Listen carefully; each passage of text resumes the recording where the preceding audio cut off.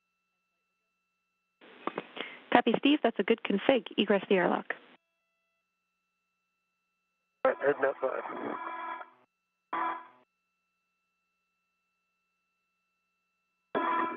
And we are seeing NASA astronaut Steve Bowen egress the airlock. He's designated EV1 today, and he'll be wearing that spacesuit with the red stripe, so he's the first out of the airlock.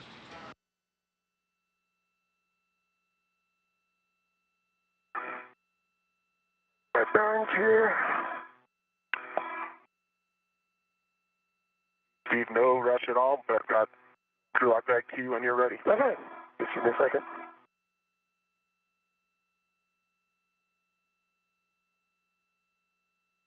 Bowen is still inside the airlock. He'll egress here shortly, but first he's going to hand a crew lock bag to Steve.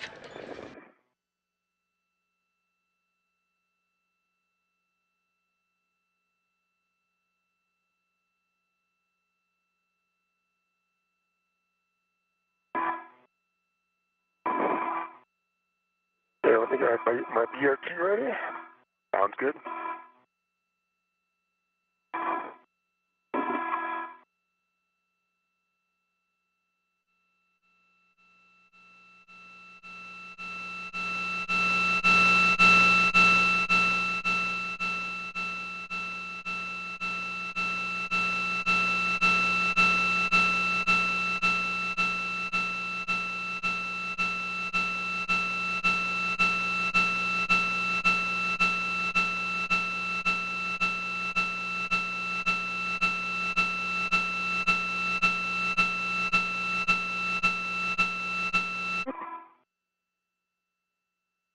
Steve, you have the bag. I have the bag. Is stowed on my BRT and locked. Houston, Right, copy. sounds great. Steve, awaiting your go to egress. All right, trying to get my others clear. All right, and you have a go to egress. Copy, go to egress, thanks. After egress, you can both turn on your HECAs and perform buddy checks. Copy, Johnny, thanks.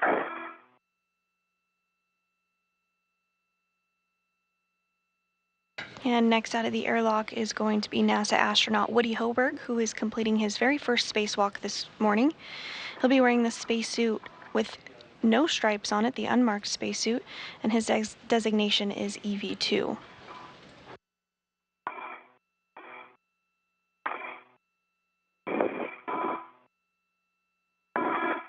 Once both crew members are out of the airlock, they'll work to translate to their next location, but first they're going to turn the lights on their helmet cameras.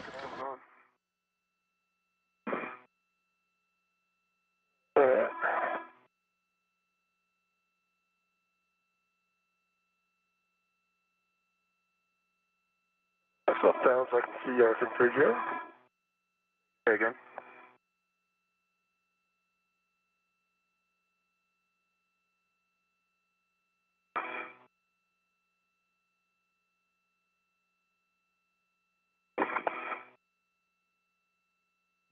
Both crew members now out of the airlock.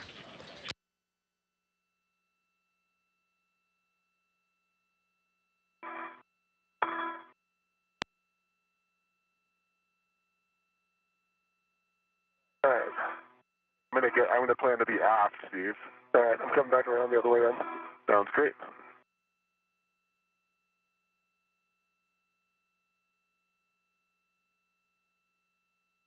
But I'm in a great spot for buddy checks if you want to do them here. Yeah, we'll just do them here. Okay, great. Thank you, Mike.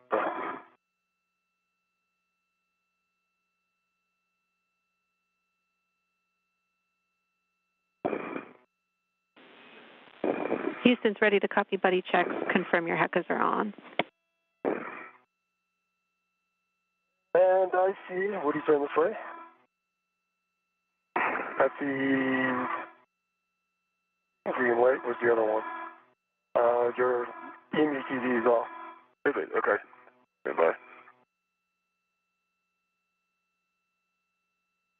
One. Two separate handles down.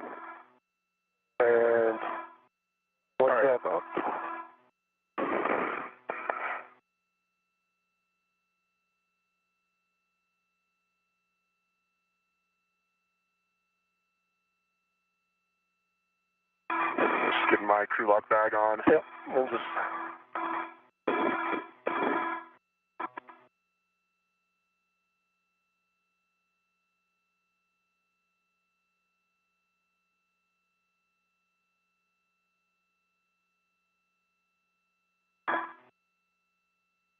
All right, Steve. Ready when you are. All right, let me see. One thing left to check. Oh, your lights are pretty bright. Your Emu TV still is not on yet. Strange, I hit the button. Oh, there it is. I see it now. Okay. Okay, and I see both safer handles down. I see 2 tabs up. And I see 2 green lights. And I see your lights are up. All right, Steve, for you, I see 2 mini workstation tabs and a BRT tab, all 3 up. I see a green WVS light and a green Heca light. Your lights are on. Looking at tools and tethers. Put your bag on your BRT. And you're looking good, Steve. All right. I am. And let me check your safer handles. 1, 2, both down. Looking good. I'm starting off. My gloves look good, and I have a dry hat. And my gloves are good, and I have a dry hat as well. Houston copies, good buddy checks, good glove checks, and dry hats for both of you. You can tend the thermal cover closed, and Steve, you'll be translating to the anchor hook location. I have more words for you when you're on your way. All right, give me 1 second. Get this cover closed, and then I'll be on my way. I got the cover, Steve. All right. Yeah. And Jenny, I'll have to hold on fully closing the cover for my waist tether. Copy. Just tend to close for now. Thanks, Woody. Copy.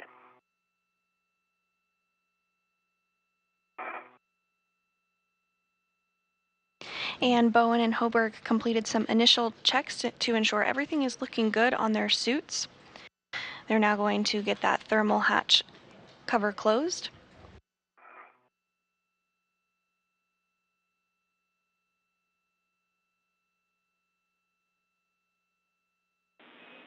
Steve, I have a caution for you.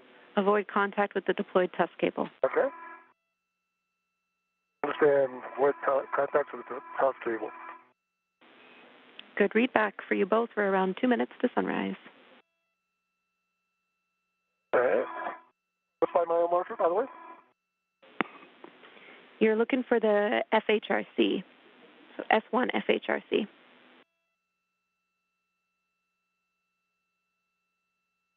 Okay, on my way. And Hoberg is getting the thermal cover closed.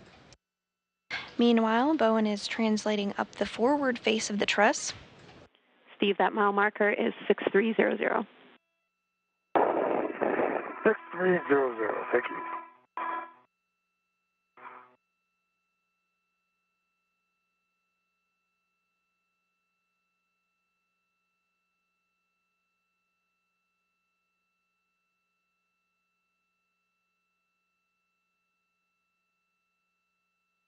Once the thermal cover is closed, Hoberg is going to follow a similar translation path, but he's going to stop at the port crew equipment translation aid cart, and he's going to pick up an articulating portable foot restraint.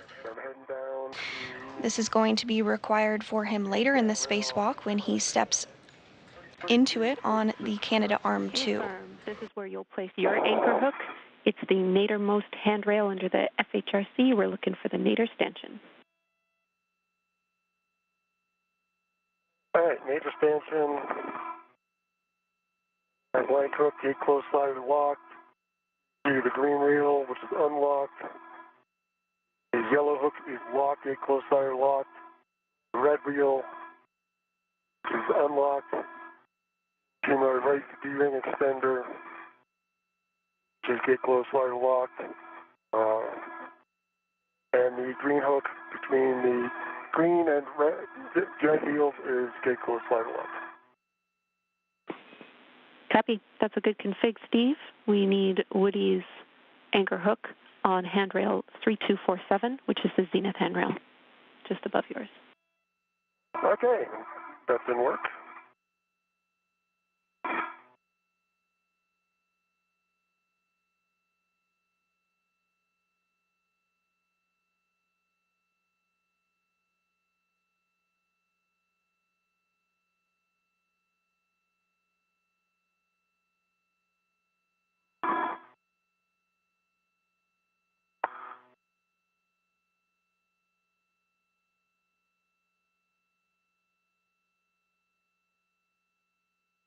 All right, okay. What are you doing? Close, flyer locked. Let's see, turning back to the airlock. Copy. That is a good load path for Woody. You can give Woody the go to release his waste tether. And would you have a go to release your waste tether? Steve, I copy, picking it up.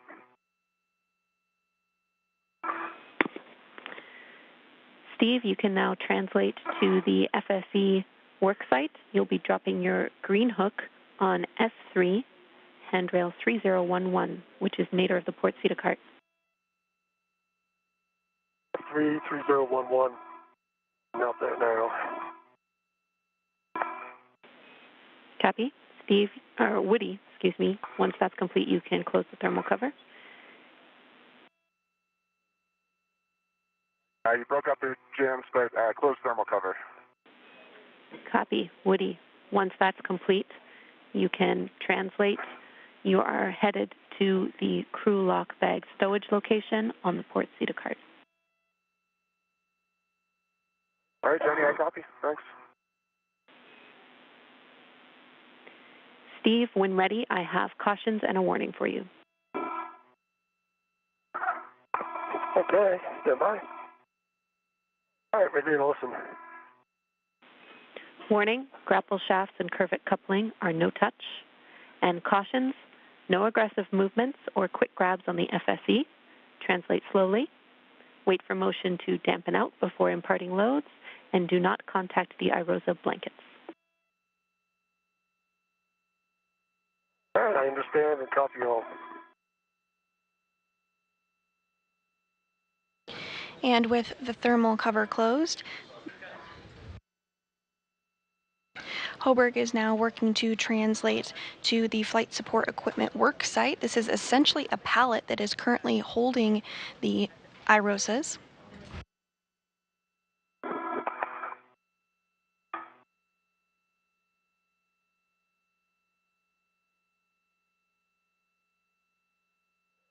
Green wheel is coming to 3011.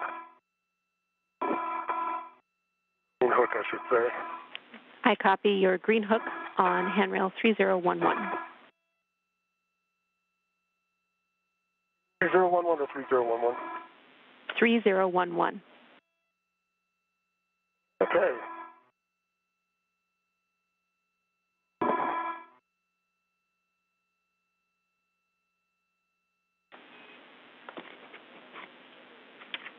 Following this, Steve, you'll be translating onto the FSE via the POA. And the crew is running about 10 minutes ahead of today's timeline. Today's spacewalk is unique in that once the International Space Station Roll-Out Array, or iROSA, is installed, cables will need to be mated during an eclipse portion, so this spacewalk is very carefully choreographed to ensure that this timing takes place as necessary.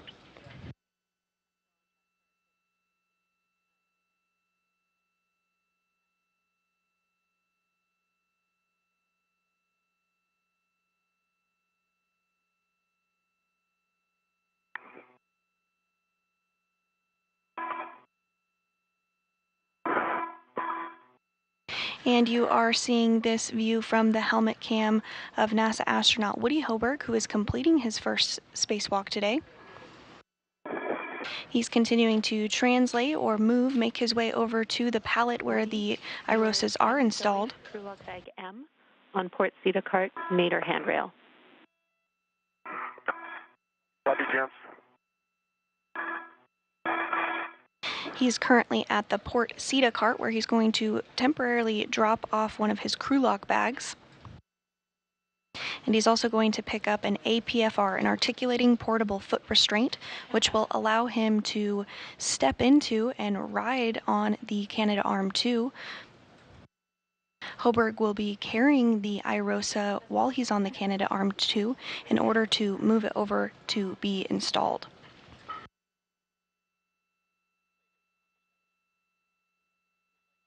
Today's solar array will be installed on the 1A power channel on the starboard truss of the International Space Station.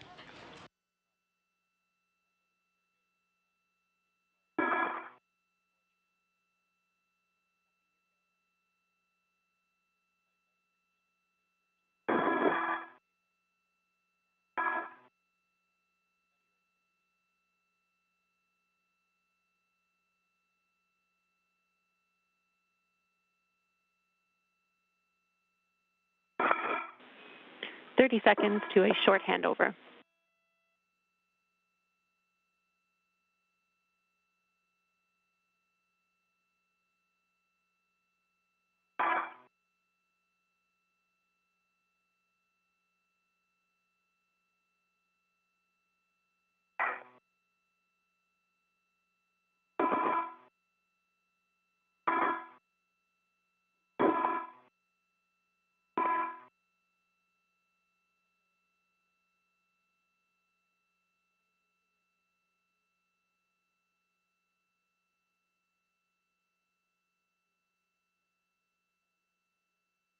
And we are in a brief expected handover between satellites, but we'll regain communications and video with the crew during their spacewalk here momentarily.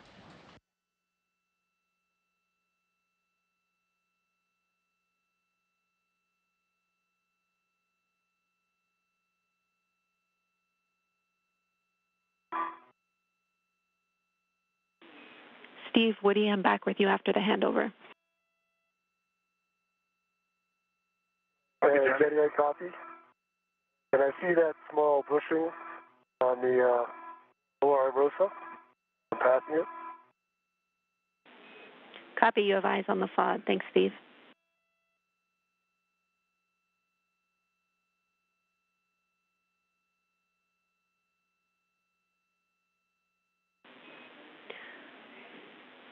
Woody, you will be picking up the APFR in with 3. Looks like you're already there. Should have an ingress aid.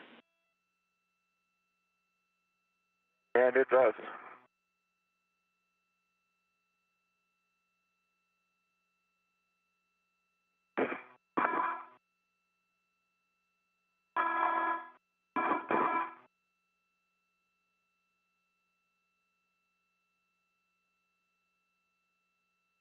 And this view from NASA astronaut Woody Hoberg's helmet camera as he works to pick up the articulating portable foot restraint from the port Ceta cart. Danny, just reporting the locking paddles on this APFR is very sticky. Copy, sticky locking collar, Woody. Working on it. The paddles. Copy the paddles.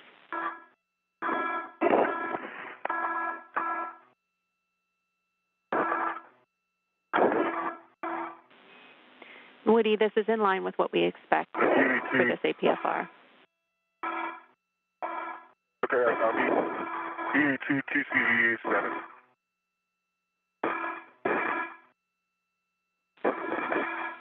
Copy, a TCV of 2 for Woody. -7. Copy, 7. Firm. All right, just confirming that the adjustable large small goes to 0008, and the integral goes to the upper handrail. Affirm, that's right. Steve, that handrail should be 13. Once that's done, I'll take a glove inspection hap check.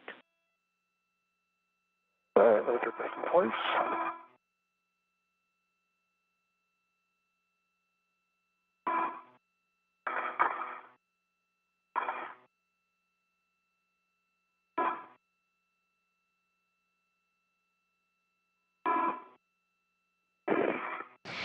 And While Hoburg works to secure that articulating portable foot restraint after grabbing it from the port seat of cart, we are going to hear Bowen complete a glove and hap check. On your VRT, you're headed to the inboard ingress location. The hap is the helmet absorption pad, By the SHRC. and this is checked regularly throughout the spacewalk along with the gloves just to ensure that everything is performing as expected.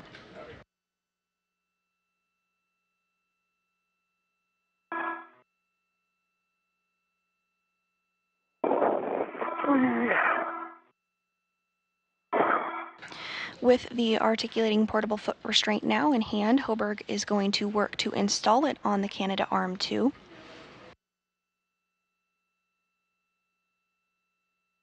All right, I've got the integral on 0013 and the large small adjustable on 008.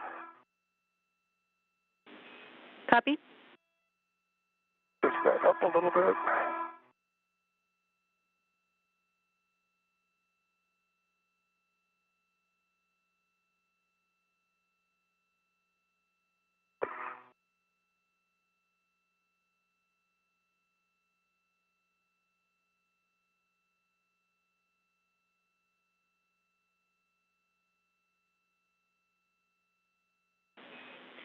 Woody, I have your next step, Right. working with Frank to GCA to the published APFR install position. All right, James, I agree.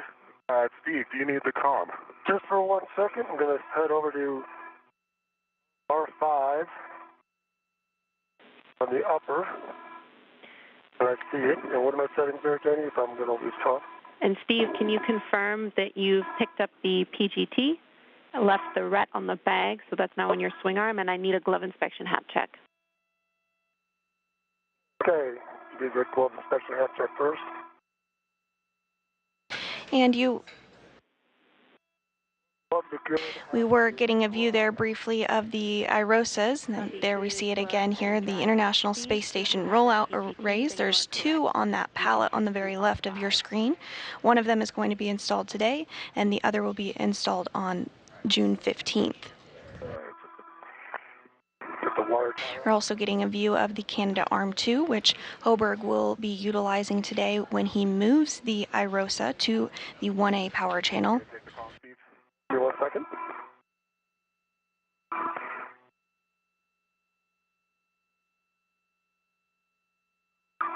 All right, Jenny, I have the PGT, and you want me to leave this rat on here, correct?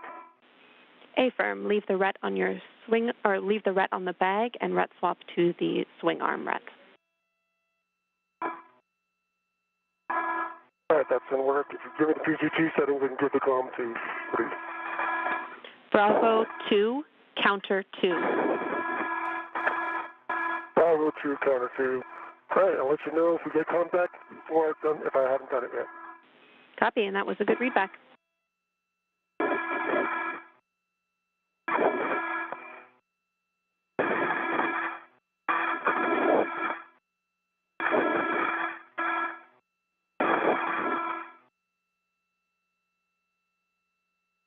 All right, Steve, you good?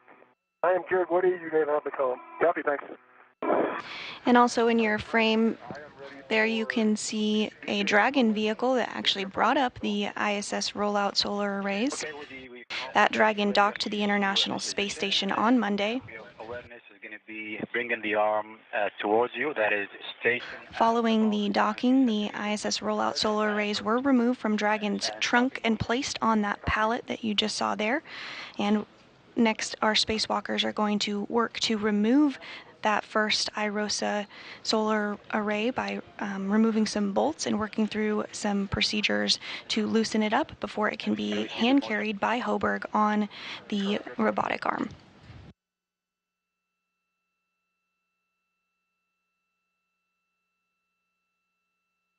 Half a meter to go. Continue. Copy, continue.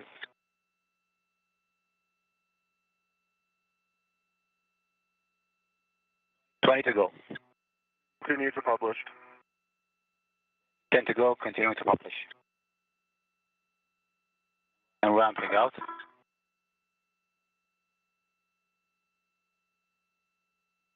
Okay, Woody, that is our published position. How's that looking? All right, Sultan, can you please give me 50 centimeters station nadir? Copy, Woody, half a meter station nadir in work. Thank you.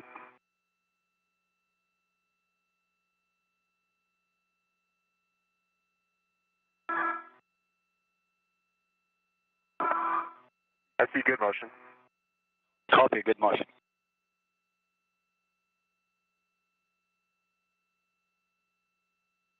Okay, 30 centimeters to go. Continue. Continuing.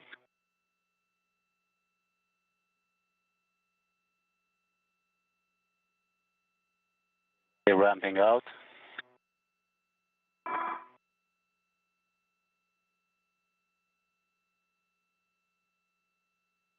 Okay, Woody, that is half a meter station nadir. Copy, Sultan. That is GCA complete. That's a perfect position. Right, copy, GCA complete, and brakes are coming on. Copy, brakes on. And I'll be installing the APFR. Woody, we're looking That's for... affirmative. You are go to install the APFR. Woody, we're looking Copy, for go. a clocking of 12. Copy, clocking 12, and I already confirmed Papa, Fox 6 set. Good settings. Steve, I'm back with you. Thanks, Jim. About 5 turns, 502 counterclockwise 2, and releasing R5. Copy. The boat will spring out when fully released, and you'll see a white line indicator. Expect 18 to 20 turns. Hoberg continuing to step through procedures to get that articulating portable foot restraint installed on the Canadarm2. This articulating portable foot restraint, or APFR, allows him to click his spacewalking boots into it so that he can ride aboard the Canadarm2. He'll be carrying the iROSA while he does so.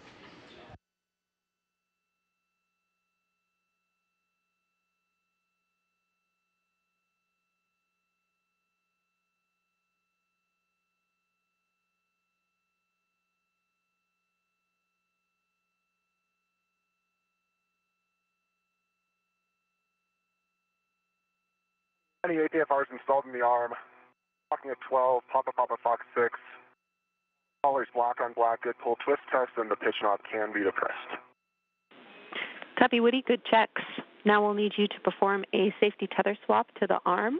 Let me know when your yellow hook is on the SSRMS tether point, and I'll take your checks. All right, sounds good, Jenny. All right, that bolt is released. I got 27 turns. I let it do a couple of bumps so that we verified that it was clear. Copy. 27 turns, and the bolt is fully released. Can you see a white line indicator? And there's a white line indicator. Copy. You can stow your PGT. And we are currently in an expected handover between our satellites. We do have communications with the crew, however, we do not have video at this moment, but we'll regain it. Copy. Translate to stanchion Bravo. Hoberg has completed installing the APFR on the robotic arm.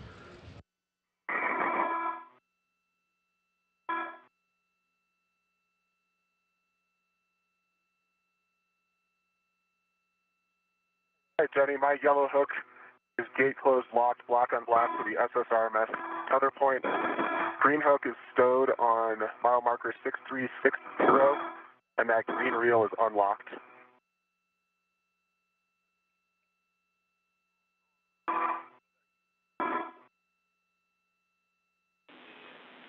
Copy, Woody. That is a good config.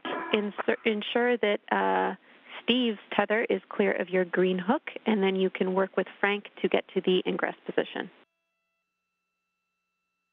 All right, let me get eyes on Steve's tether. It's well clear. And I am in a great config for APFR ingress. No GCA needed. Okay, Woody, we are copy, and brakes are still on. You are go for APFR ingress. Copy. Brakes on. Go for ingress. Thank you. Sultan. Woody, you need to attach a waist tether to the ingress aid. Yep, in work, Jams. Thanks. And Steve, say again if I missed a call from you. I'm at Station Bravo. And Hoburg has successfully gotten that articulating portable foot restraint installed on the Canadarm2. He's now going to work to click his boots into the articulating portable foot restraint and ingress it. This will allow him to fly on the Canadarm2. And you are seeing him work to ingress that APFR on your screen right there.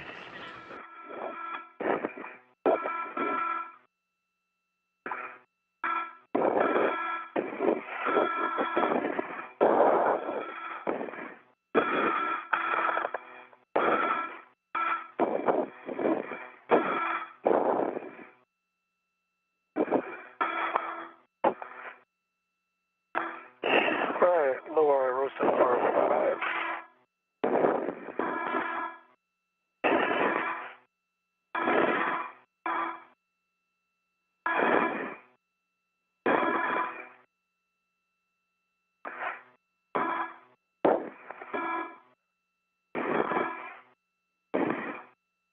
All right, so I've got Bravo 2, counterclockwise 2, going to R5, and looking for full release and a white indicator. Good word, Steve. Expect 18 to 20 turns I have written here. All right, 18 to 20 turns. Okay. And Steve, I'm going to look for the comm again when you have a chance. Hey, you can take the comm. Thanks. It's Sultan. I'm ready for truss back off. Right, copy. Woody, you are ready and brakes are coming off. Copy, brakes off. Woody, ensure check your tools and tethers are clear. We need you to confirm that. Thanks, James. Yep, tools and tethers are all clear. Copy. I agree. You are go to proceed. Woody, we also are hearing that your left safer handle might be up. We need you to check both of them. Got it. Your team was correct. And both safer handles are down. Copy. Both safer handles down on Woody. Thank you. You guys are doing great on time.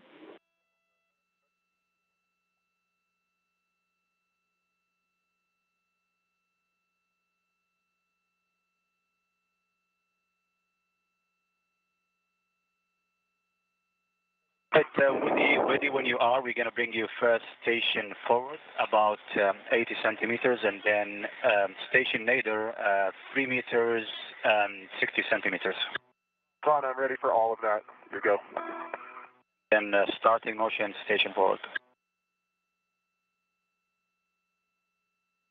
Good motion, Sultan. Copy, good motion.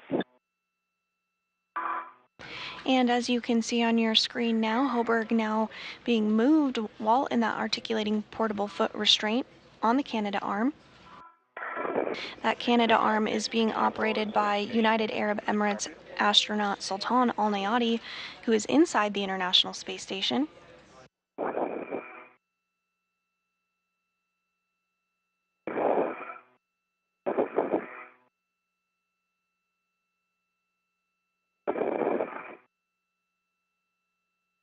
Hoburg is going to be translated to a better position to help NASA astronaut Steve Bowen remove some bolts and an anti-rotation device which will enable the iROSA to be released from the pallet. Following this, Hoburg will hand carry it while on the Canadarm2 over to the 1A worksite. Okay, 2 meters to go. Continue. Okay, continue.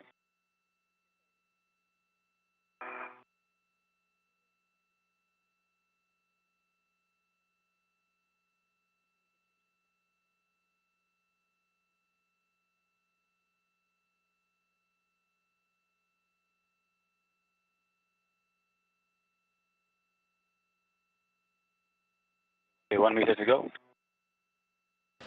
And this view from NASA astronaut Woody Hoburg's helmet cam as he is on the Canada Arm 2. Looks like he's taking this opportunity to get some truly out-of-this-world photography.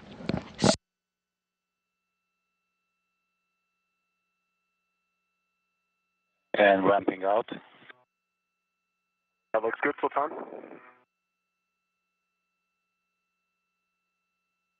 Okay, Woody, just a heads up. Next, we're going to take you to the Volt Axis join OCAS. That'll be 2 minutes and a half. I'm ready for that. Okay, thanks, Sultan.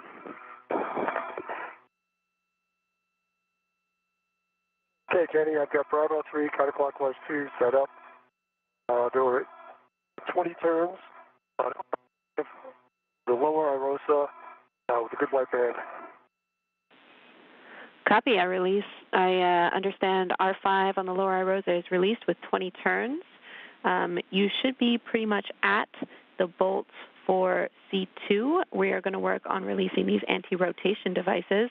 So you can attach an adjustable equipment tether and from your small trash bag to the ARD tether point. Okay, let me get that done.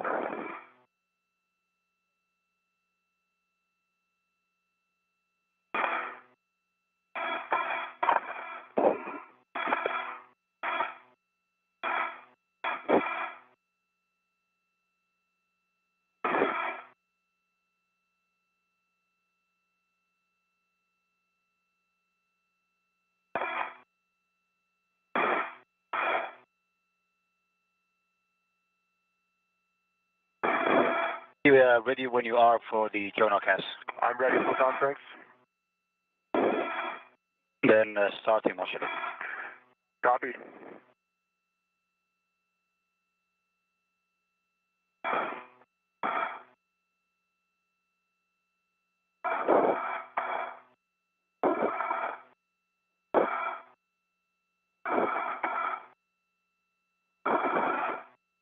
Good motion, Sultan. Good motion. And Hoburg continuing to be moved on the Canada Arm 2. Meanwhile, Bowen is working with the pistol grip tool, or PGT, to release bolts. This is a restraint bolt. Next up, he's going to work on releasing the anti-rotation devices. All of this is in preparation for ultimately removing the International Space Station Roll-Out Solar Array from this carrier, this pallet that it is temporarily stowed on.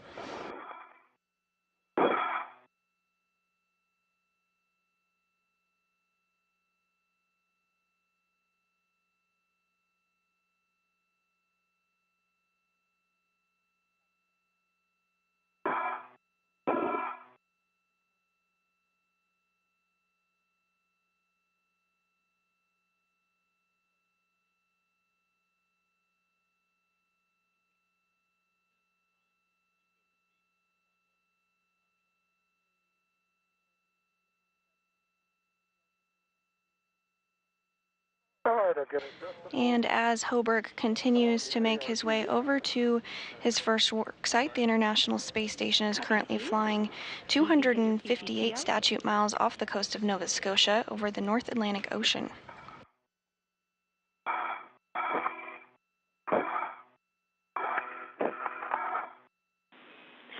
Woody, we need you to repower your HECA. Copy. Power off, then power back on. You got it.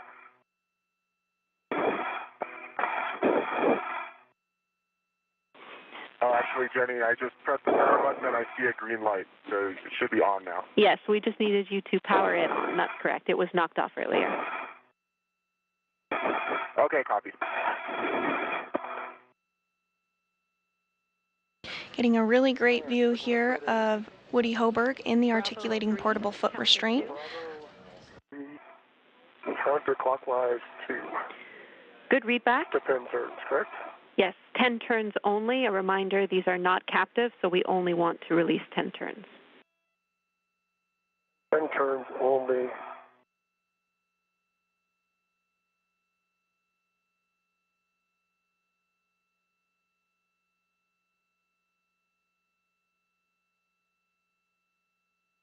And in Hoberg's hand, you can see the PGT, or pistol grip tool. This is essentially the space drill. It's going to be utilized a lot throughout today's spacewalk, first to remove the iROSA from the pallet and then to reinstall it on the 1A power channel. Copy. Thanks, Jams. Good reminder. I have Alpha 4 counter 2 set for R1 and R2. Those are good settings, Woody. It doesn't matter to us which of these bolts you do first, but the bolt will spring out when it's fully released. You have the same settings for both of them.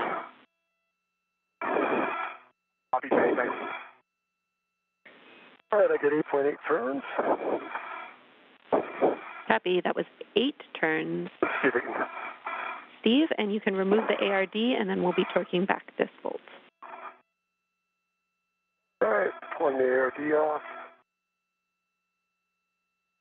Second, Sultan, I'm ready for off Okay, Woody, we need a few seconds to set up our values here. Take your time. Yeah, that ARD is removed. Copy. ARD removed. Your settings are Bravo 1 clockwise 2, and you'll be driving this stop block bolt to torque. Bravo 1 clockwise 2. That's set. Good settings. Bravo.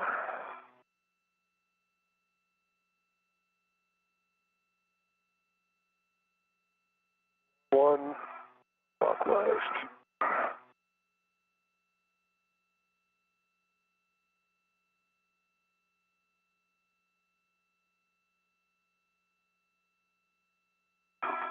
Woody, ready for the next motion? So it's going to be body N, meter and 60 centimeters. Tom, that sounds great. You go for that motion. Copy. Go and start the motion then.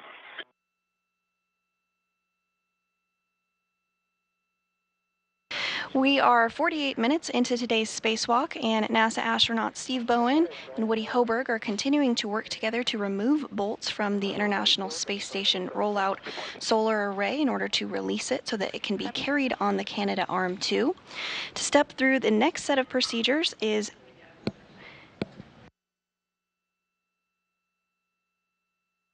I'm going to hand it over to my colleague, Anna Schneider, who's going to step through the next set of procedures with you. On the torque. That's all right. Yeah. Okay, 1 meter to go, Woody. Continue. Continue. All right, Steve, I copy 11 foot-pounds and a green light. Could you say turn count again? Turn count was 0.5. Half a meter to go. Continue. Copy, continue.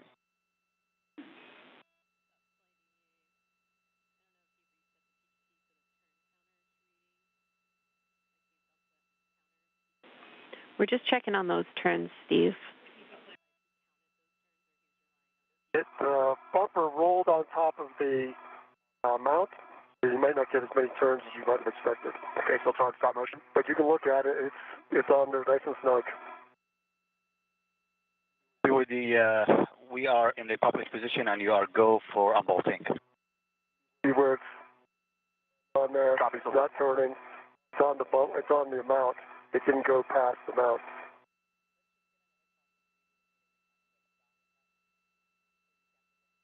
You see it?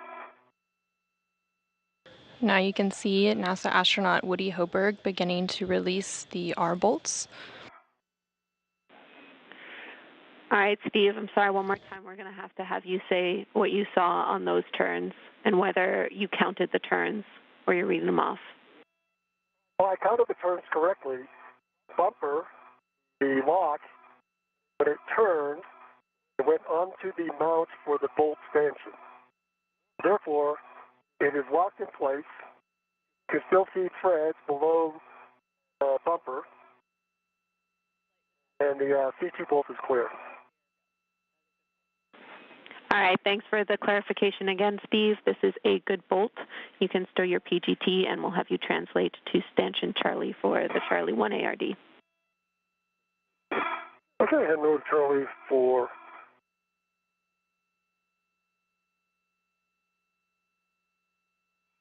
The bolts that Hoburg is working on are on the boom end of the upper iROSA, or International Space Station Roll-Out Solar Array.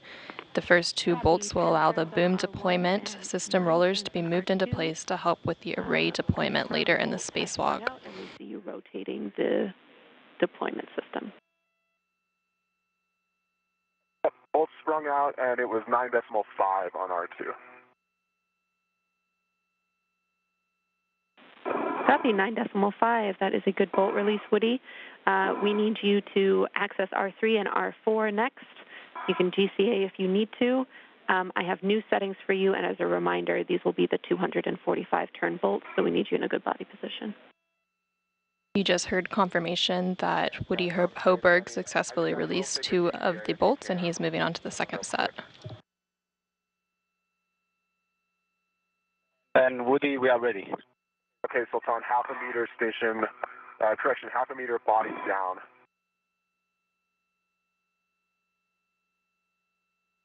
So we copy 0.5 meter body down. Okay, starting motion. Copy. Good motion.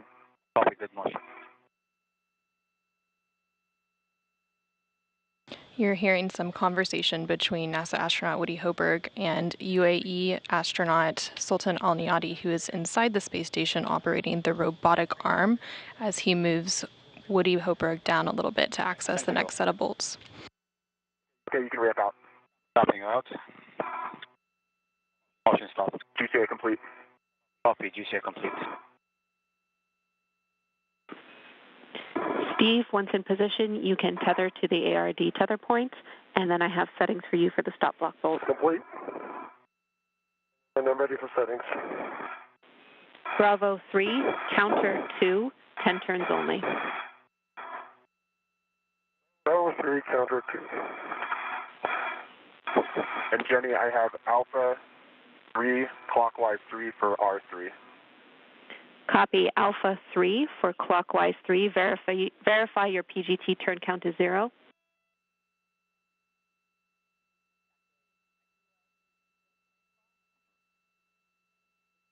Confirm it's 0. Copy PGT turn count is 0. You can release R3. Copy. Starting turns.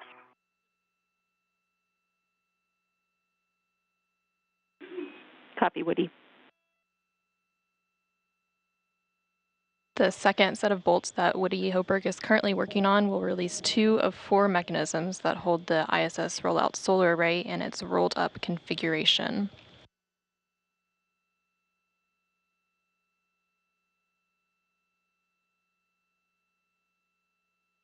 When folded, the iROSA measures approximately 10 feet by 2 feet by 4 feet.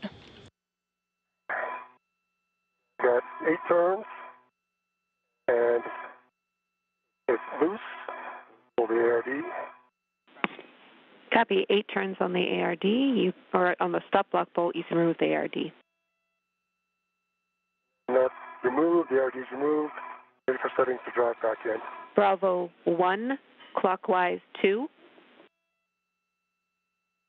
Bravo 1, clockwise 2. 30 seconds from short handover.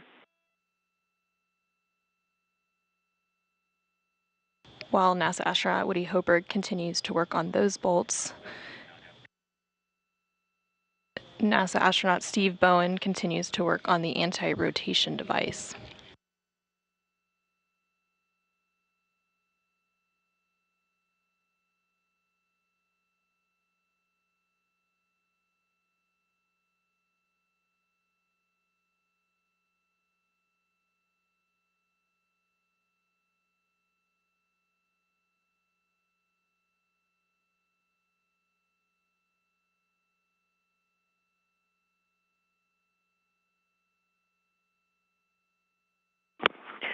Copy, Steve. You've driven the stop block bolt, 12.1 torque, 7 turns, and a green light.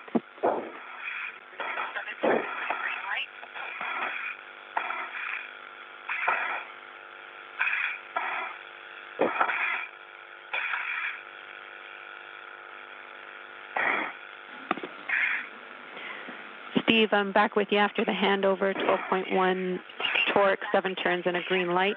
You can stow the ARDs in the crew lock bag. All right, heading over there.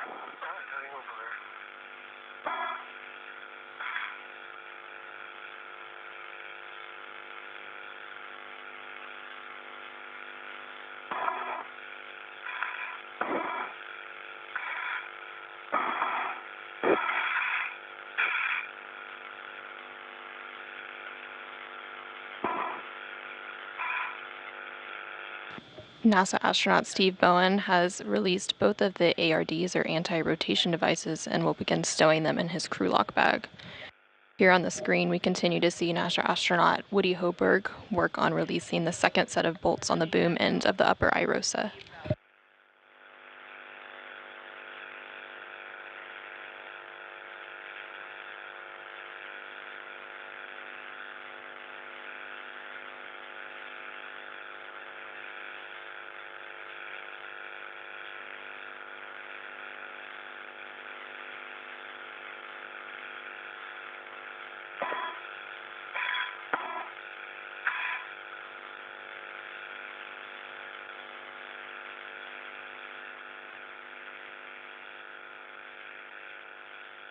All right, ARDs going in.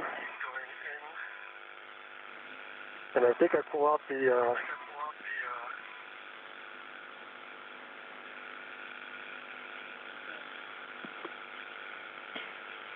tool, the copy caddy. Affirm, Steve. Those are good, Correct. good words. We need the 5/8 12-inch wobble on your PGT, and you can stow the 7/16 on the socket caddy. All right, and I'll put that in work. The ARD is nice and stuffed in here. Copy. With Jenny, 245 turns, R3, turkey timer popped out. Copy. 245 turns on R3 with the turkey timer popped out. Your settings are alpha 3, counter 3 for R4. Alpha 3, counter 3, set 0 turns on the PGT. Here go. Starting.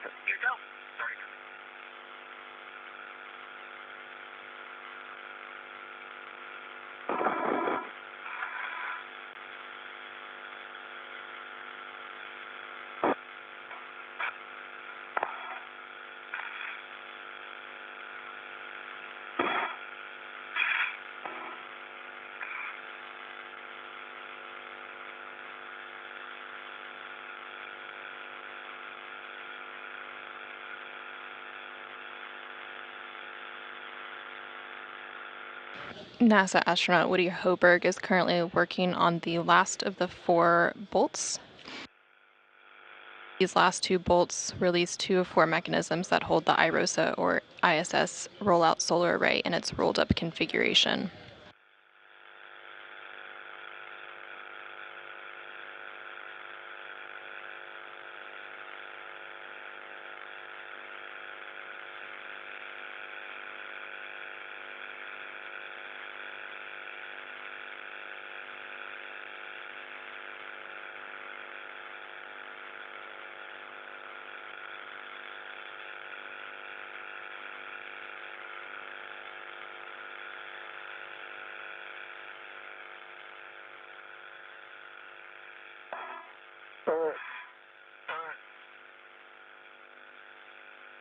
The 12-inch wobble is a good tool test on the Tether caddy, going for the 5/8 12-inch.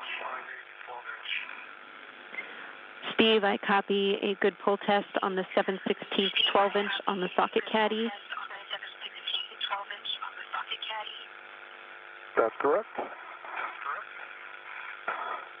All right, good pull test on the 12-inch 5/8 wobble on my PGT. All right, and good pull test on the 5/8-inch, 12-inch on your PGT.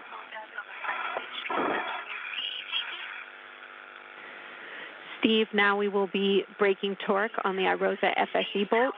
you can translate to bolt Charlie 1, which is stanchion Charlie. Should be right next to you.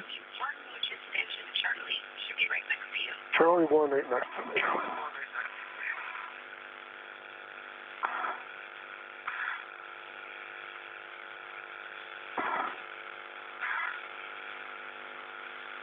All right, there's Charlie 1. We'll be braking torque on this bolt, less than half a turn. Your settings are Bravo 3, counter 2. Bravo 3, counter 2. Good words. And I'll get myself in a good position.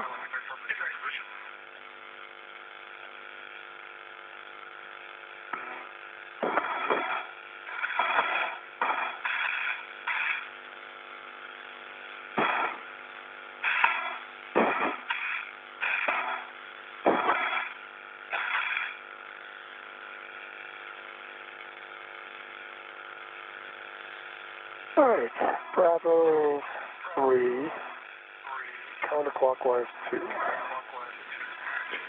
Good words. Less than half a turn, correct? Affirm.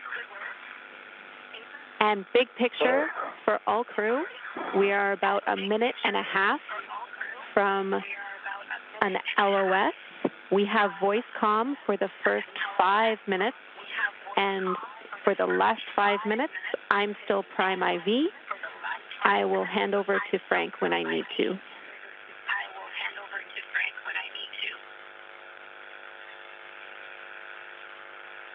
And Jenny, if you want copies, and I had 0.54 turns on C1.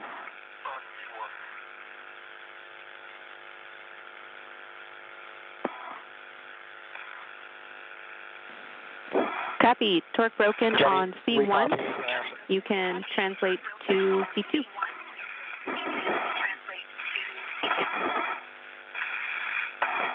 Jenny, I copied R4 release 245 turns, turkey timer out. Copy, Woody. Great job. R4 release, 245 turns, and you see the turkey timer. You can work with Frank to move to the carrier back off. You just heard confirmation that NASA astronaut Woody Hoburg finished releasing the 4th bolt.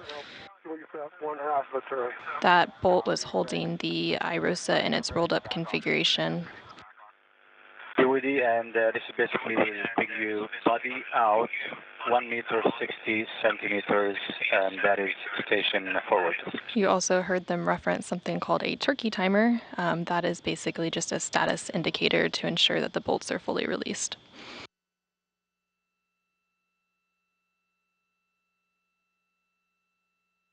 We are now in an expected handover that will last about 15 minutes.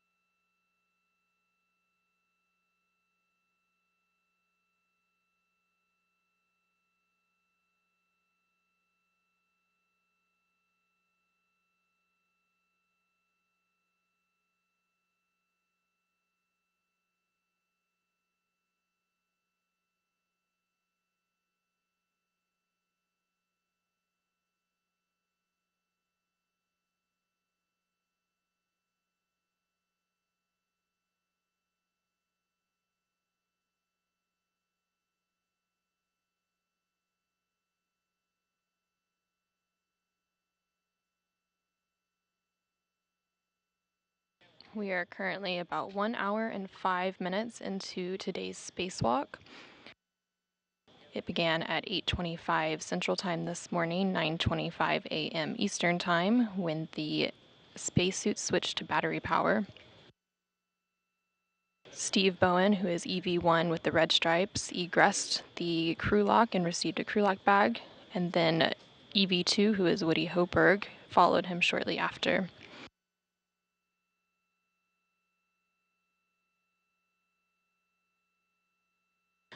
Bowen then translated up the forward face of the truss and went starboard, configuring his safety tethers on the way, and then Hoberg followed a similar path but went to the Port Crew Equipment Translation Aid, or CETA cart, to temporarily stow his bag and retrieve the articulating portable foot restraint.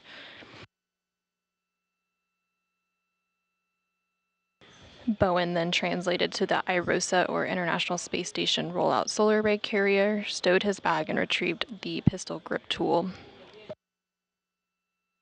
Bowen began preparing the iROSA for removal from the carrier, first releasing a restraint bolt on the upper iROSA. Meanwhile, Woody Hoberg relocated the foot restraint and installed it on the space station's robotic arm. From there, Woody Hoberg ingressed the foot restraint, and then at the arm moved him away from the truss and towards the worksite.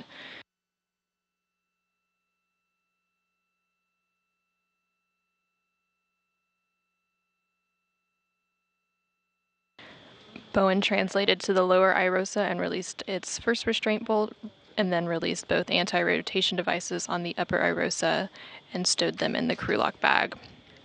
While on the robotic arm, Woody Hoberg was flown over to access two different sets of bolts on the boom end of the upper iROSA. The first two bolts allowed the boom deployment system rollers to be moved into place to help with the array deployment later in the spacewalk, and then the second two bolts released two of four mechanisms that hold the iROSA in its rolled-up configuration.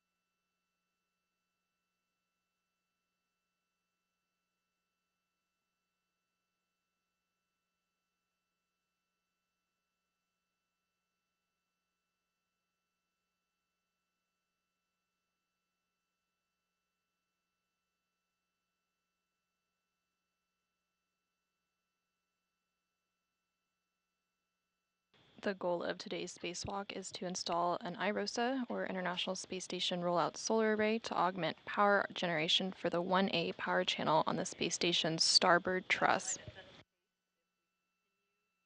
The new solar arrays measure 60 feet long by 20 feet wide once they're deployed, and shade a little more than half of the original solar arrays, which are 112 feet long by 39 feet wide.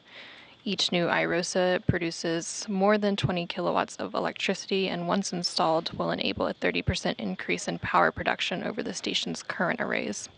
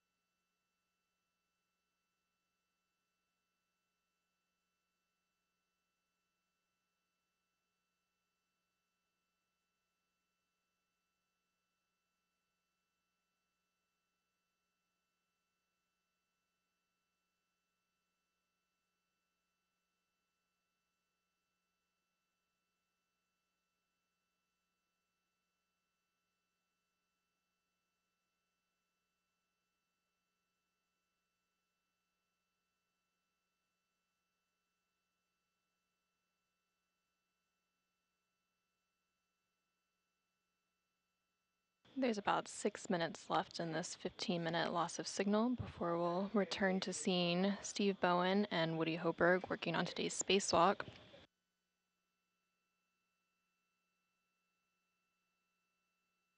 Once we're back, we'll see Steve Bowen working on releasing the upper iROSA restraint bolt and installing the first two handling aids called scoops in preparation for removing the iROSA or International Space Station Roll-Out Solar Array from the carrier.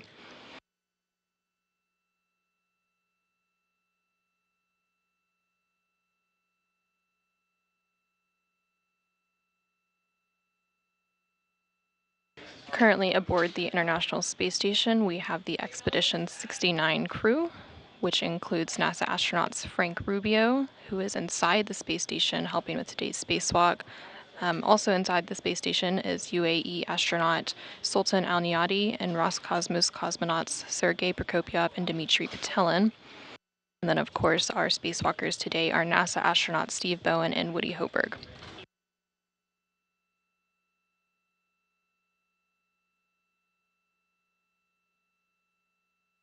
Here in the room, we have Flight Director Diane Daly at the helm, and she goes by the call sign Horizon Flight. And then serving as the prime ground IV, we have Ginny Gibbons.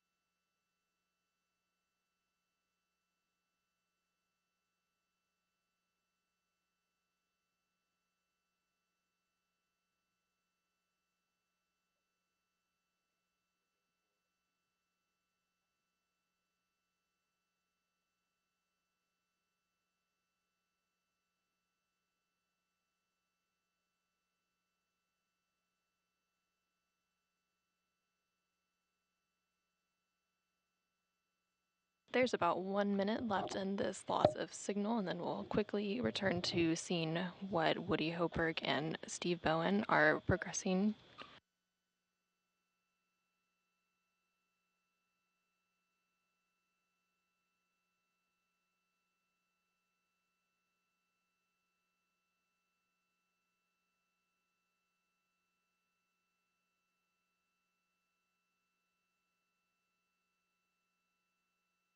Today's spacewalk is the 264th spacewalk in support of space station assembly, maintenance, and upgrades, and the 7th spacewalk out of the space station for this year.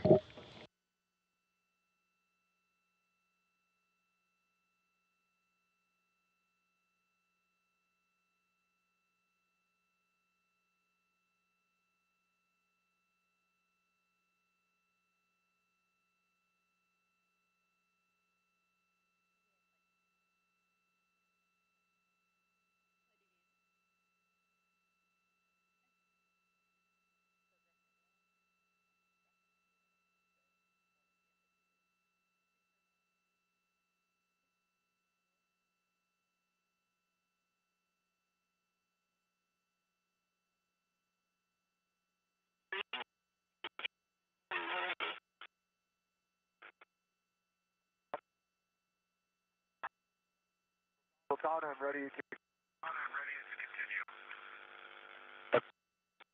We have 40 centimeters to go. Start. Good motion. Good motion.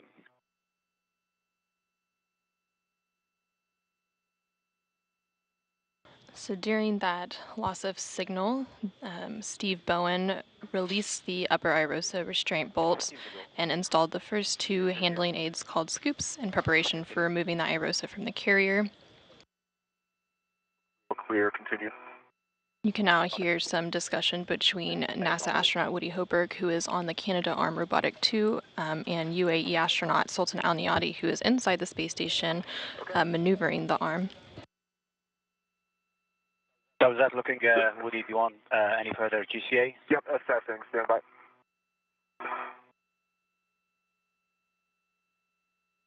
Tom, could I please go body down about 20 centimeters? They are flying Woody Hopeberg to the hinge end of the upper iROSA.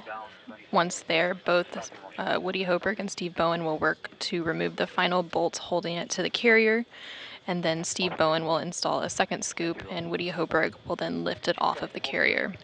Holding. And Sultan, that's a great spot. GCA complete. Okay, GCA complete, and that was 15 centimeters body down. Perfect.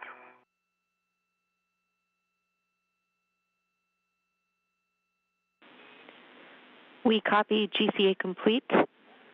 Woody, attach a RET to the scoop, which is on iROSA. Okay, James, I have a RET on the scoop on iROSA, left side. Copy. Warning for both of you. Okay, Jenny,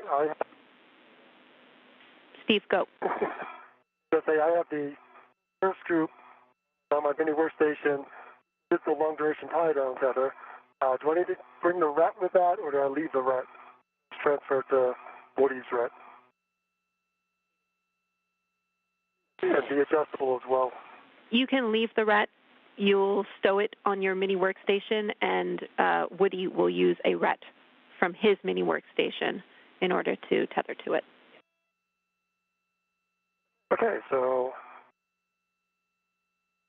understand.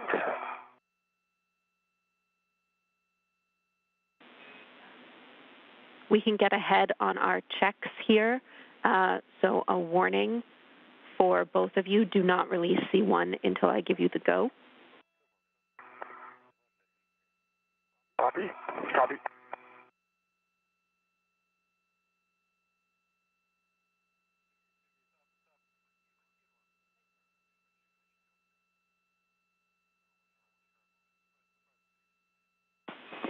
I'll take a glove inspection and HAP check from Woody.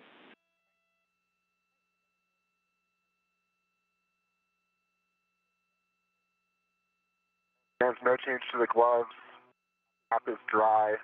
I can also report visor down, glove heaters on, TCV set for reference. Copy. Good glove inspection and HAP check. Cooling, visor, glove heaters are set. Check gauntlets down. They're both down. Check tools and tethers are clear, and your ingress aid is clear.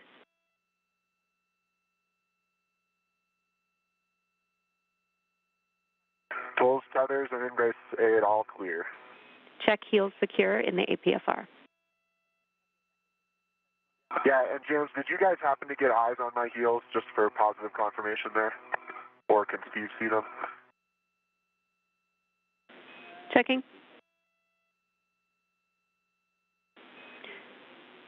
Woody, we do not have eyes on your feet, but Steve could potentially check if you need. Hold on, it's going to take a bit to rotate here.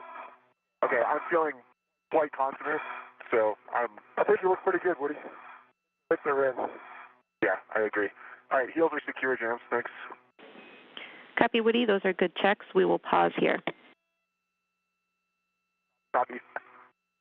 And, Kenny, when I transfer, I am not transferring the adjustable to Woody, just the scoop and the long duration tie down feather, and I keep the adjustable with me to pick them up later, correct?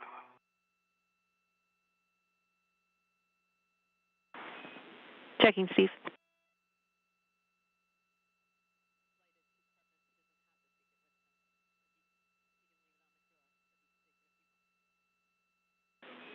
I think it's just a scoop and a long duration. I do too, but I want to make sure. Yeah, that's right, Steve. So there's the... no requirement to take the adjustable with you. You can have it if you want, but we just need the scoop and the long duration tie down tether bundled together and the ret swap to Woody's mini workstation.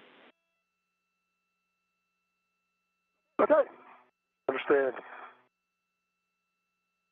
And Woody, if you have a rat, I can give you... I sure do. Here's a rat. I don't know if you can reach me. Oh, yeah, you can send that over here. I got several things on there right now, so... Okay. See it? So goals to get this rat on the scoop? Yeah. Okay, it is on, so scoop. Okay, you can at least put that adjustable then. You got it. Keep the long duration. Is coming back. All right, thank you very much. Thank you. All right, let me get that clipped on here. And I will get set up. Copy. We have a couple of additional checks here as well. We need a glove inspection and HAP check from Steve and a buddy check of each other's helmets for signs of water.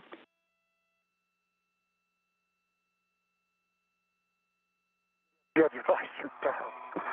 Yeah, see in your helmet? Actually, stay right there, Steve. Okay, I have a good view into Steve's helmet. I can see his HAP and his HAP absorption band, and I see no signs of water. I agree. Copy. Steve, I'll flip my visor up for you. And I see no signs of water. I see your helmet absorption band and notification of water. Looks good. Great.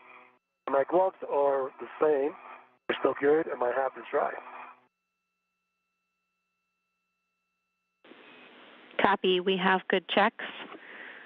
And as a reminder, Woody, we track you holding that scoop at this time. It needs to be redded to you, but Steve needs to be holding it. He will be the one installing it after C1 release. Yep, concur. All right, let me go to the good hold for it area. Thank you. Yep. We are now about 1 hour and 27 minutes into today's spacewalk. Before Woody Hopeberg and Steve Bowen remove the final bolt holding the iROSA to the carrier, they're performing a series of glove and HAP checks. EVA. You are both doing great on time. We are an hour up.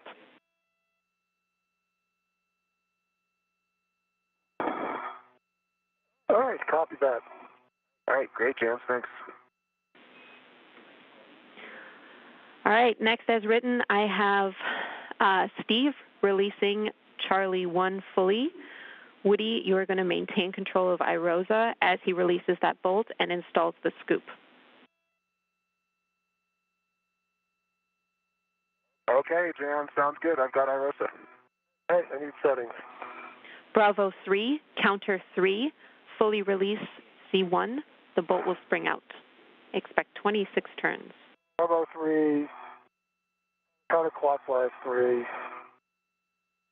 and about 26 turns, and bolts should spring out. All right, that's starting right now. Good words. You just heard the ground IV here in the room, Jenny Gibbons, speak with the NASA astronauts outside the space station, Woody Hoburg and Steve Bowen. They were given the go to release the iROSA.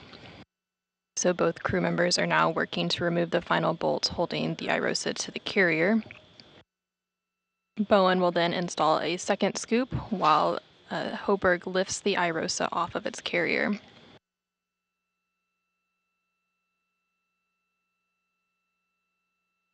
All right. I've got 27 turns. Got to come off. I think I need to turn a few more, but not 3 of this bolt. Copy, 27 turns, So going for more. Turns.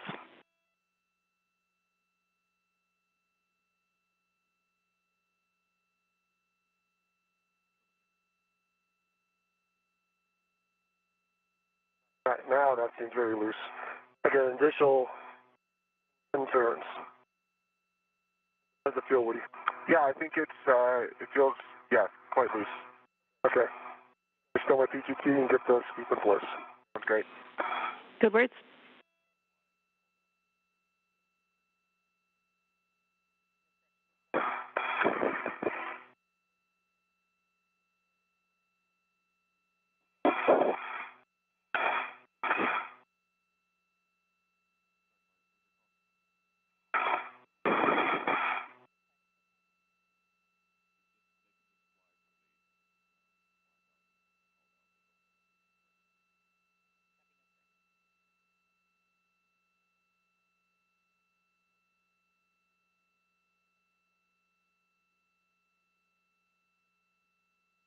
All right, I have the scoop locked on, and I hope that's a good config, Woody. That's great, Steve. I have iROSA. You got iROSA. Ground copies, we agree we're in a good config. Steve, we need you at the grapple tower to assist with this GCA. Make sure iROSA clears the grapple fixture. And I have cautions and a warning for both of you when ready. All right, I am in a good position to watch clearances from the grapple fixture and ready for warnings. Caution, prior to removing iROSA, ensure the FSE is not moving. Steve, you stay still on the FSE during the release. And warning, don't put your fingers in or around any of the pin slots mounted on the inside and outside of the root beam. With that, I will let you work together to release iROSA. To do that, Woody, you will be sliding iROSA away from you to release from the FSE pin slot interface. Okay, James, I believe that has already happened. I think so, too. Copy. I still have control of it. We're looking good. All right. I'm ready for GCA.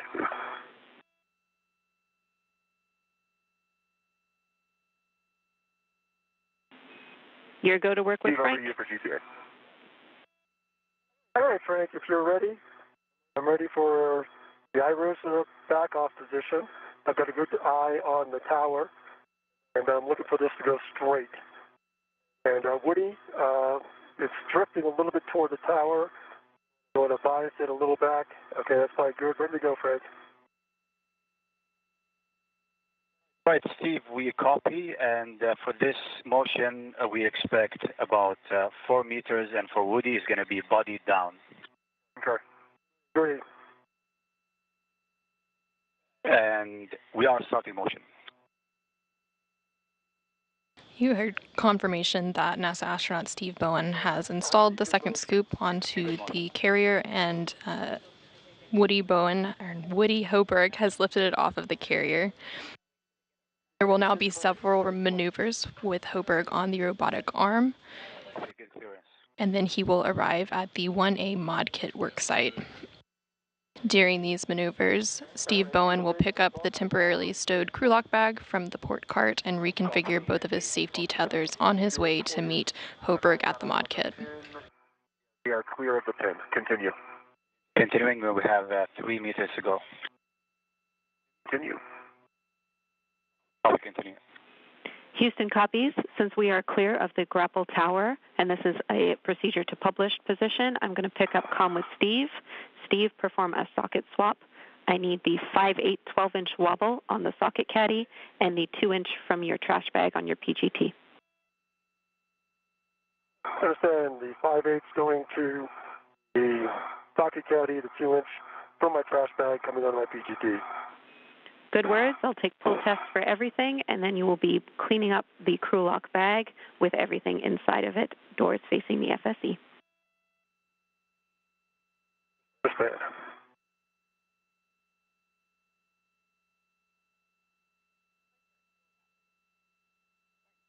From this view, you can see NASA astronaut Woody Hoberg attached to the space station's robotic arm as he moves away with the International Space Station Roll-Out Solar Array.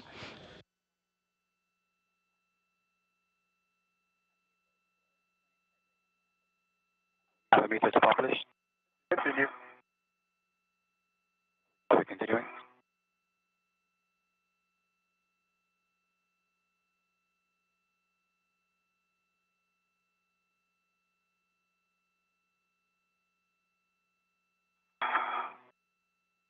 And ramping out. Copy.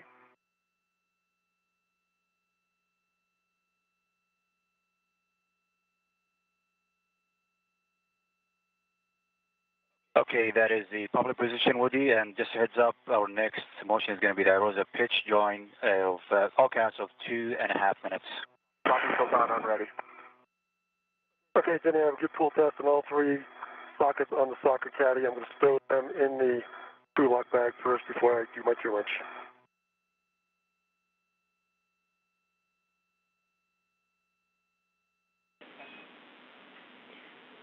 I copy, Steve. You have completed the pull test, correct? That is correct. And all 3 of the sockets on the socket caddy, that's complete. Copy. Again, you can stow that socket caddy. We'll have the crew lock bag buttoned up with the doors facing the FSE and the adjustable equipment tether cinched. Understand.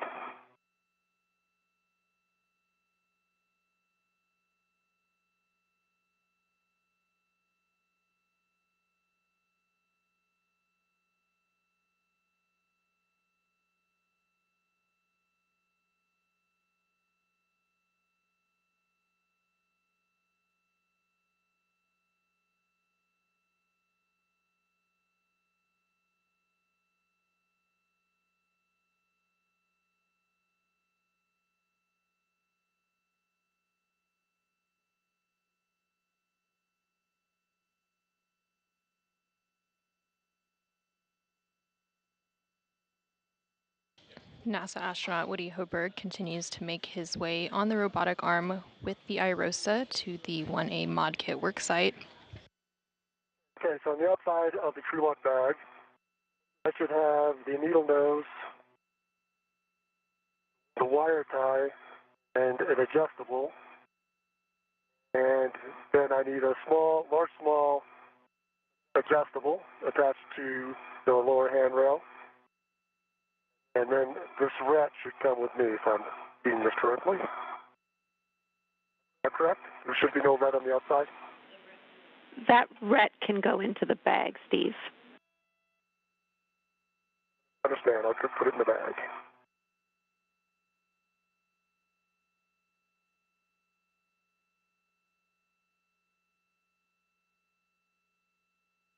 On the left side of your screen, you can see the helmet camera of NASA astronaut Steve Bowen. He is currently working to pick up the temporarily stowed crew lock bag from the port cart and reconfigure both of his safety tethers on his way to meet Woody Hoberg at the mod kit. Once they both arrive at the mod kit site, both crew will then work to install the iROSA onto the 1A mounting bracket.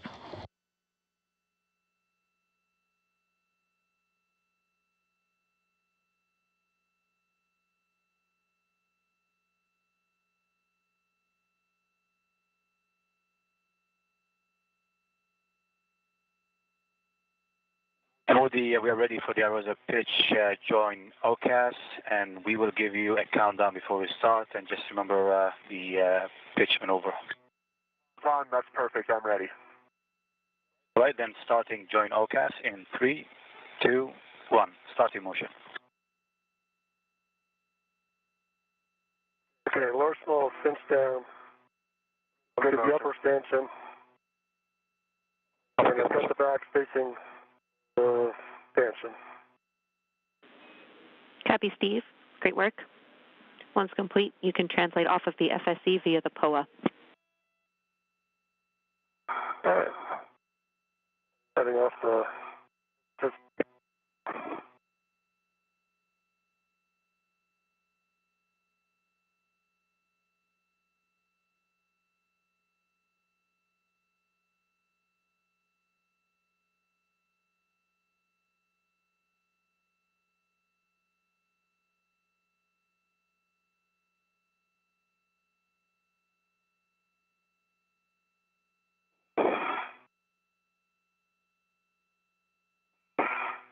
Oh, I'll do it later. I'll do my 2-inch transfer when I stop again. I still have the 2-inch in my trash bag. Didn't put it on the PGT yet. We need that 2-inch on your PGT, Steve. I understand. I'll get it when I stop. Okay, that sounds great. You can do that at the mud kit.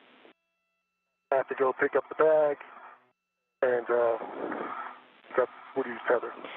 Hey, firm, your first step once you are off of the FSE is to retrieve your green hook from 3011. Okay. I'll do that then, right there.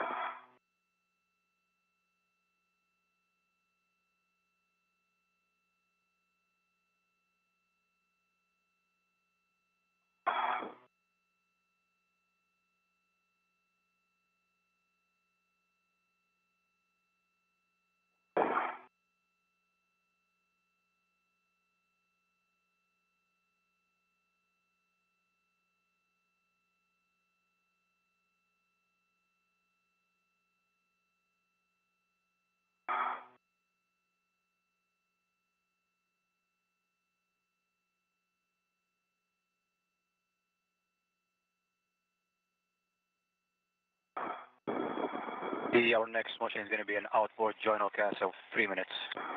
Fine, I copy and I'm ready.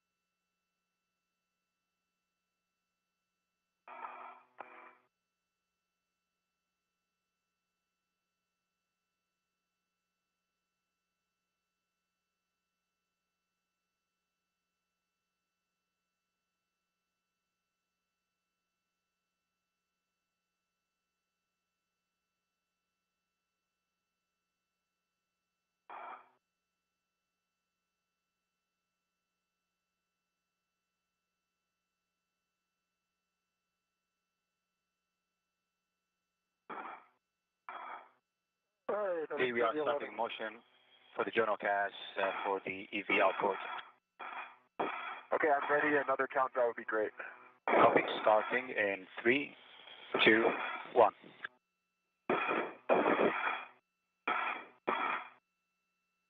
Good motion. Copy, good motion.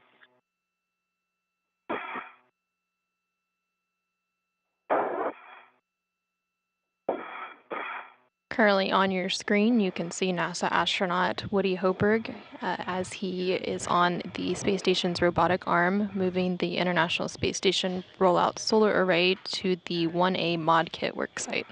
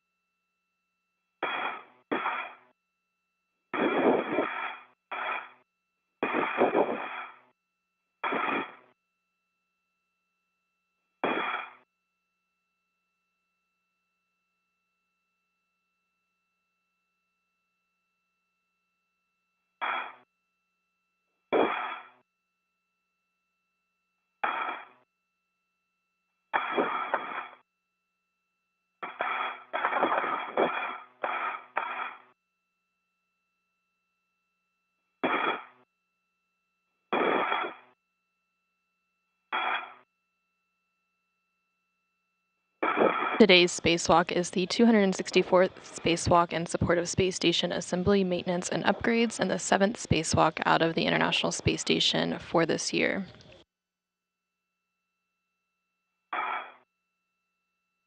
Today's spacewalkers are NASA astronauts Steve Bowen and Woody Hoberg.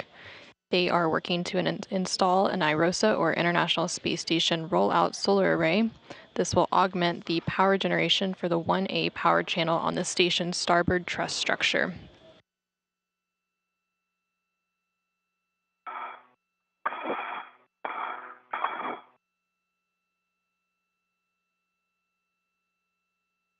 The new arrays, once unfurled, measure approximately 60 feet in length by 20 feet wide, and they shade a little more than half of the original arrays. Each new iROSA will produce more than 20 kilowatts of electricity, and once installed will enable a 30% increase in power production over the station's current arrays.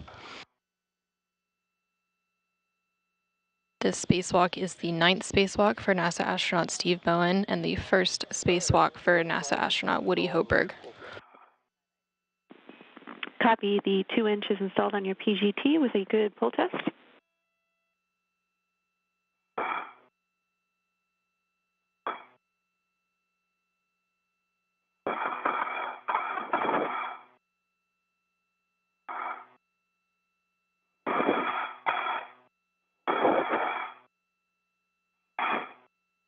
And just heads up, with the next motion is going to be an IA lineup for 4 hour and expecting 3 minutes.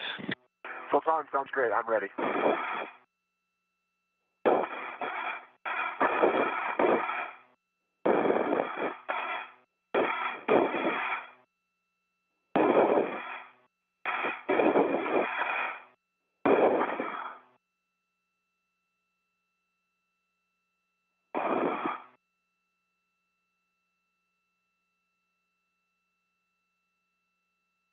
All right, green hook is retrieved. Copy. Steve, you have your green hook.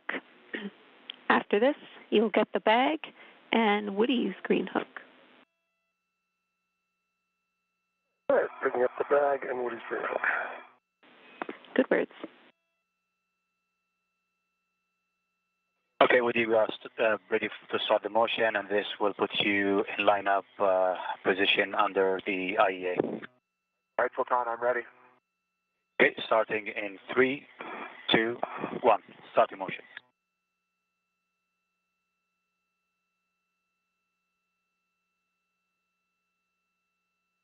Motion. Copy, good motion.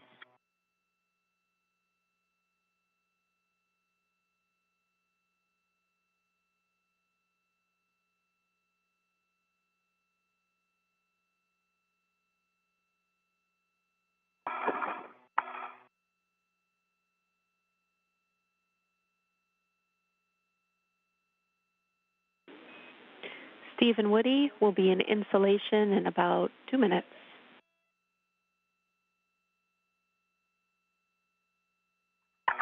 And I copy. Thanks, James.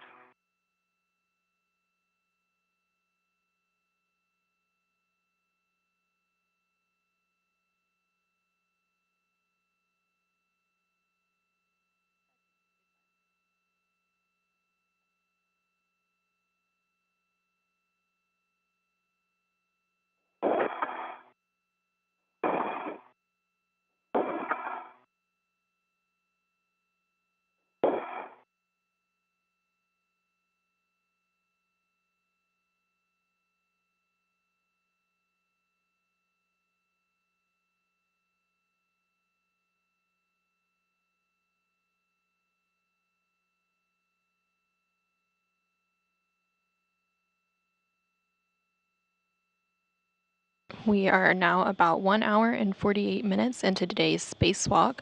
We are actually about an hour ahead of the scheduled timeline.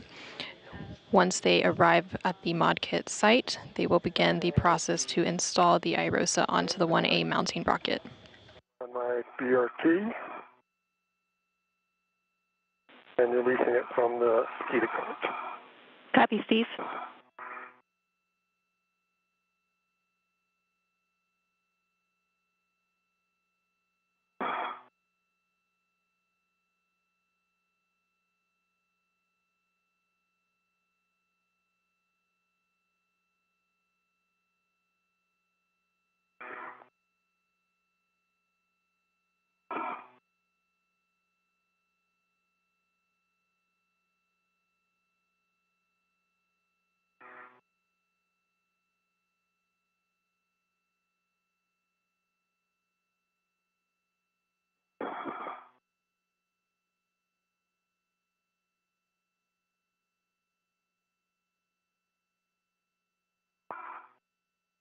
During the installation process for the International Space Station Roll-Out Solar Array, the crew will release the scoops, and Woody Hoburg will then move into position to release the final bolt holding iROSA into its folded position. Once released, Woody Hoburg will hold iROSA closed.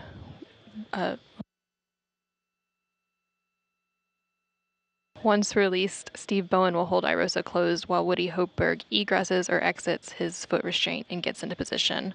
Both crew will then work together to unfold iROSA and secure the right side onto the mounting bracket. Once secured, Woody Hoburg will then drive 2 hinge bolts that iROSA into the unfolded position.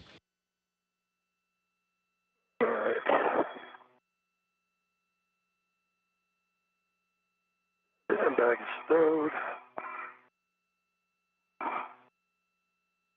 Going to retrieve Woody's.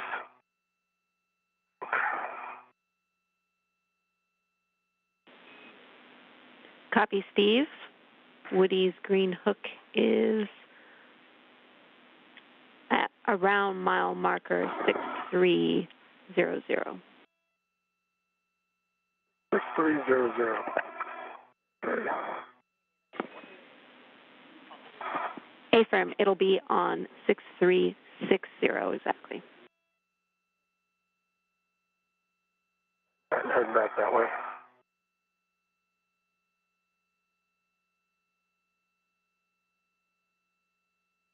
That's his green hook.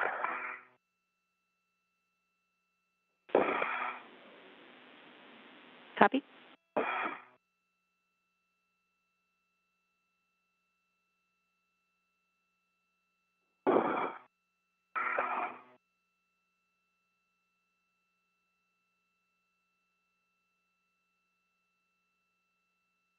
And Woody, we are ready.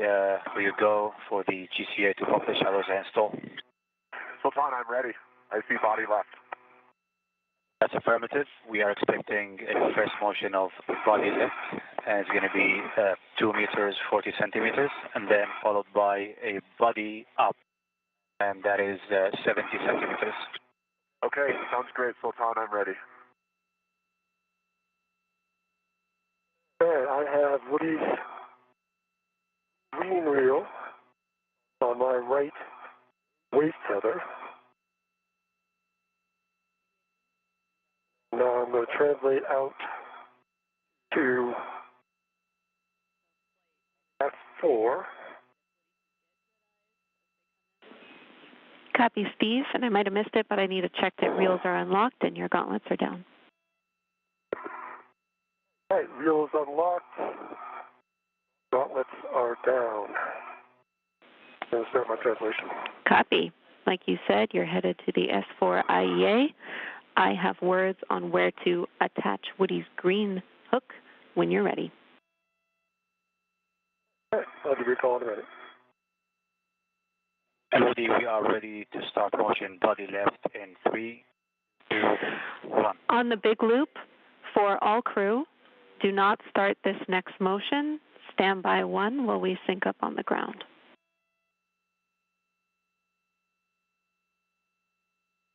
Copy, rounding out, and then standing by. That was good motion, Sultan. Start hold position now.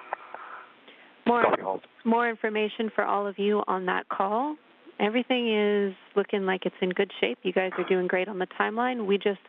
Since we are ahead, we want to hold and get all crew in position. That means we'll have time for Steve to drop the green hooks and get in a good position by the mounting bracket before we go to the install position. From there, we will push with the procedure as written.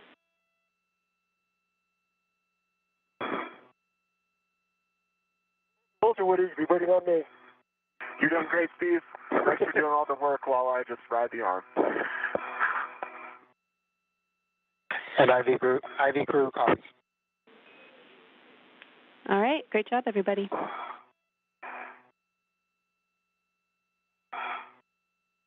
From this view, you can see both astronauts working on today's spacewalk. In the upper right-hand side of your screen, you see NASA astronaut Steve Bowen as he works to configure some safety tethers and work his way over to the mod kit site to meet Woody Hoburg. And then a little bit further down is NASA astronaut Woody Hoberg aboard the International Space Station's robotic arm, holding on to the International Space Station Roll-Out Solar Array, or iROSA, as he makes his way to the mod kit site. All right, I get my bearings here.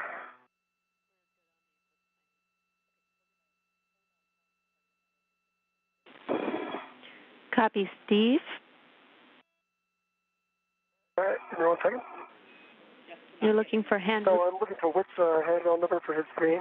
2219. And I'm ready to 3219.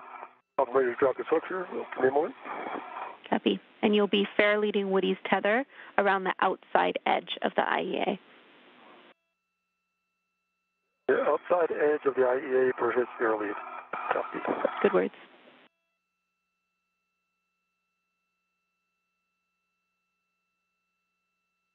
And Steve, just for awareness, I'm right behind you and a little to the left.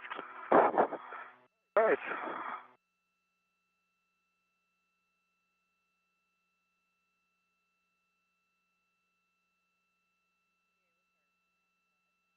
All right, your green hook is now on 2219.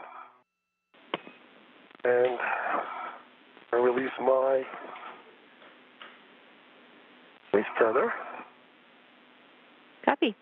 Good words, Keep Steve. turning back, and it looks clear of my tether. Good words. And confirm the reel is unlocked. And his reel is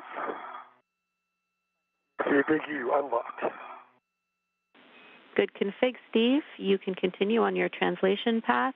Your next step is to drop your green hook, handrail 2218. 2218, heading down to 2218.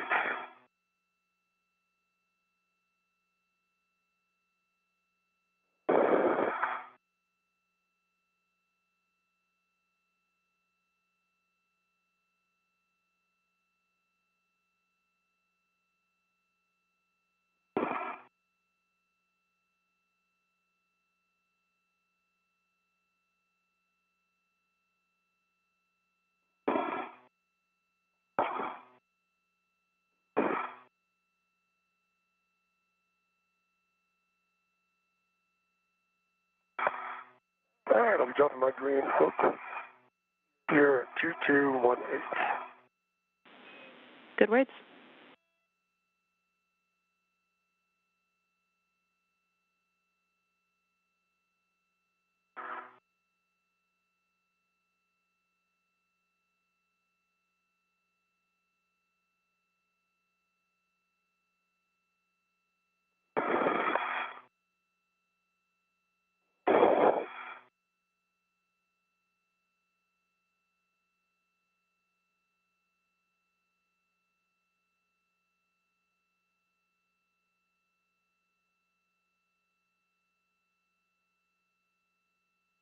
Yeah, green hook is on 2218.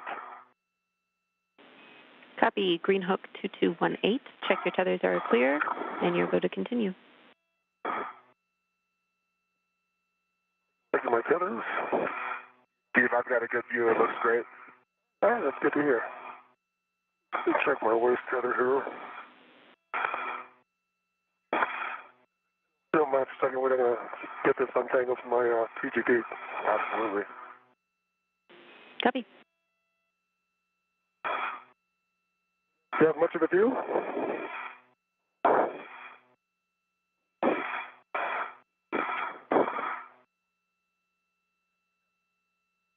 All right, I see my tether clear now. Copy, Steve. I have a And, caution. to be clear, I meant the... Go ahead, James. Go ahead, Jerry. Your caution is avoid translation on the PVR handrail near 2230. 2230. Steve, you'll continue your translation to the left side of the mounting bracket. Check your tether routing for snags and crosses, and place fair leads such that your tether is running around the perimeter of the IEA. Okay, I'm going to get myself in a config here. Okay. I'm looking for a fair lead on the corner, I guess. 235. I have your fair lead handrail written as 2248. But 235 is fine, Steve. We'll do the same thing. Okay. We'll be right in the same spot. Copy. That sounds good. We are 45 seconds from a short handover. Okay, translating up to the lower mountain. Copy, Steve. And once you are in a good spot, you can resume this motion for the iROSA install position. All right, let me drop my bag off real quick. Actually, where are you, Woody? Oh, there you are. There I am. Give me 1 second to get stable.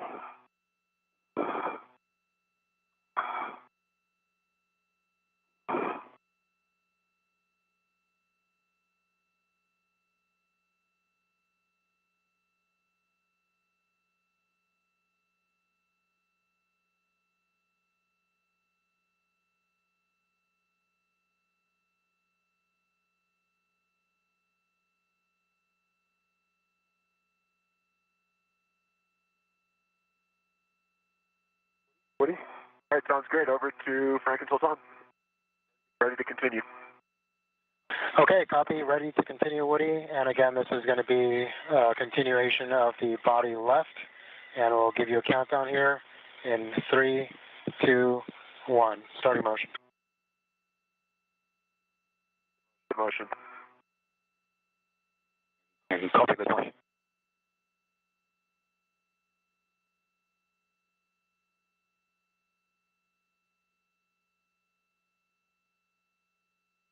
Already 2 meters to go. Continue. Copy, continue.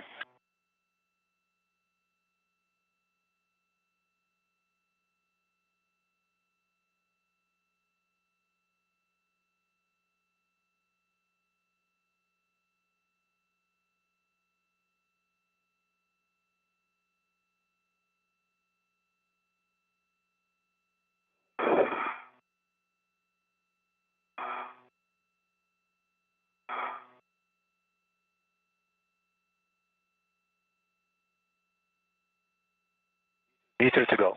Continue. Copy, continue.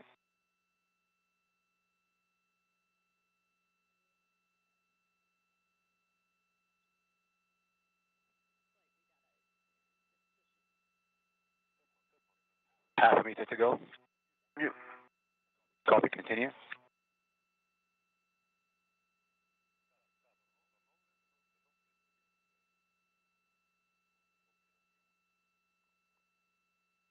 I'm ramping out body left motion.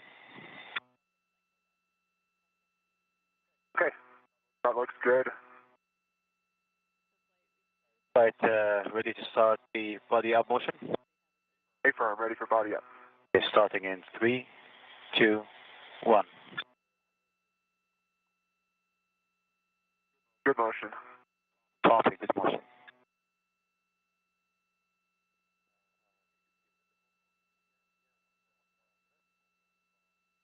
Half a meter to go. Continue. Copy, continue.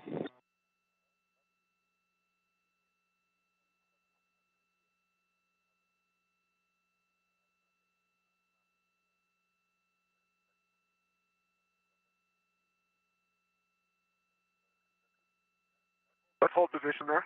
Hold position. Feels a little high, actually. I think. You're a little high and a little short. You need to come toward me another 30 centimeters. Yeah, I see that, Steve. And you are still a little high. Yeah, Sultan, could I come? Stand by checking. You got to take the scoop off when you get closer up, though. Actually, this feels pretty good, Sultan. Can we just go body in? Like 20 centimeters? Gravity will give you that body in 20 centimeters. Starting motion in 3, Can you take your hands off, Steve? 2. All right, here you go. Continue. Okay, starting motion in 3, 2, 1. Motion. I agree. Okay, good. You are hearing conversation between NASA astronaut Woody Hoberg and Sultan Al-Niyadi, who is a UAE astronaut inside the space station operating the space station's robotic arm. I'm ready to take the scoop off. All right, the soft docks are set. They've not been cycled. They were cycled just a little bit ago. Houston's back with you. We see that the soft captures are in a good position. We do not need to cycle them. Steve, hold iROSA steady while Woody removes the scoop. And I have some cautions and warnings I need to read. Warning, when you're on the aft side of the mod kit, Steve, avoid contacting the legacy blanket boxes and trunnions. Caution, while you're both on the mod kit, don't simultaneously impart loads. Sudden stops and quick grabs are not allowed on the mod kit. 30-pound max lateral load on the mod kit. And finally, confirm no BGA motion prior to installing iROSA. Copy all. Copy all. Sounds great, James. Thank you. And Steve and Woody, just to confirm that you don't need any further GCA, and we'll call it complete. Can you give me 20 centimeters toward the mass canister? What do you have enough for that? Oh, yeah. Okay. GCA complete, I agree. All right, GCA complete, and brakes are coming on. Copy, brakes on. Houston copies, brakes are on. You can work together for install. Just go slow, Steve. Yep, I agree. Went real slow this way. Yep. Losing my perch here. Okay.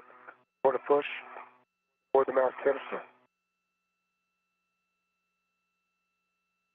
Okay, I see them starting to get in. Oh, they can continue toward the mass canister.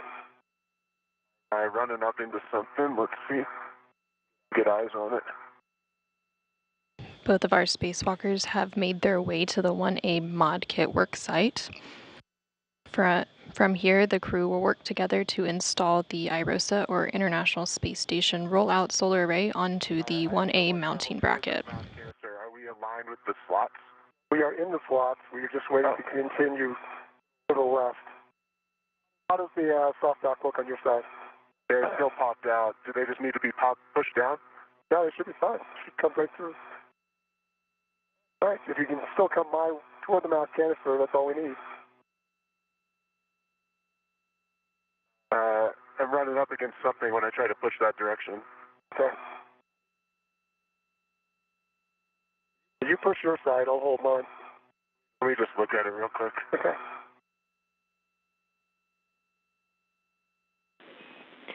Steve, your HECA might be contacting iROSA and preventing the soft dock. You might have to adjust your body position.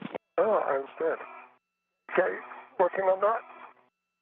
Yeah, let's try that, Woody. Pushing hard left. And it's just... How does the soft dock look? You know what, I think we need to pull up on the soft docks. Maybe to let it pass. See if I can get that. Oh yeah, that's the problem. All right, let me get this one. Okay, I think I'm in on my side. And let's try to get that. That's good, Steve. All right, okay, my side's in, soft dock, or soft capture pin went in. Mine is not in, I don't think. Really close. You might be in the detent, so try popping it out of the little detent. Yeah, turn it a little. Yep, and now in.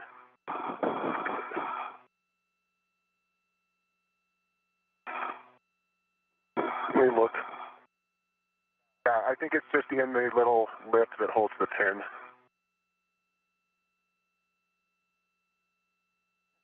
I think we're in the right position with iROSA. And you're... Okay, I'm just going to get this the other side real quick. Yep.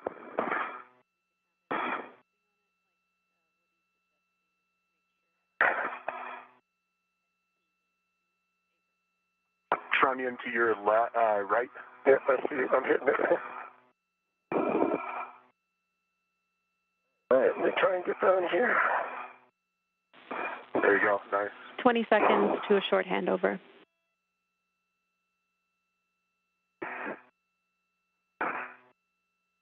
Copy, James. In It needs to turn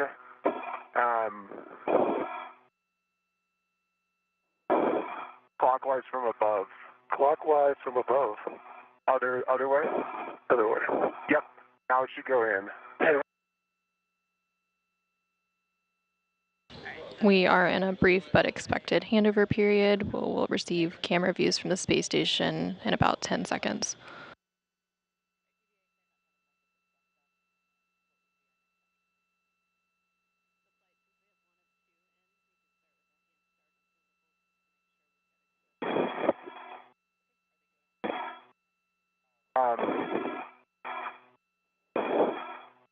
I'm trying to get her better. Houston's back with you. How to get there. Okay, so Jenny, just to describe what we're seeing, we believe iROSA is in a good position. The centermost. I got it. Okay, Steve just It got took it. a little bit more. Got 2 pins in. Yeah, we agree. We have a really good view from your HECA, Woody. So good job at this point. iROSA is soft docked, so you can release your RET from the scoop and maneuver to the R6 backoff. Steve, for you, you're finalizing the config for the crew lock bag, and you will eventually receive the scoop bundle from Woody when he's ready. Yeah, Steve, any chance you can pass me a RET when you get a chance? Sure, give me 1 second. So they can get on. Thank you. For both of you, we are just over 2 hours into an EVA tracking for 7 hours and 30 minutes. Limiting consumable is battery on Woody, and you guys are still about an hour ahead on the timeline. Well done. Thanks, James. Come on. You got a way to give you the route? Okay. If now's not a good time, we can wait. Yeah, just give me 1 second. Let me drop off the bag, and then it'll... Well, here, can you reach this? Oh, yeah, that might work.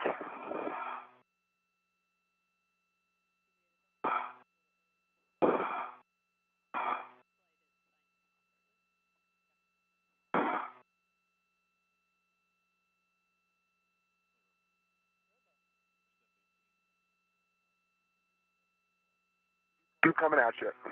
Hey, give me The 1 crew is now working to release the scoops.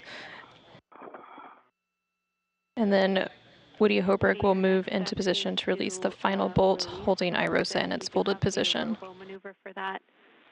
Let us know what you need. Yep, sounds great. I'll be, oh, actually, ooh, I bet I can just do that. Let me take a look at that. If you have the position, your go, Got Woody. the settings, James. Okay. Bravo 2, counter 2. All right, you got bolts. Another scoop on long duration. Yeah, you should have 2 scoops there, Steve. Okay, you ready to get your rep back? I'll give it to you. Let me know when you, yeah, go ahead.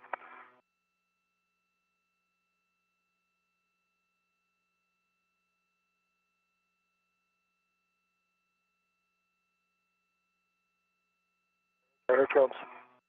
Got it? Super. Yep, I got it. All right, let me get this Thank you.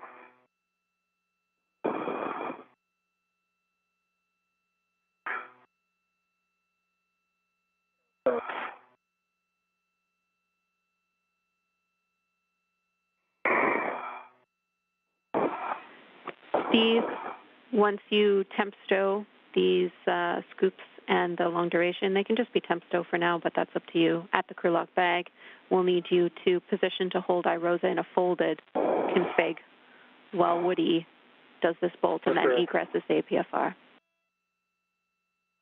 Let me get the bag in place, and then I'll be pretty much set to do that. Bravo 2, counter 2 set, James. Copy. Those are good settings. You'll be releasing R6. The bolt will spring out when fully released. You'll see a white line indicator. Expect 18 to 20 turns. Wait 1 second. You want me to wait? Yeah, because I'm not in a place. I gotcha.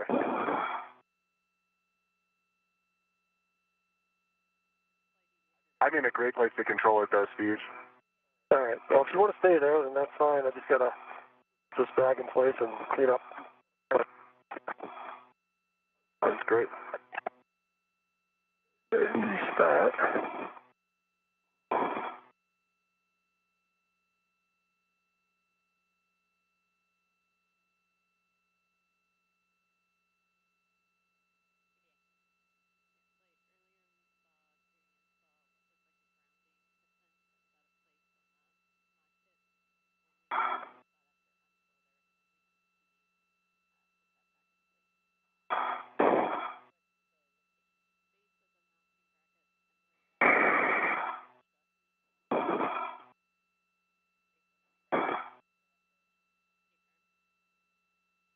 Okay, Jenny.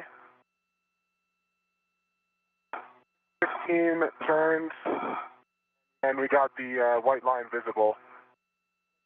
Hinge bolt is released. Copy, R6 released. 16 turns. You see the white line. You can store your PGT. Complete. And Frank and Sultan, for your awareness, I suspect my plan will be to hop out of the arm here eventually. No, Woody will copy. Right, I have the bag to the handrail and the scoops to the bag. Nice job, Steve. And I get the bag off my BRT. Okay. Copy, Steve. Do those scoops go in the bag? Eventually, yeah. Okay, gotcha. They do eventually, but in the procedure, that'll be around the time when you retrieve the AMS knob. It's just crew preference. You can temp stow them for now if you want. Nice. Yeah, that's what I'm going to do.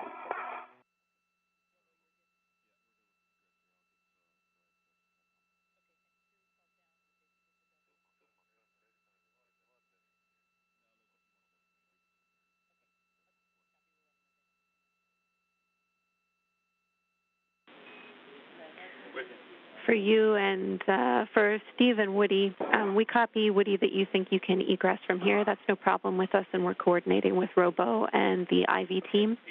Steve, we see you getting in position to hold iROSA folded.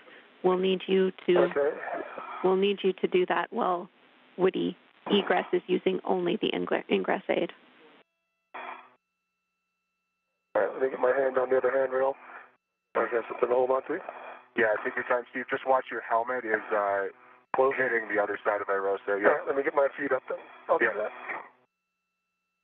Got tons of time. NASA astronauts Woody Hoberg and Steve Bowen just worked to release the final bolt holding iROSA, or the ISS Roll-Out Solar Array, in its folded position. From here, Steve Bowen will continue to hold iROSA closed while Woody Hoberg egresses or exits his foot restraint and gets into position. Yeah, we saw that. Thanks, Woody. After that, the crew will work together to unfold iROSA and secure the right side onto the mounting bracket. 1 second to figure out what to hold on to here. Absolutely, All right, Steve. I think what I'm going to do is this. Okay, I think I get my body around here.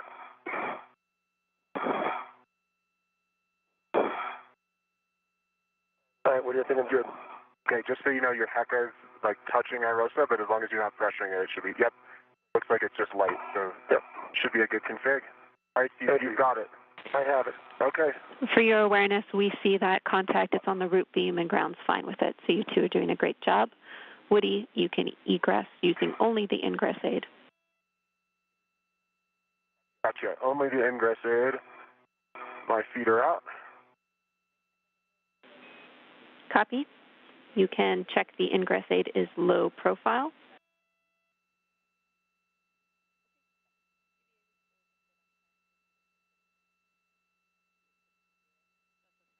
Actually, that is going to be interesting. Let's see.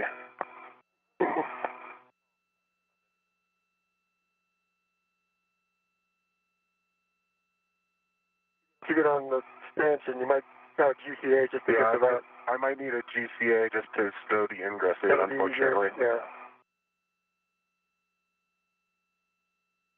yeah. Take a look here real quick.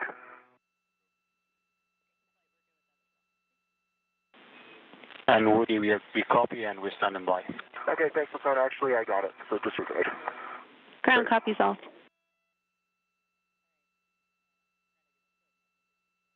From this view, you can see that Woody Hoburg has egressed the foot restraint from the robotic arm. All right.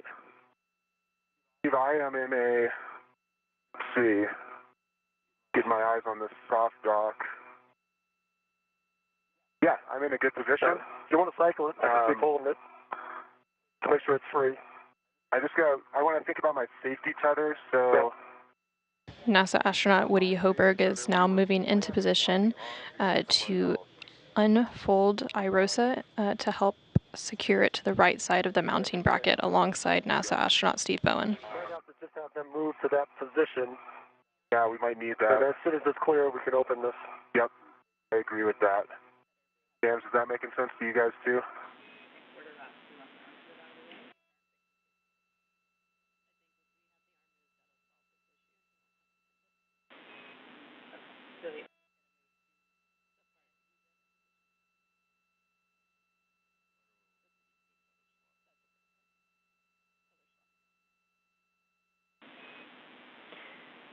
Woody and Steve, we've been talking about the arm position and your tether here on the ground, and we think it's best if we maneuver to the tether swap position. Yep, that makes sense to us too, James. We like it. All right, you can initiate that with Woody and Steve. You can initiate that with M1. Once you do that, since that's a published position, I have some big picture words for you because we need to pause anyway before you put in a fair lead, Woody. But you can go ahead and coordinate with M1 for now. Okay, great. John, we're ready for you to move to the published tether swap position. Okay, Woody, we copy. This will take us 3 maneuvers to get to that position, and we'll let you know when we're there. All right, sounds great, Sultan. I'll be watching while the arm's near us. We'll be starting with the backup position, and we're expecting about 2 meters, like in your body was body right. Okay, yeah, body right looks correct. That sounds great. Okay, brakes are coming off.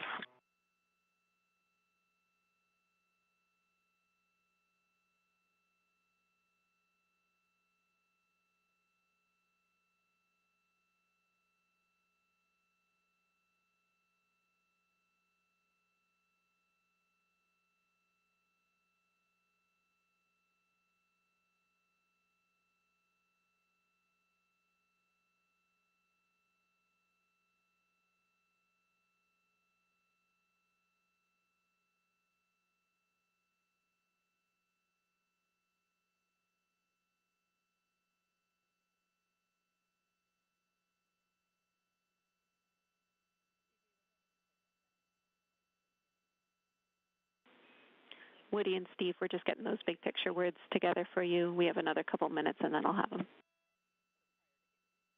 Thanks, James. Sounds good. Bring on the tether to get clear.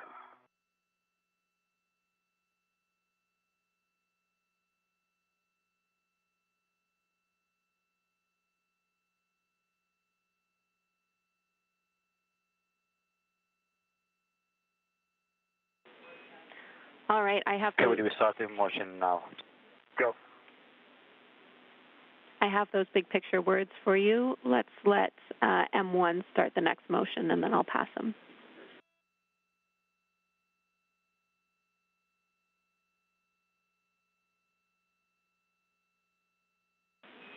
All right, I understand M1's already maneuvering to the backup position. So you guys ready?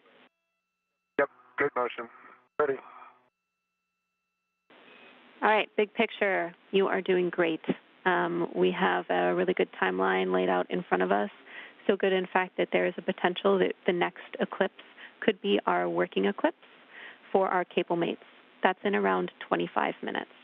So we might break out of bolts and take that opportunity while we have it, and I'll keep you both up to date on that. There is no rush because, again, our nominally planned eclipse was the following one.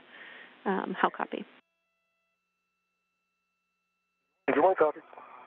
ED2 copies. That sounds great, James. It does. All right, good. Next piece of information I have for you is that we have noticed that a grounding pin is out of place on the mod kit. It's at the base of the mounting bracket where the mounting bracket meets the left lower strut. After the unfold, we're going to have to address that grounding pin.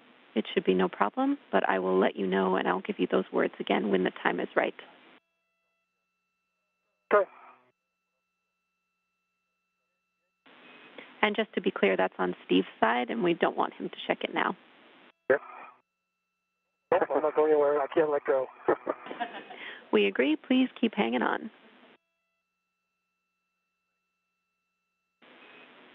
All right. That's. Jesus. Hard to be some light. Those are all the big picture words that I have for both of you. We will pick up after these robo maneuvers with a fair lead for Woody, and then start to work toward unfolding iROSA. Your warning is that this is a pinch point, and you'll need to keep clear of rotating iROSA. Copy. Where's your fair lead? Is that straight down? I was wondering that too. But you might be able to head that way, and then when he gets a little lower, just drop it. Your fair lead is going to be on the right lower strut, lower handrail, Woody. Right, lower strut, lower handrail, got it. That means once we really have a good assessment of when this will be clear, then. And Woody, you need to hold. The reason why we're waiting is because we cannot put this fair lead in while the arm's moving. Yeah, I understand, James. I was just checking out the location. Thank you. All right, no problem.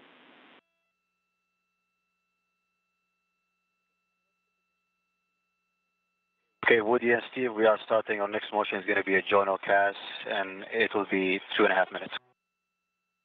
Okay, we copy. There we go. Starting motion.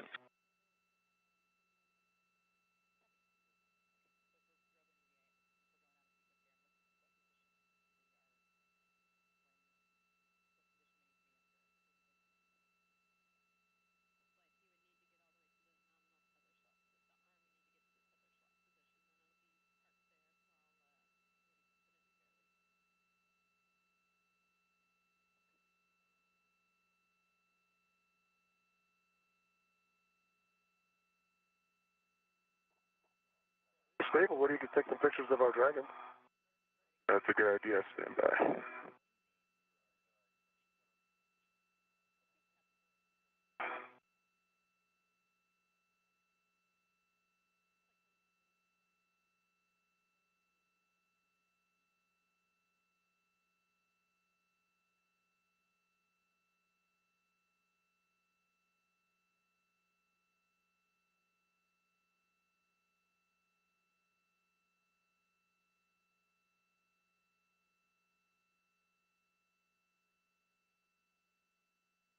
We are about 2 hours and 27 minutes into today's spacewalk as NASA astronauts Steve Bowen and Woody Hoburg continue to install the International Space Station Roll-Out Solar Array onto the 1A starboard truss. They are about an hour ahead on their scheduled timeline and now targeting a working eclipse about 21 minutes from now for the cable mating.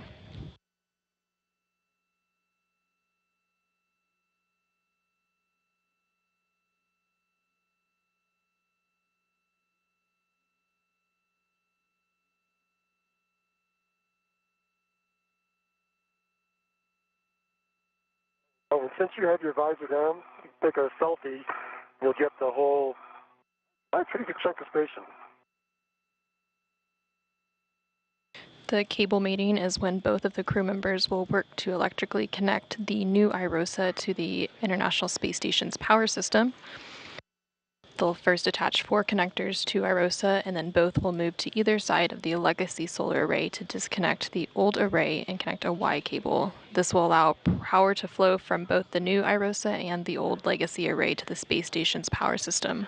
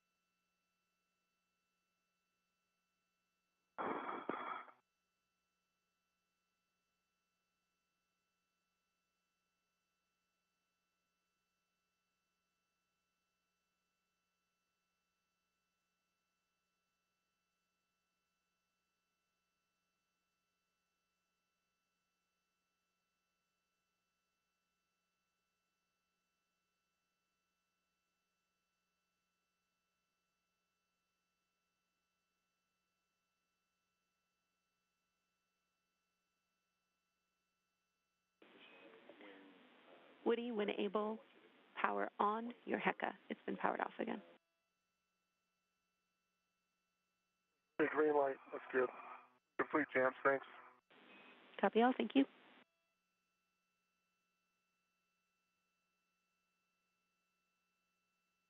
What is the arm even moving? From my perspective, it's not moving.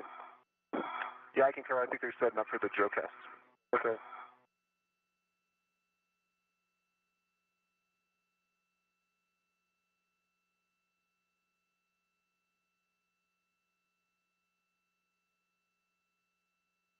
And Woody, we are starting our next journal cast. It will last 3 minutes, and then we'll sync up with you, and it's going to be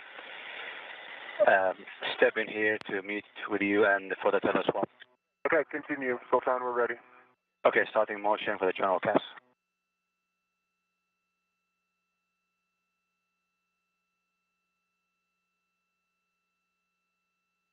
Motion.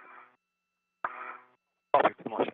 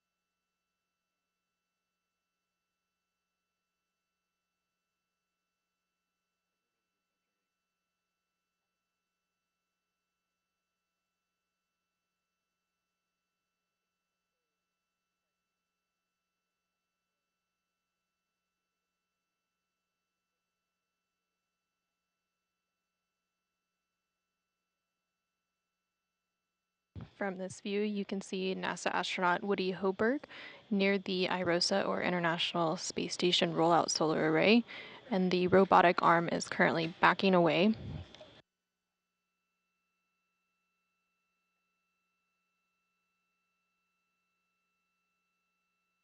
Let's see, Jenny, if I happen to have a cap keeper in my hand, would it be a good to remove the J1 through J4 caps?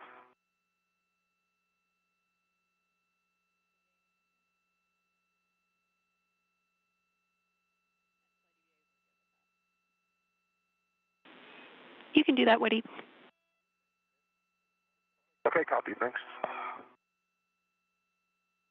On the other side of the folded iROSA is NASA astronaut Steve Bowen.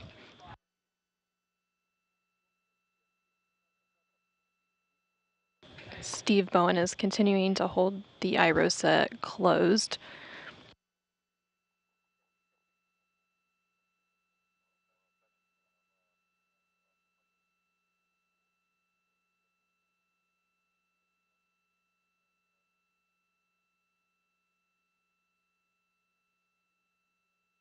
And there's your tool.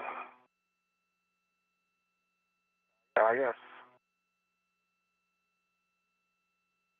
A good hook. What's that? A good hook. A good release. Thanks, Steve.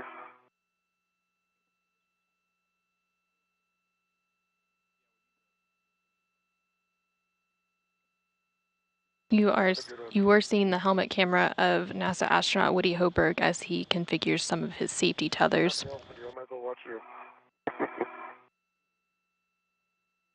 Once his safety tethers are reconfigured, the crew members will work together to unfold iROSA, or the International Space Station Roll-Out Solar Array, and secure the right side onto the mounting bracket. Hey, firm.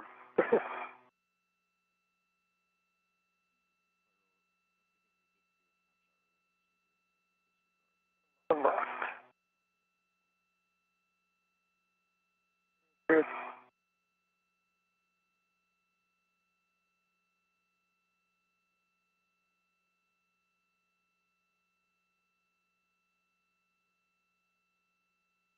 L4 cooler. I agree. I just grab the AMS knob while I've got it. Probably a good idea. Houston copies. We'll do the NZGL maps too.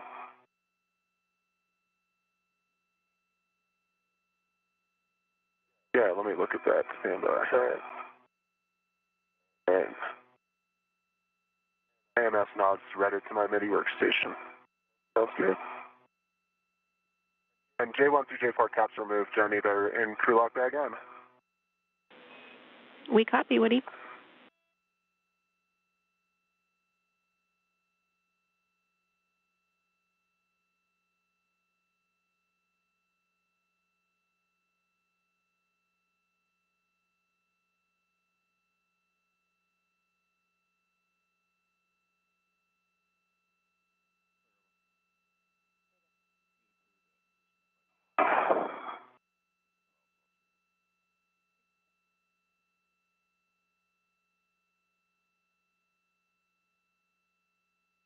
Want the scoops in, Steve, too? Yeah, if you can put them in, I'd greatly appreciate it. Of course. We have an integral ret for them, right? Yeah, there should be a ret available for that.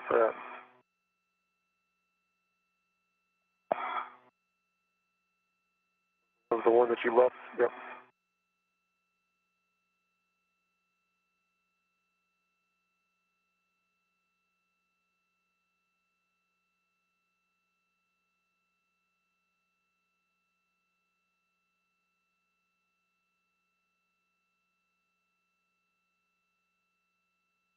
Yep, here it is.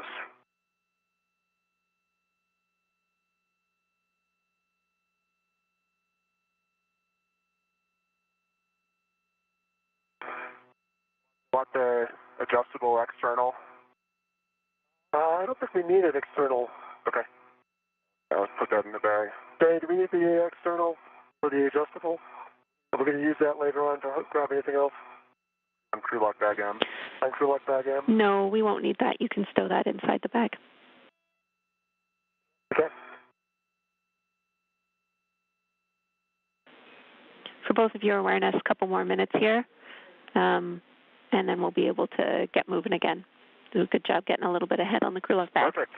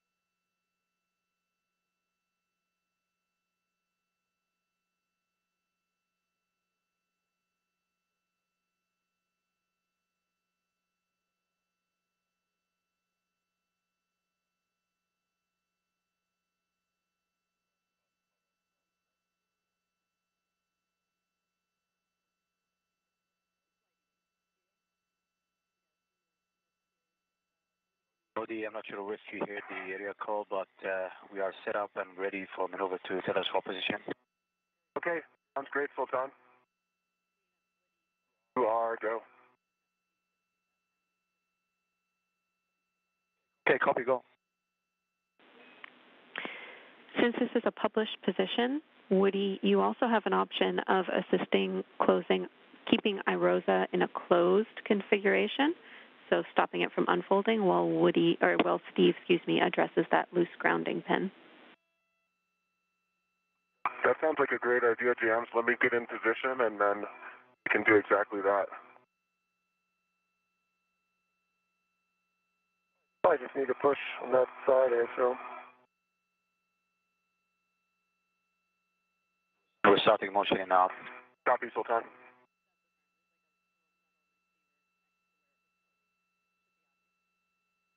Okay, Steve. I've got iROSA. Then I head down with the grounding pin. Enjoy. Oh, I can bend my arms again. Oh, good. We're glad to hear it, Steve. You should be able to see a little receiving area for the pin. It should be near where the pin is loose. You just need to reinstall it. Heading down to the base of tidbit strut. Base of the strut. Let's see.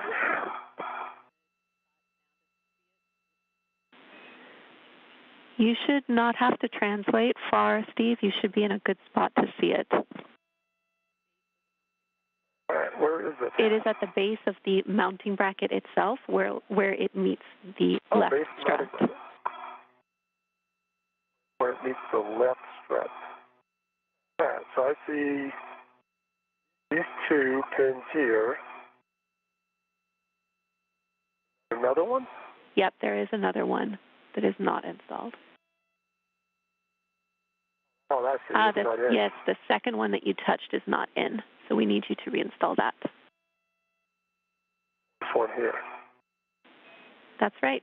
Thanks, Steve.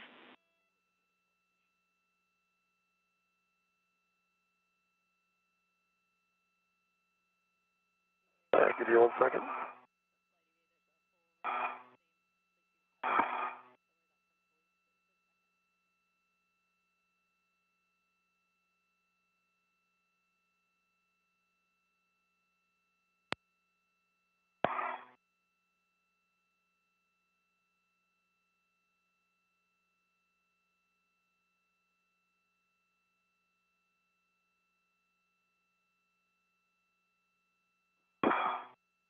All right, I think that's in.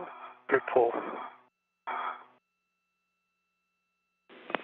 All right, great job, Steve. We are good to continue with the procedure. We understand the arm is in its final position.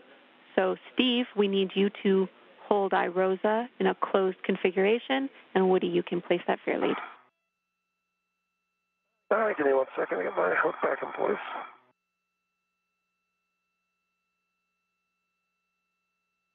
All right, thanks for the break, Woody. I've got it now. I have the iROSA. Copy, you've got it.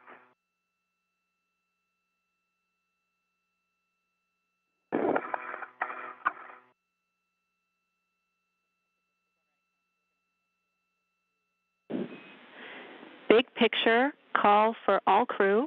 We are headed into a region of spotty calm, followed by an LOS. That total time is 6 minutes. You are go to continue with iROSA unfold. Frank, we are in block 9, step 2627. Frank, you are prime IV.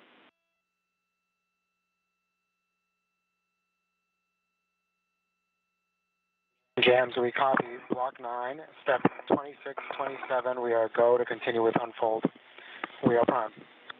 Affirm, once you have completed with the unfold, we will have you move to the cable mate block, that is block 10.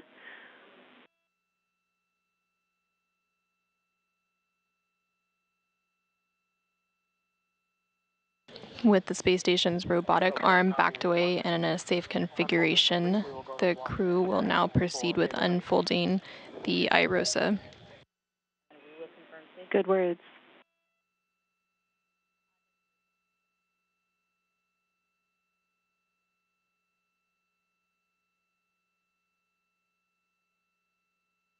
We are in a brief but expected handover period, and we'll get views of the space station back shortly.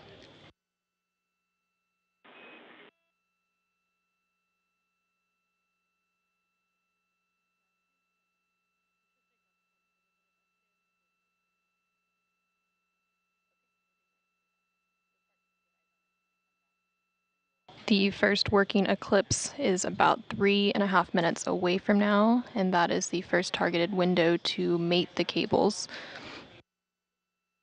So after they unfold the iROSA, they will move ahead to that step. You're, okay, now it's starting to clear your PGT. You're almost there. There you go, you're clear. Look good. Happy Steve, thanks. Air lead installed. Let me just take a quick look at my tethers. Absolutely. And then we'll get into unfold.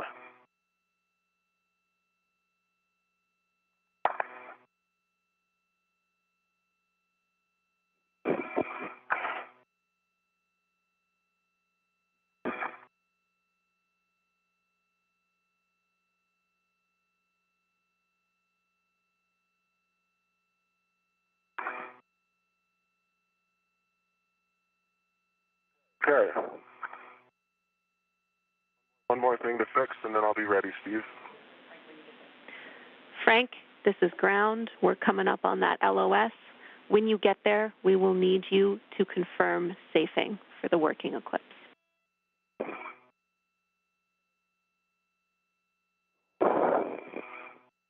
And Jenny, we copy. We will need to confirm safety, and that'll be 2 minutes.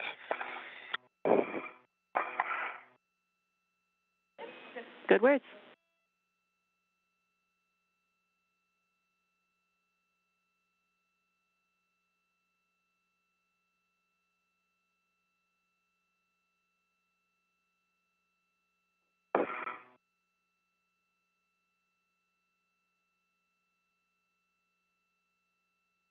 Okay, Steve. All right, I think we're ready, Frank. Okay, guys, this is going to be a warning for you both. There's a pinch point, so keep clear of the rotating iROSA. And Steve, verify that, or Woody, verify that you've cycled the right soft capture feature. I'll go ahead and do that right now. Okay, thanks, Woody. And then just make sure that you leave it in the soft capture feature down position.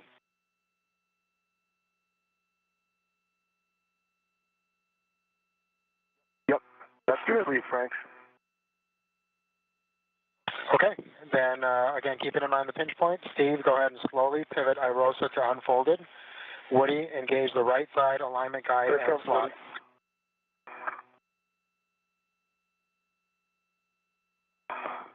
Get around this turning channel. You can hear conversation between NASA astronaut Frank Rubio, who is on board the space station and currently serving as the prime IV, or communication link between the spacewalkers. All right, nice job, guys. And so Woody, then go ahead and verify the soft capture feature is properly engaged. So I have control, and we're still rotating. Thanks, Frank. Today's spacewalkers are NASA astronauts Steve Bowen and Woody Hoberg, and they are currently working to unfold the iROSA, or International Space Station Roll-Out Solar Array. Once it is unfolded, they will verify soft capture is properly engaged, and then they will perform some glove inspections and hap checks before moving on to cable mating. Soft capture engaged, Frank. Okay, great job, guys. I need you both to perform a glove, hap, and gauntlet check, and then we'll start moving towards our cable mating positions. Okay, Frank. EV1 has no change to gloves, dry hap, and gauntlets down. Yep, I agree. EV1 does have. Sorry, Steve. EV2. Two gloves, dry Sorry. hap, and gauntlets are down. That's correct, EVA. The first working eclipse window has started, and there's about 30 minutes for them to complete the cable mating process. Position for R8 and R7 there, Frank. Okay, copy that. Good job, guys. And just to let you know, at this point, the hardware meets minimum structural config for mating cables. Actually, yeah, so why don't we get into that?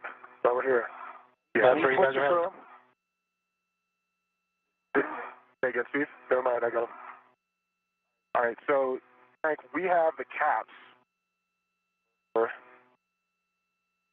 the MVGL caps. We're ready to demate those on your go.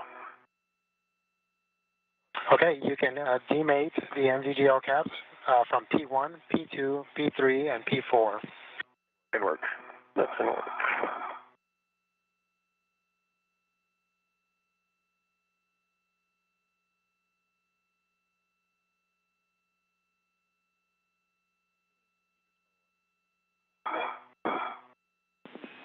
EV and IV crew, Houston, our last little bit of comm here. We can confirm our safing is in place and we are in our eclipse condition, so you are go for the eclipse required cables. Copy, go. Thanks, Jams. And do you guys have a time for when our window ends? You have 28 minutes. We'll be back with you by then, and as an additional reminder, you'll need to complete the NZGLs before you move to the eclipse required cables. Any electric? Say again, Steve. Copy, Jams, and we are decapping the NZGA caps now. These are pretty sticky. Yeah. Okay, guys, once you have the caps off, Not even close. Steve, you're going to be mating P1 Stand by, Frank. and P2 to J1 and J2. Stand by, Frank. Still haven't got any of the caps off. Both Woody Hoberg and Steve Bowen are now working to electrically connect the new iROSA or ISS Roll-Out Solar Array to the space station's power system. Yep, no, I understand. Those things can be a bear.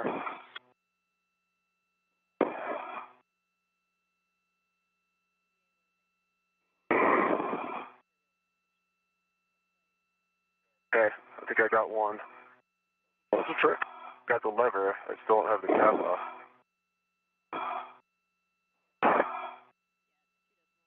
Okay, got one.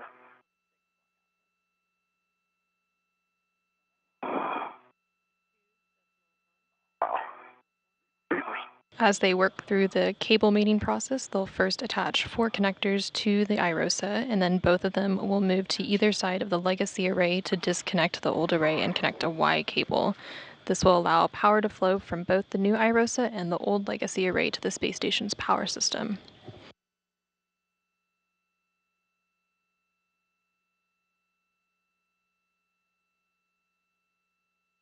We are about 2 hours and 53 minutes into today's spacewalk, and we are about 6 minutes away from getting signal back from the space station.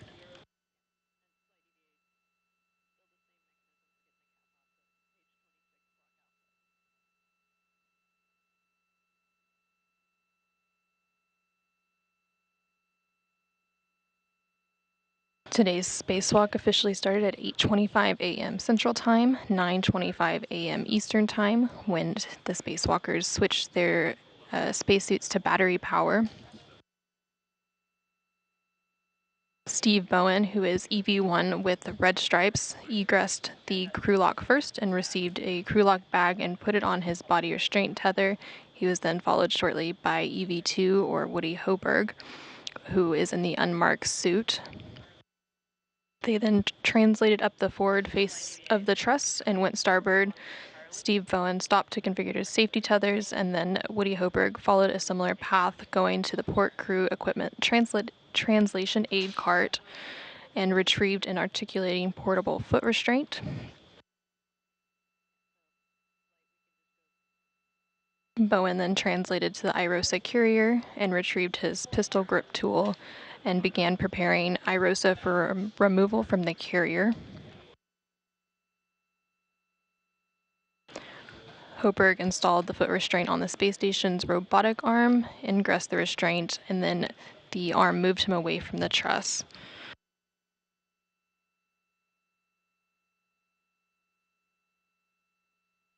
Both Bowen and Hoberg then worked to release a series of bolts, both restraint bolts and anti-rotation devices.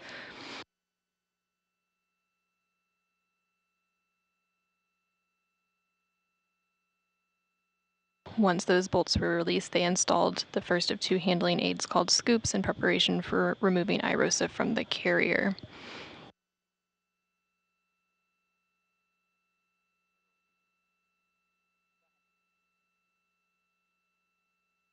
Once they installed the second scoop, Hoberg lifted the iROSA off of its carrier, and then after several maneuvers on the robotic arm, he arrived at the 1A mod kit worksite. During these robotic arm maneuvers, Bowen worked to make his way over to the ModKit site, where they met to install the iROSA onto the 1A mounting bracket.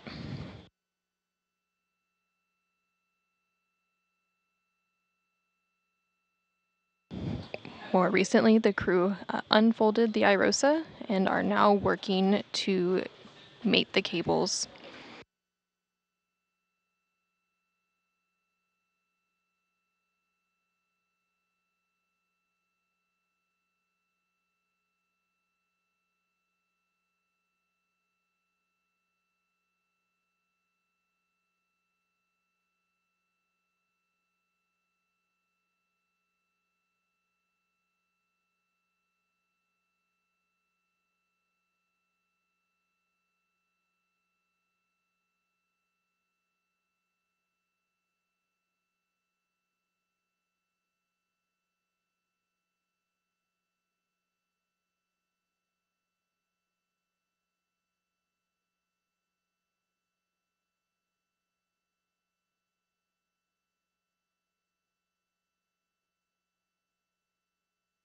Once the crew members finish electrically connecting the new iROSA to the space station's power system, they will work to drive some hinge bolts.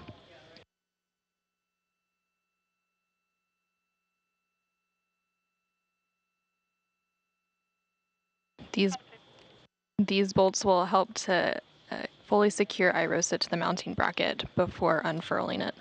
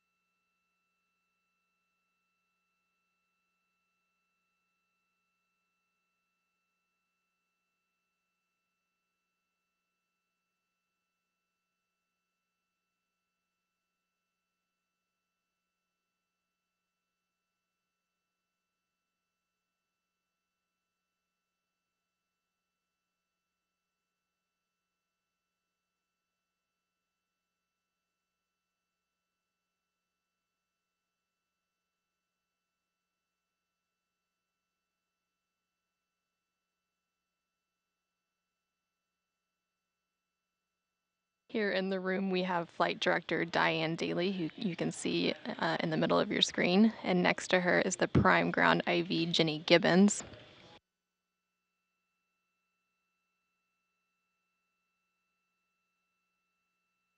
Also in the room, we have our EVA flight controller, who is Megan Shutica today.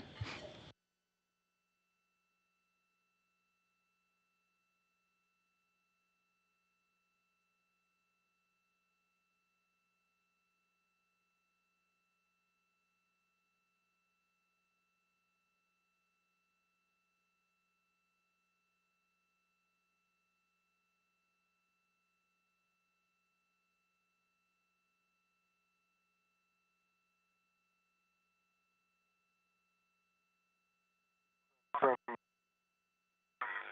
Papa 2-3. Good words, Woody.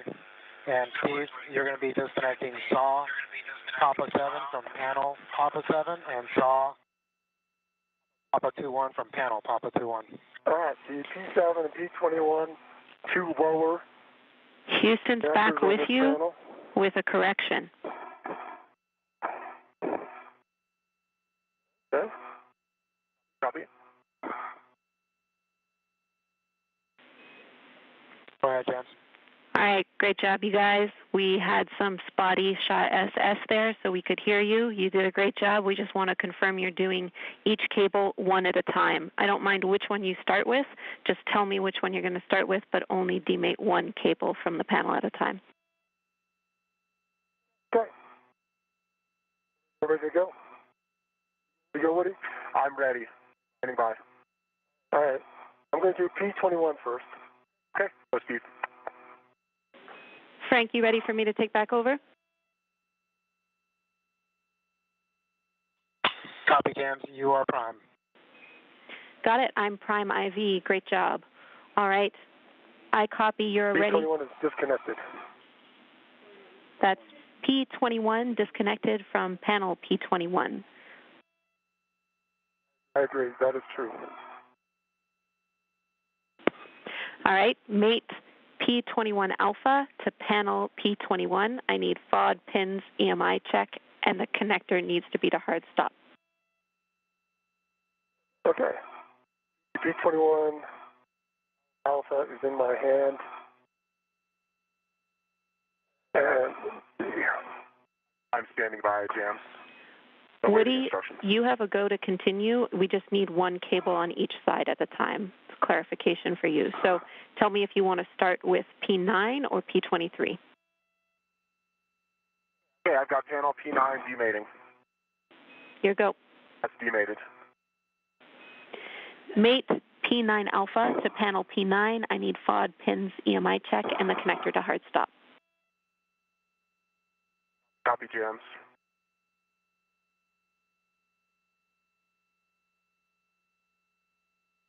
Okay. P9 alpha to panel P9. No bent pins, no FOD, good EMI band.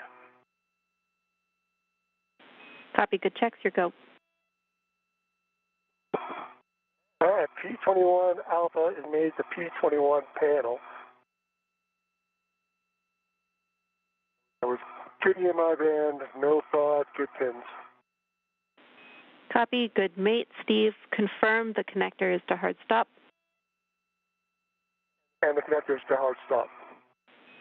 Great work. You can move on to J21 alpha, mated to SAW cable P21. All right, that's in work. And Jams, I have P9 to panel hard stop. Copy, that's a good mate. Woody, you can move on to J9 alpha, mated to SAW cable P9. J9 alpha, SAW cable P9. I have no bent pins, no FOD, and good EMI band. All right, I have Go, Woody. P21 to J21 alpha with good pins, no FOD, and good EMI band, and that's connected. Copy, Steve. That is a good mate. You can move on to disconnecting SAW cable P7 from panel P7. All right, SAW cable P7 from connector P7.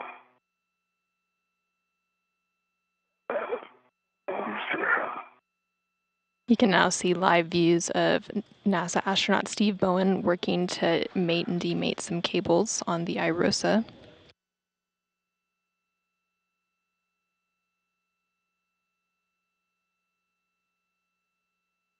Okay, Jams. P9 to J9 alpha connector, or shot connector hard stop. Ready for panel P23. Good words, Woody. Move on to disconnecting SAW cable P23 from panel P23. Demated, no bent pins. All right, 7 demated, no bent pins, no FOD.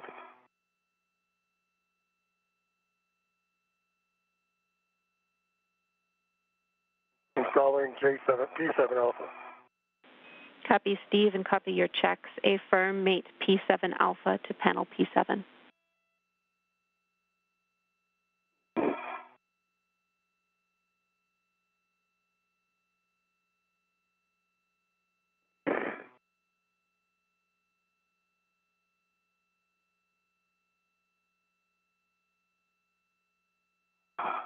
Jams, I have P23 alpha. Made it to panel P23, no FOD, no bent pins, good EMI band. Copy, confirm it's to connector hard stop. Affirm. Connect J23 alpha to SAW cable P23. Work.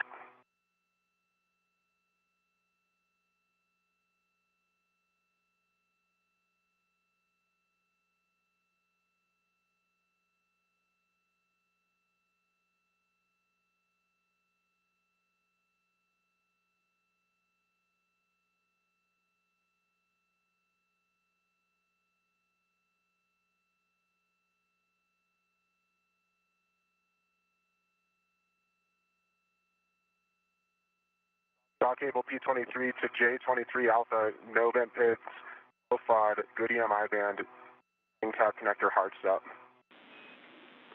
Copy, Woody. That is a good mate, and I track that that is your last connection for this side. Verify the connector config is as expected and clean up the remaining cable slack as required. Okay, that's in work. Thanks, James.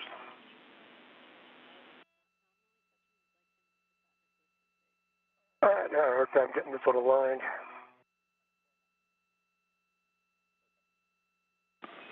Copy, Steve. And Woody, we were tracking that your hand did touch a connector P24. We just want to make sure that that is still to hard stop. Good catch, and you are correct. It moved, but it's back at hard stop. And I'm going to check P10 while I can confirm all 4 panel connector parts. Copy, Woody. We agree.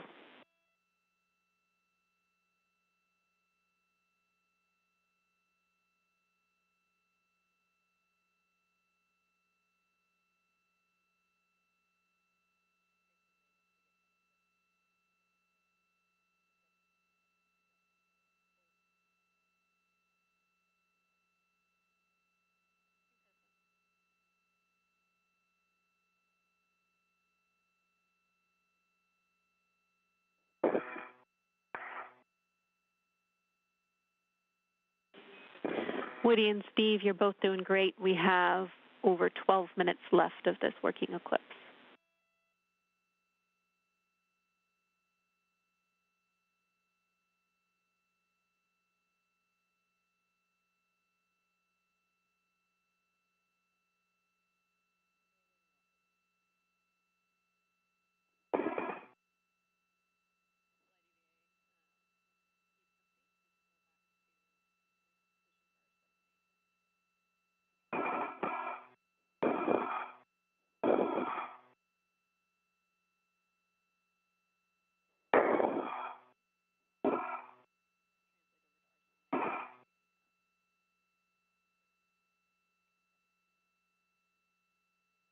Hey, James, I think the cables on the right side are looking to be in a good config. Got one wire tie located. Keep them secure. We agree. All right, finally, P7 Alpha made the P7. Great job. Steve, you can move on Good to hard stop. copy to hard stop. You can move on to connecting J7 Alpha to saw cable P7. And that didn't work. Woody, we agree your worksite is in a good config. We will have a glove inspection, hap check, and gauntlet check for you before you translate to R7 and 8. NASA astronaut Steve Bowen is currently working to connect the last cable. Once it is connected, he will verify that all the connectors are configured as expected and clean up any remaining cable slack. I got,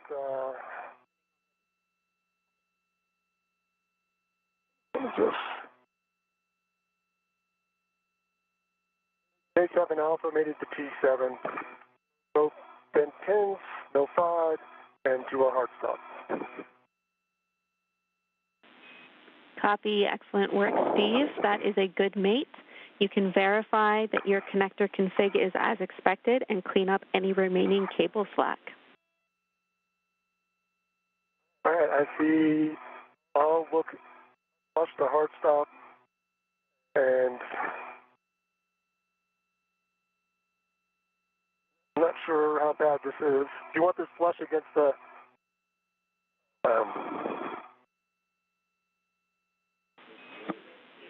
Checking. I think it looks not too bad. Let me put this on the handrail, will be good. We're taking a look, and it looks like you're in a good config, Steve. We're happy with that. Thank you. Jams, no change to gloves. Dry hat.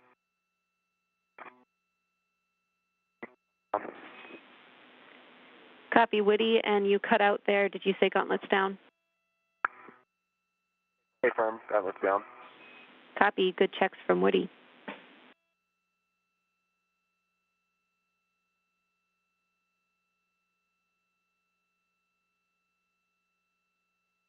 All right, I think that's going to do it. Woody, you can translate to the hinge bolts. Copy, James. Thanks.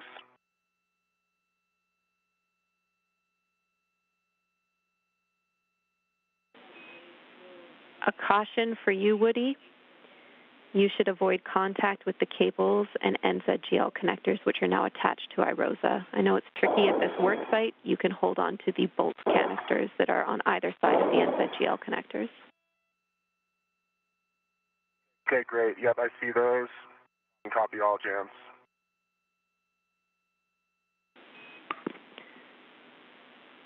Steve, again, we're happy with your work site. This is the end of our Eclipse requirements for this EVA, so great work to both of you. I need a glove inspection, hap check, and gauntlet check from Steve. Okay, let me fly out past the cables back to the north of the...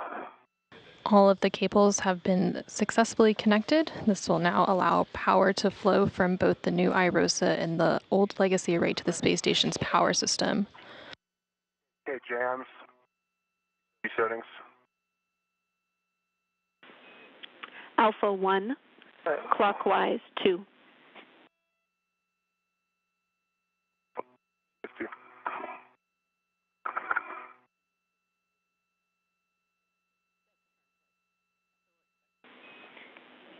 Steve, your job at this time is to provide extra stability to Woody because he might not have much to hold on to when he drives these bolts. Hold on to me, Woody. I can hold on to you. Yeah, I copy, Steve. All right, tell me if you need it. Let's see how we're doing here. Yep. All right.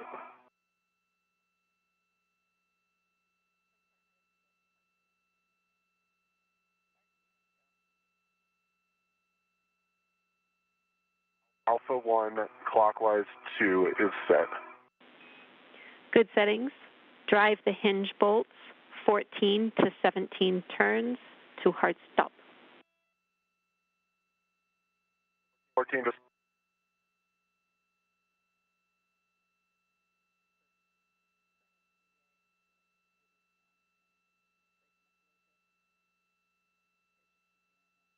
NASA astronaut Woody Hoberg is now working to drive 2 hinge bolts into iROSA while it's in the unfolded position.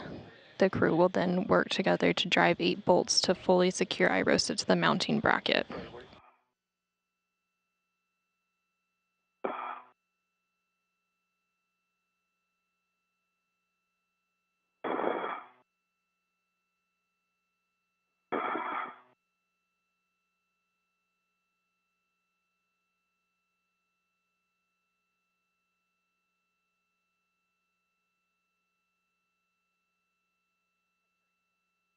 I got 17 and a half turns, green light, 2.4 foot-pounds on R7.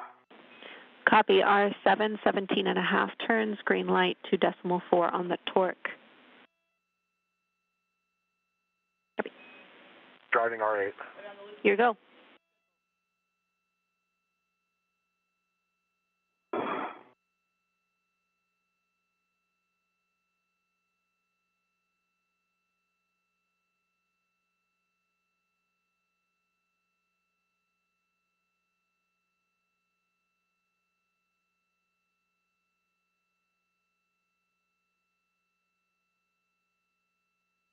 Woody Hoberg is now driving the second of the 2 hinge bolts, and then Steve Bowen will work to drive the 8 bolts to fully secure iROSA to the mounting bracket. Could you just confirm? Once that's complete, Steve Bowen will move to a deployment viewing position, and Woody Hoberg will release the final 2 bolts holding iROSA in an undeployed position, and then iROSA will deploy over the next 6 to 10 minutes. And Jams R8, 17.25 turns, and 2.3 foot-pounds, green light. 17.25 turns, 2.3 on the torque, and a green light. That is a good R8. We have a go for you to use the AMS knob as a delta to the procedure as requested. So at this time you can stow your PGT, and we will have you loosen each hinge bolt one turn and then finger tight less than one turn on R7 and R8. Okay, James, understand all. Work.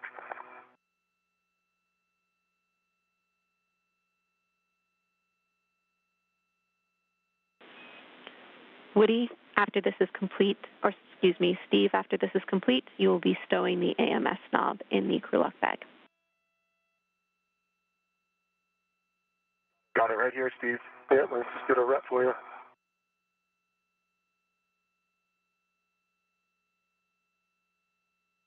I'll hand it to you. There you go. I'll hand you your rep back. And I have my rep. Thanks. All right, James. R7, R8, finger tight.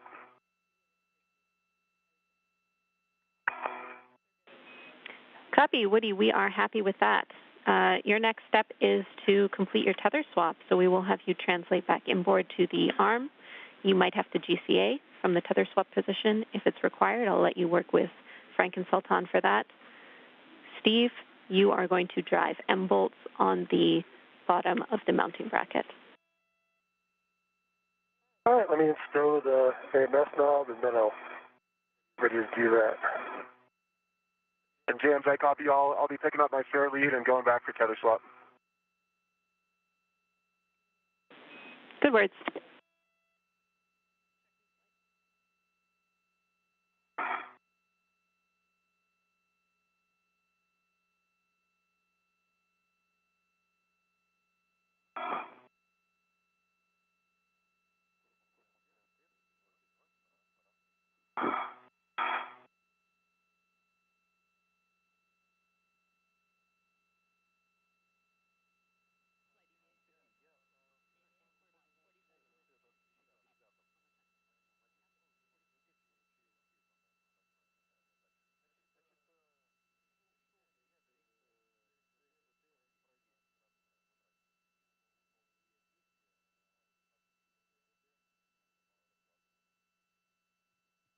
All right, AMS, stow it back on the cap keeper. Copy, Steve.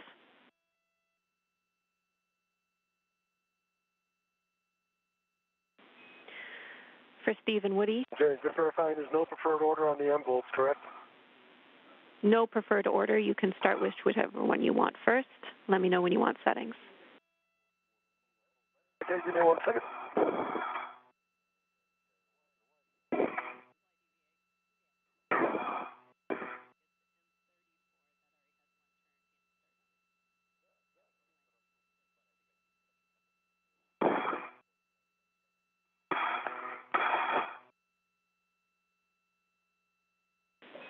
And Steve, for your awareness, we are tracking that M34 had one turn hand started on it.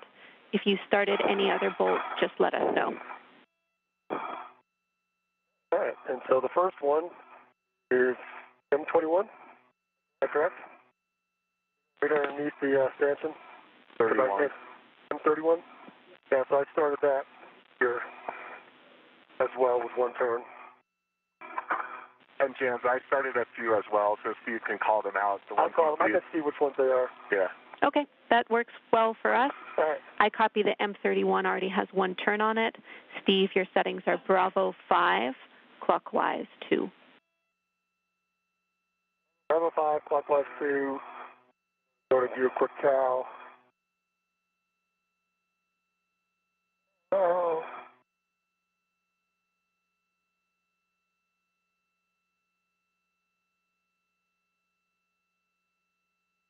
Quick the cow passed.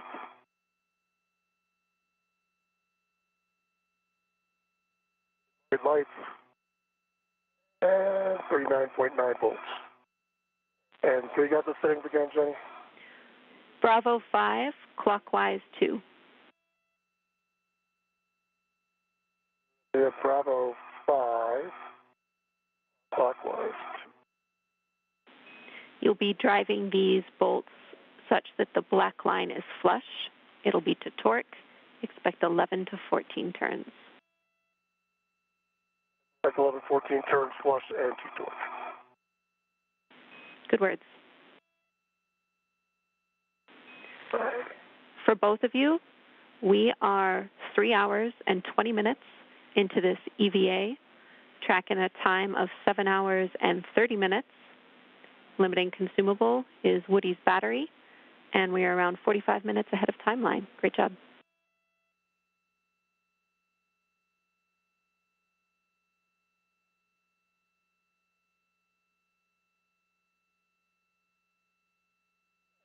M31.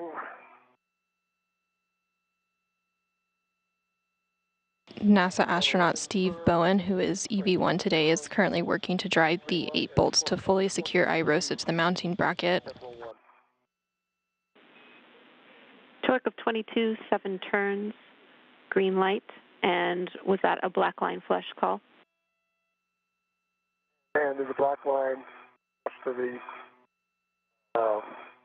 mount. Yes. And my green reel is locked to my red reel, picking up my yellow hook. Copy. That'll end up on your green reel locked. I'll take your checks. You are currently seeing views from NASA astronaut Woody Hoberg's helmet cam. He is working to swap some tethers. Copy. That's a good config, Reel Woody. itself. Okay, and I think my next thing is to reposition APFR to clocking 6. Good words. He's now about to start working on repositioning the articulating portable foot restraint on the robotic arm. You can both see it here, but we're heading. Meanwhile, NASA astronaut Steve Bowen continues to work on driving the final 8 bolts.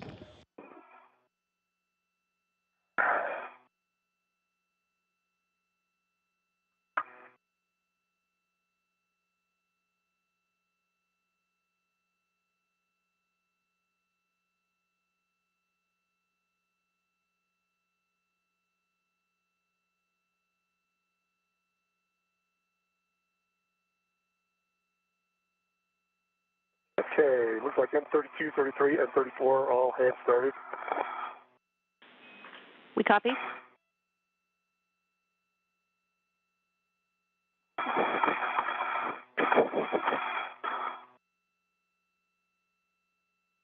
And verifying settings. Bravo 5, clockwise 2, Good words. and M32's in work. Copy. M32, drive until black line flush to torque.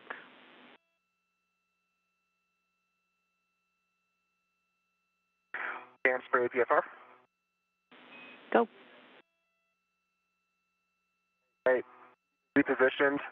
Clocking 6. Papa, Fox 6. Which now can to be depressed. Good pull chips test. Collars black on black. And ingress 8 is low profile. Copy. Good install, Woody. You can give M1 a go for the IEA back off, and we will have you translate back to the mounting bracket. All right. Good green light, 1.31 turns, and torque of 21.1 for M31 and M32. Copy. That is a good bolt for M32. You can move on to M33. That's in work.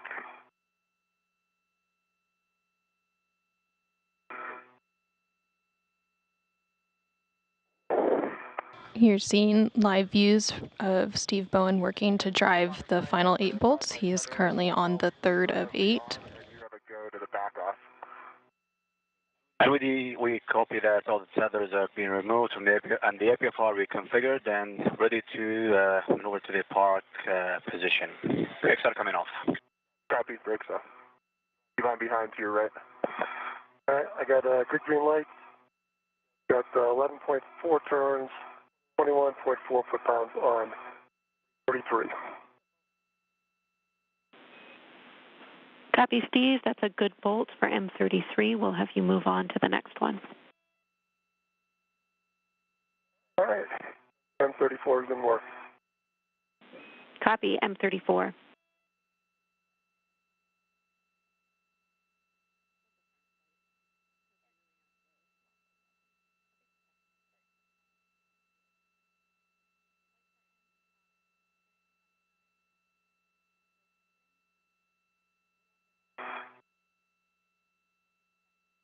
All right.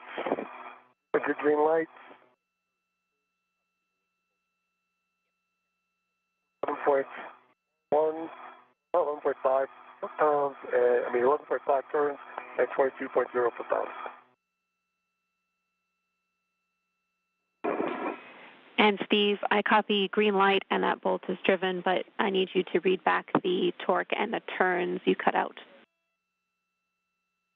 Torque was 22.0, turns is 11.5. Then with the arm is starting motion. Copy, Sultan. Copy, that's a good bolt, Steve. All right. You can move on. 35 was not hand started. Okay, copy, M35 has not been hand started. You have the same settings.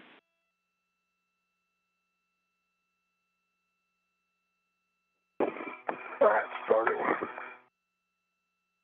NASA astronaut Steve Bowen is now halfway through installing the 8 mounting bracket bolts. He has 4 to go and has completed 4 of them. Meanwhile, NASA astronaut Woody Hoberg is currently translating over to the mounting bracket.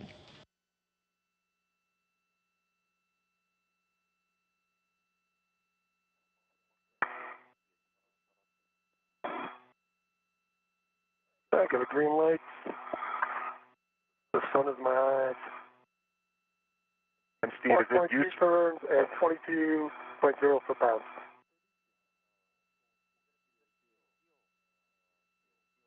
Yes, Woody? Is it useful for me to socket swap and help drive these, or? Sure, why don't you just take my PGT, keep it off straight. Otherwise, I'd have to head over your side. Yeah, absolutely. I can do that. We're okay with you doing that, but Steve, say again the number of turns for M35. 12.2. Copy, 12.2, that is a good bolt. Then if you transfer your PGT to Woody, we can drive the remaining bolts. We're looking for M36 through 38. That should be Bravo 5. Let me toss it back under here. Okay. Got it. I got it. Okay. I've just got to get in position. No, that's fine. And Stephen, with the arm will be in motion. Copy, Sultan. Okay. NASA astronaut Steve Bowen just handed off the pistol grip tool to Woody Hoberg, who's going to help him drive the final 3 bolts.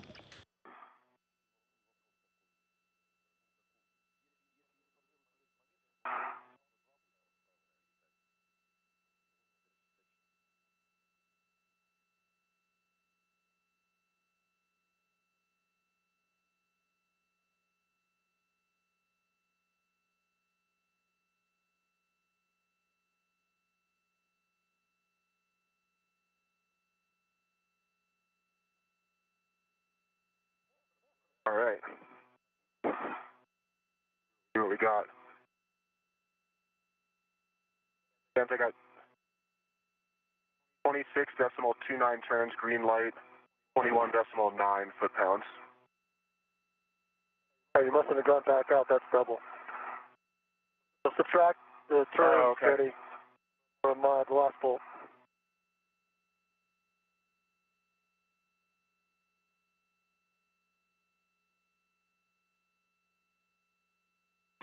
We're just checking on that bolt.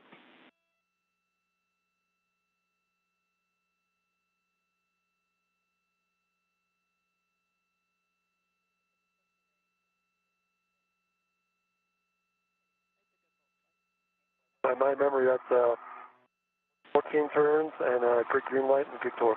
It's a good bolt. We can move on. That was M36. We're ready to move on to 37 or 38. Want to do 37? No, 38. Yeah, I'll do 37. In a good spot. Okay. Let me cycle this out because I bumped it. Okay.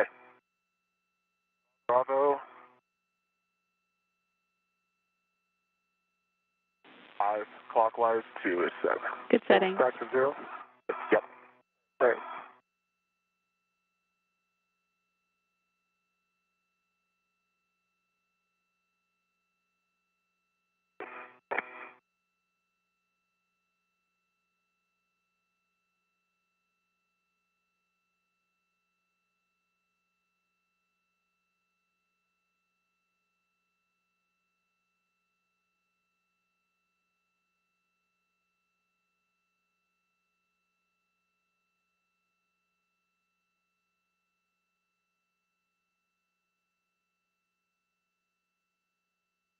Right.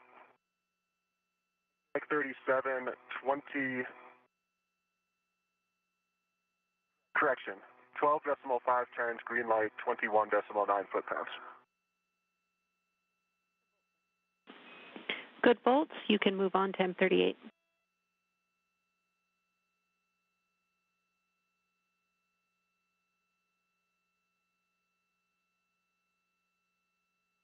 NASA astronaut Woody Hoberg is now working to drive the final of the 8 bolts to fully secure the International Space Station Roll-Out Solar Array to the mounting bracket. After that's complete, EV1 or Steve Bowen will move to a deployment viewing position, while EV2, who is Woody Hoberg, will release the final 2 bolts holding iROSA in an undeployed position. Trying to find a position where I'm not sideloading the bolt. 1 sec. We copy. That's why that one's so awkward. This one's a little awkward. Yeah, I think you end up sliding a little tight a little bit. We're good. I see it.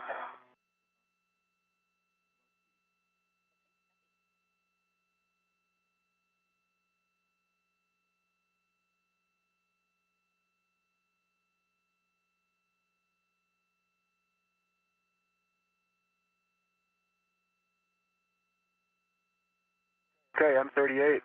We had 11.93 turns, green light, 22.2 foot-pounds. Here you go, Steve. Well, let me my hands off here. Thank you. We copy, Woody. That is a good bolt. We just need the confirmation the black line is flush because we cannot see it in your HECA. Yep, black line flush. Trying to point at it. Copy. Great work. We are complete with our M bolts. Steve, you can stow your PGT, and we'll have you positioned to observe the first 5 magnets snap together when we deploy. Woody, you need to get in position on the base of the mounting bracket for R9 and R10. Okay, getting in position for R9, R10. And I'm getting in position to watch. Super. Good words. Woody, as a reminder, this is a Bravo 7 setting. You can use the scoop on the base of the mounting bracket to brace yourself. All right, I see that. Thank you.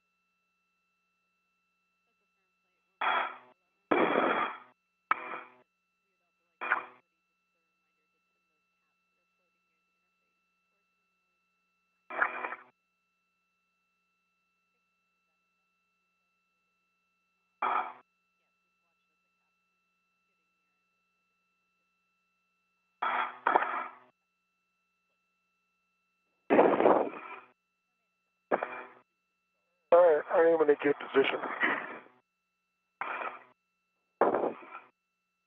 Perfect. Thanks, Steve.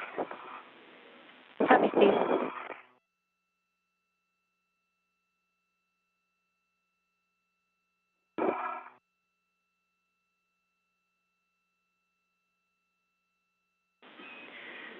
Steve, agree you're in a good position. Woody, I see your PGT out. Warning for both of you prior to releasing the deployment launch restraint bolts. Position to stay clear of deploying iROSA blankets. You will both be in a good position. All right, that sounds great, Jan. I have Bravo 7. Truss. I need a reminder. Is it clockwise or counterclockwise? Counterclockwise. Bravo 7, counter 2, and I'll have you hold here, Woody. Okay, copy that. Bravo 7, counter 2 is set. All right, I'm in a good position. Good words.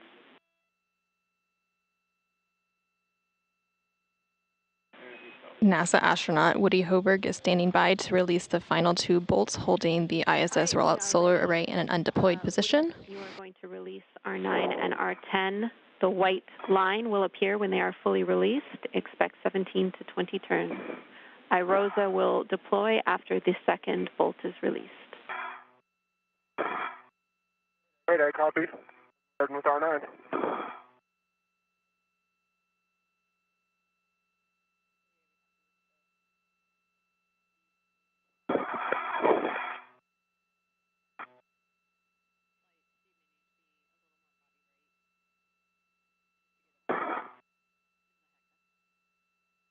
Once these final 2 bolts are released, the iROSA will deploy over the next 6 to 10 minutes. To give us a better view. Trying to figure out how to do that without falling off the edge of station here. Copy, we understand. That looks great. Hold on, I lost my position. White line visible. I counted 17 turns on R9. Copy, 17 turns on R9. Continue to stand by, Woody. The first of 2 restraint bolts has been fully released. Hold on.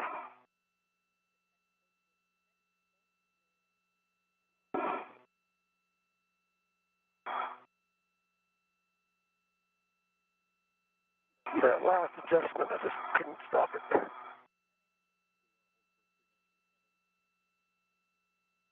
How's that? Is that better? Speed up a little bit.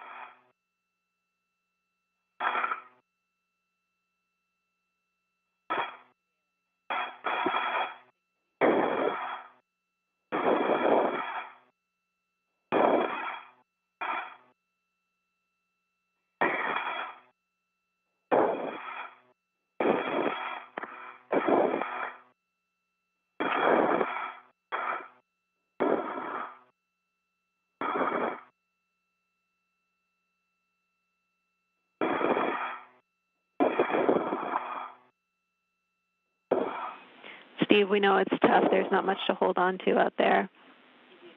Trying to get you some additional words. Try a different position.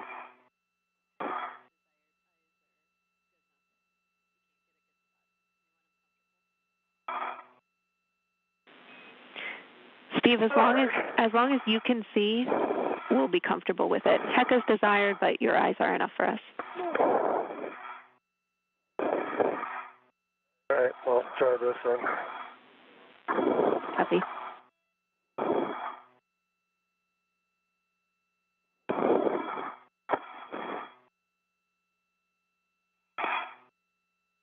All right, how's that?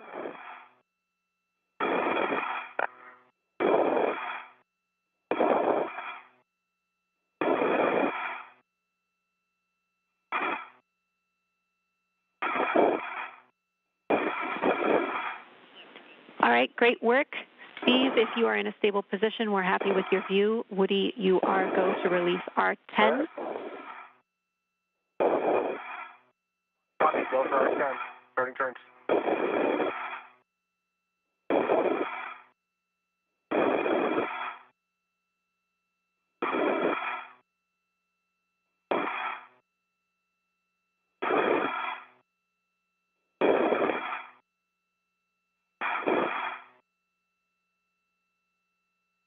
And turns down.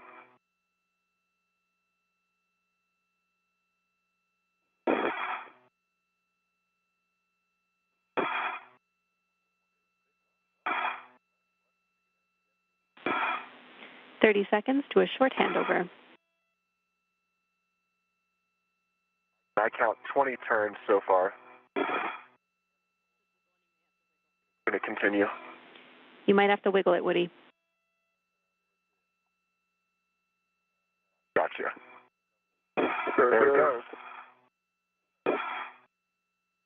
The second of the 2 restraint bolts has been fully released, and iROSA will begin deploying over the next 6 to 10 minutes. Short handover. Copy.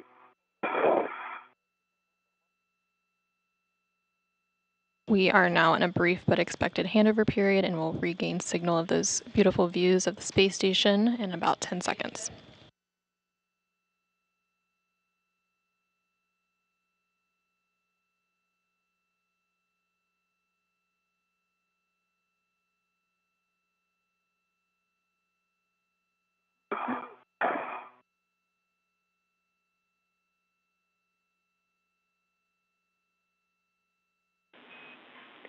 All right, Houston's back with you. Welcome back. Woody, you are staying exactly where you are. Well done on the final bolt to release iROSA, and Steve will take your report. It looks good. Looks like it's stretching out nicely, and everything seems to be lining up. How does it look to you? You have a good view now. Copy. We don't have video back yet, but we will shortly. We appreciate the words. All right, I'll stand by.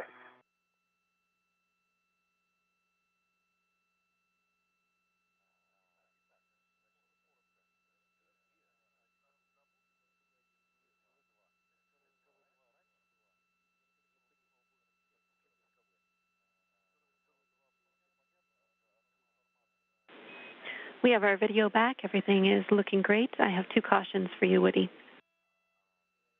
You can now see live views of the International Space Station Roll-Out Solar Array as it begins to unfurl as the space station flies over the coast of the southwest United States. Lateral load. This is 5 less than before. Okay, I copy. Thank you. I'll be cautious. Sounds good to us.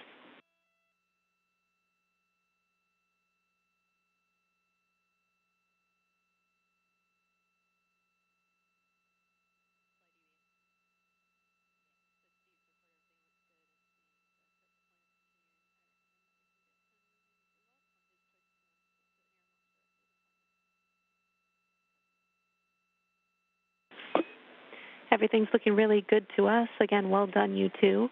Woody, again, you have to stay put, but Steve, you can get moving if you want to. We're still well ahead of schedule, so you can stay and look a little longer if you prefer it, but your next step is to pick up your green hook. All right, I'm going to head back and pick up my green hook. Yeah. Copy.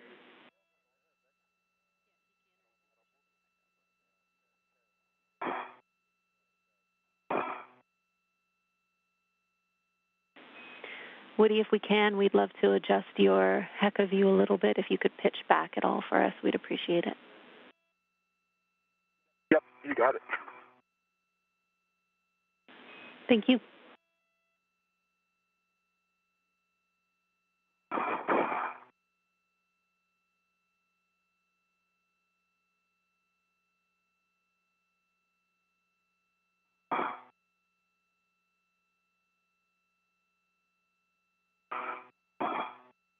Woody Hoberg is continuing to monitor the iROSA as it deploys. Meanwhile, Steve Bowen is translating back to the iROSA carrier to reconfigure the carrier beams that previously held the upright iROSA.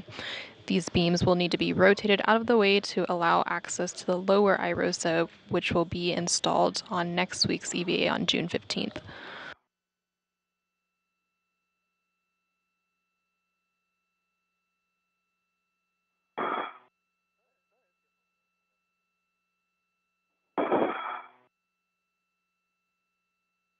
All right, green hook going to red reel.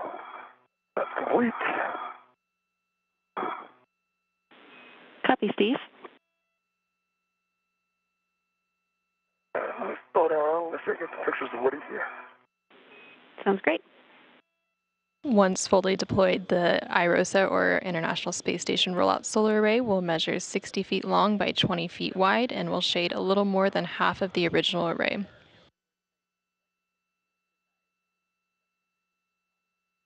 Each new iROSA will produce more than 20 kilowatts of electricity, and once installed will enable a 30% increase in power production over the station's current arrays.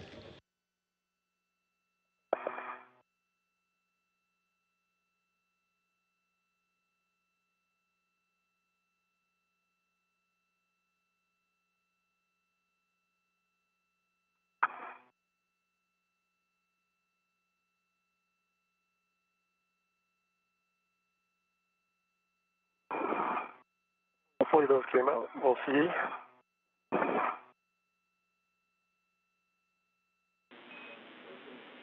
Copy.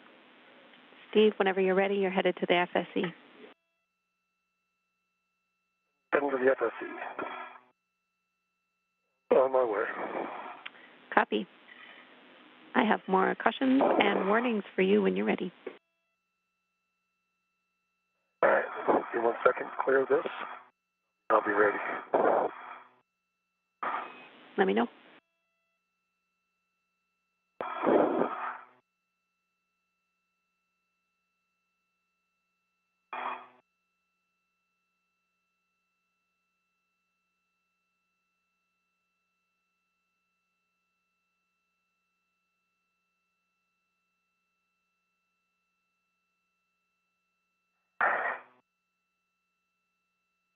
All right, I'm ready to copy.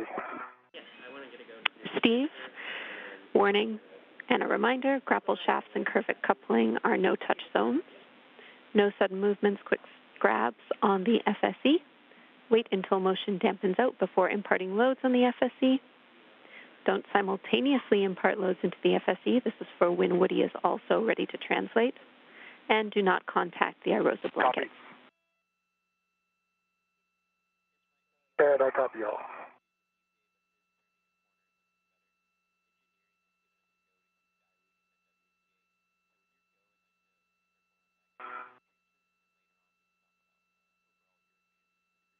The International Space Station Roll-Out Solar Array, or iROSA, continues to deploy on the starboard forward truss connected to the 1A power channel of the space station as the space station flies over South Dakota. I do not have a fair lead listed for you, Steve, and no green hook drop. Let me just confirm. Okay. All right, that's fine. No. Yeah, I can confirm that now, Steve. There is no action for a fair lead or green hook drop. You are just translating directly onto the FSE from the port CETA cart. So do not take the POA path. Not take the POA path. All right, I will do that. A-firm, different path than last time.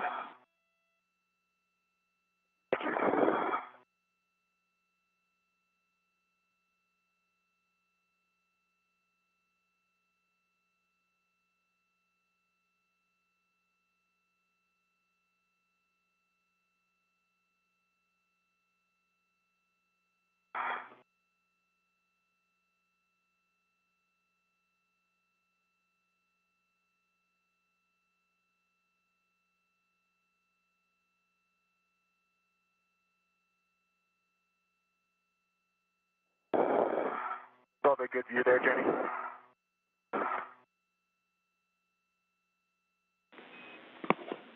A-firm.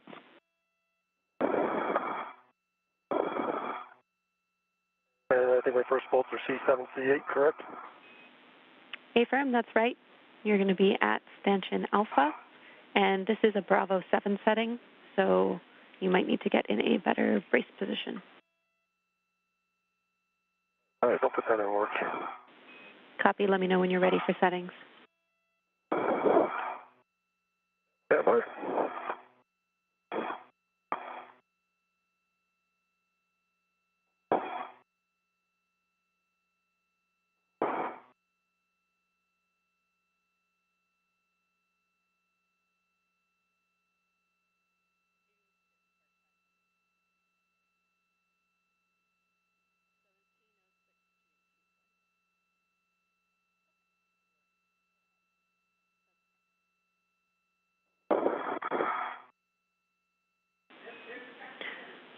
Woody, we are nearly complete. More words for you in a minute. Okay, thank you.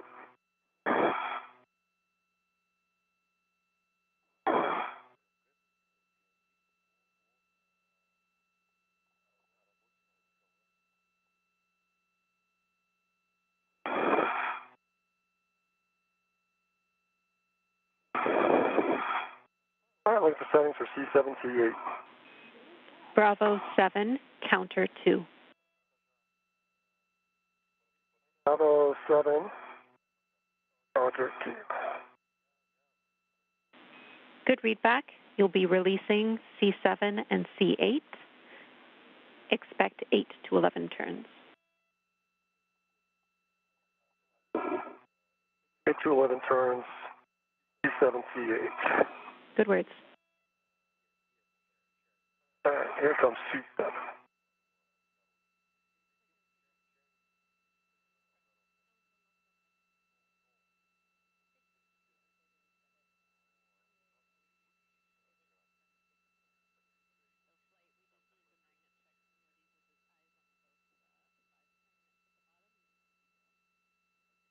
Hey, James, it looks to me like motion is stopped. Yep, we're just double checking that we can confirm a good deploy, Woody. What would help us is if you could confirm the bottom 5 magnets on both booms. We don't need a heck of you, we just need you to see that the magnets have snapped together.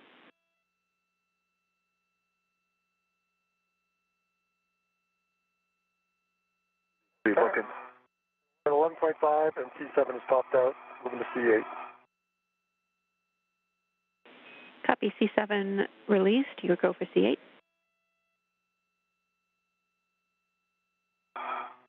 And James, I'm thinking I might need to move to see those. Do you agree with that, or am I missing something? Magnets. Affirm, Woody, you will have to move and you are go to translate right now. Right now, you're seeing views of NASA astronaut Steve Bowen as he works to release the beam restraint bolts. He has already released one of them and has a couple more to go. And 10.6 turns. Copy C8 is released. Steve, stow your PGT and translate to stanchion Bravo. Translate expansion, Bravo.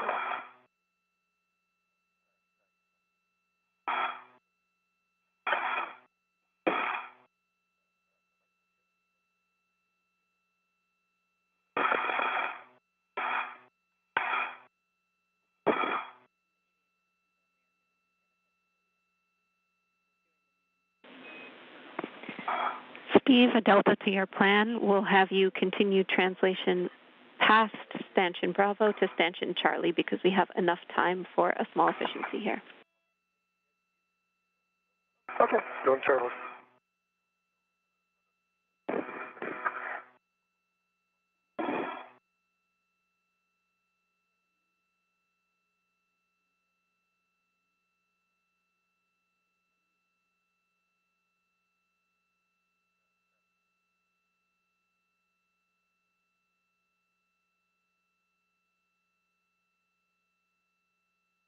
Hey, Jenny, yeah, I do see the first 5 magnets on the right side engaged. Copy, Woody. That sounds good.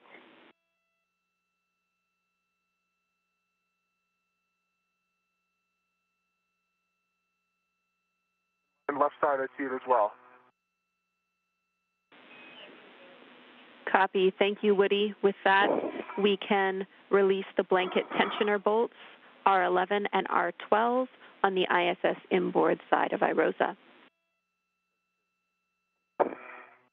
Okay, 11 and 12, Alpha 1, counter 2. Alpha 1, counter 2.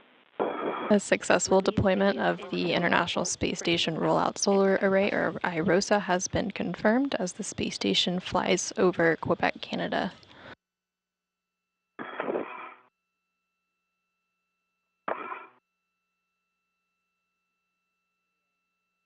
NASA astronaut Woody Hoberg is now working to release blanket tensioner bolts.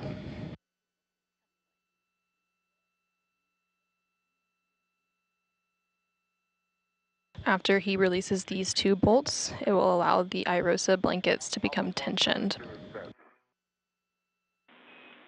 Good settings.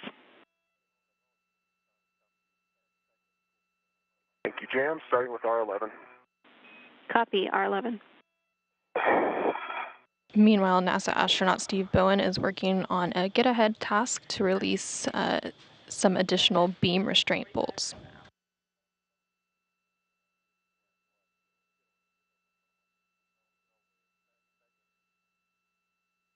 Okay, and expansion Bravo, what would you like? Retrieve the pit pin from the stowage location, push the C1 bolt into the can, and install that pit pin. Of course, I'm actually at Charlie. By Charlie, right? Bypass Bravo? Affirm, you should be at Stanchion Charlie. Let me back at Bravo. Thank you.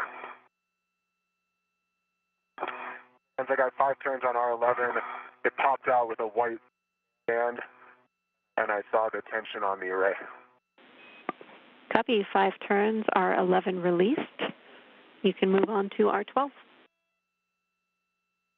Starting turns.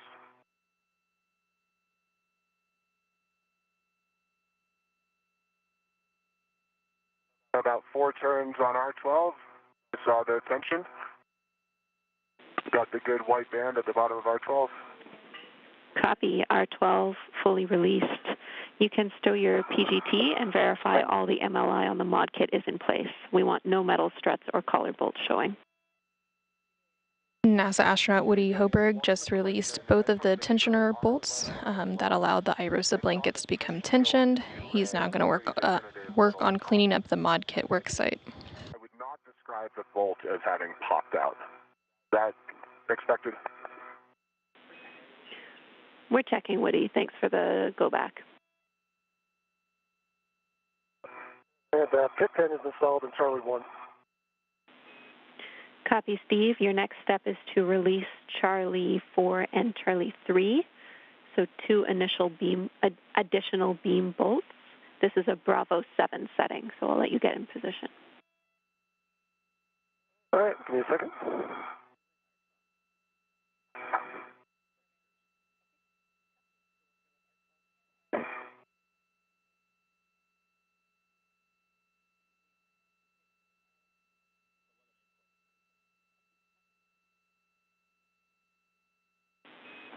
All right, Woody, I can confirm that we are happy with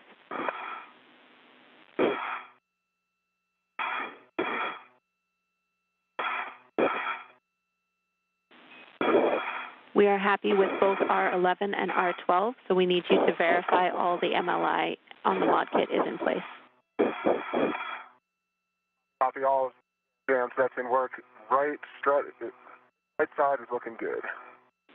Copy, right side. Bravo 7, counterclockwise 2. Affirm, Bravo 7, counter 2. You will be releasing these bolts. Expect 8 to 11 turns. All right. Starting with Charlie 4. Copy, Charlie 4.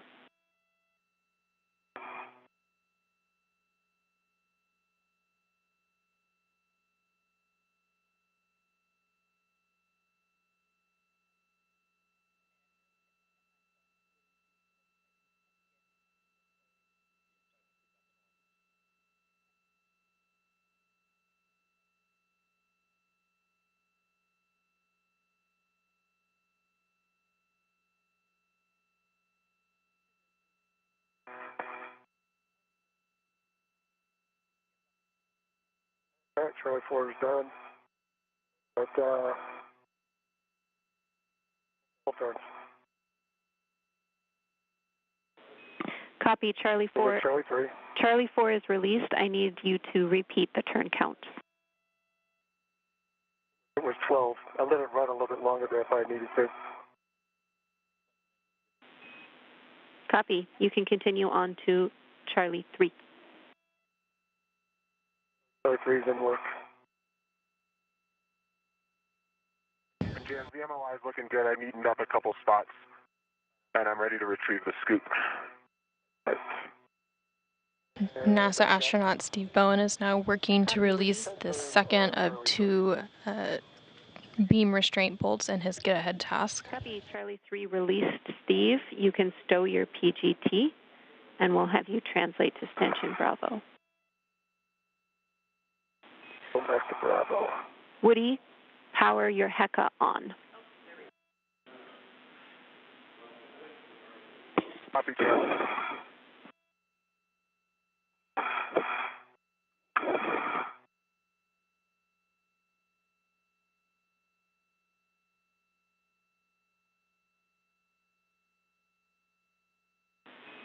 All right, and Woody, we are happy with the MOI current config, and we do not need a HECA scan. So you're exactly right. You can remove the square scoop from the mounting bracket along with the adjustable tethers and stow it in the crew lock bag. You can close up this crew lock bag and stow it on your BRT. Copy all. In work. And we do not need a crew lock bag inventory. Lucky you. Oh, thank you so much.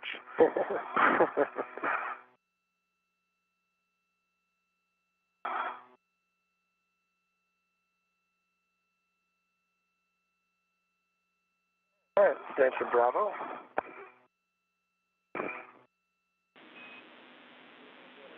Copy, Steve.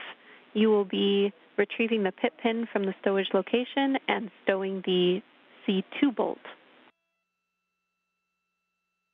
All right, pit pin Charlie 2. Good words.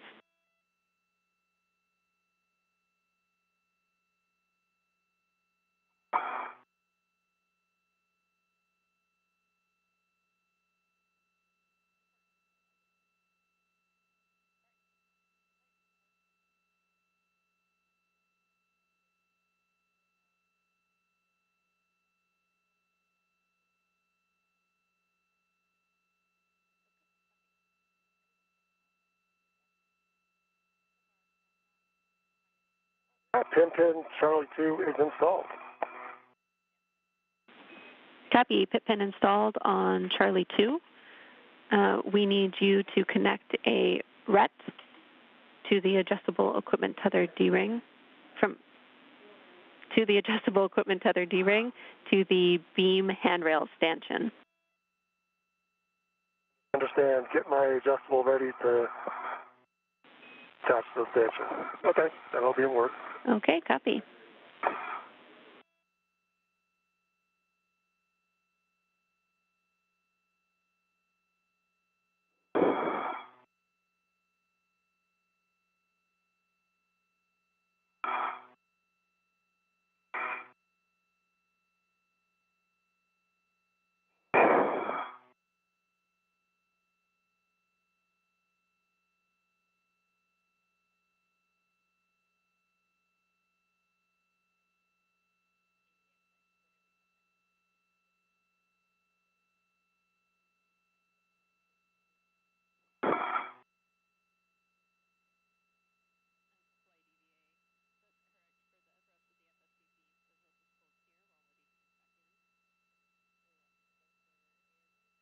All right, just to be clear, Jane, you want the RET attached to me or to something else? There should be a RET to an adjustable equipment tether D-ring, and that adjustable equipment tether hook should be on the closest beam handrail stanchion to you. So you have an adjustable attached to the beam and the D-ring attached to a RET, and that RET is on your mini workstation. That's what I needed to hear. Okay, so we got an adjustable one hook going to stanchion.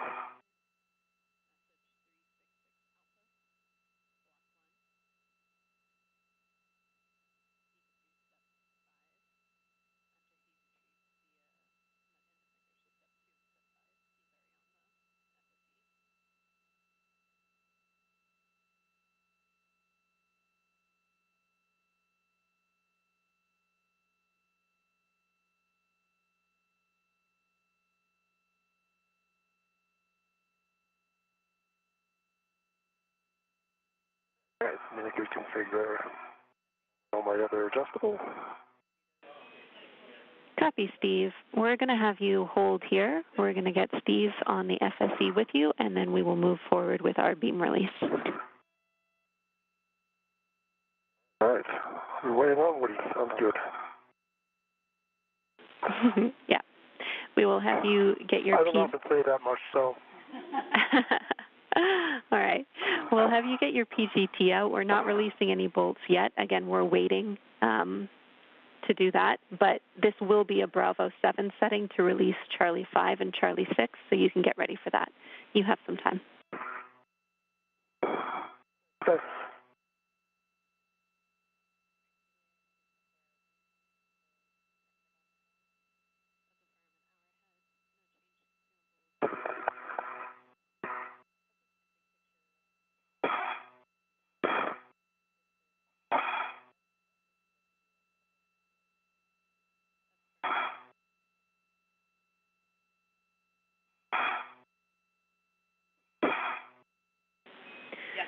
Woody, you. Hi, Jazz. I'm translating inboard. Affirm. I was about to tell you. Your next step is to press the starboard CETA cart brake release, and then you will be translating to the port CETA cart. All right, you got it. While you're translating, Woody, I have big picture words for both of you. Great. Jazz, do I need both brakes or just one of the two on each CETA cart?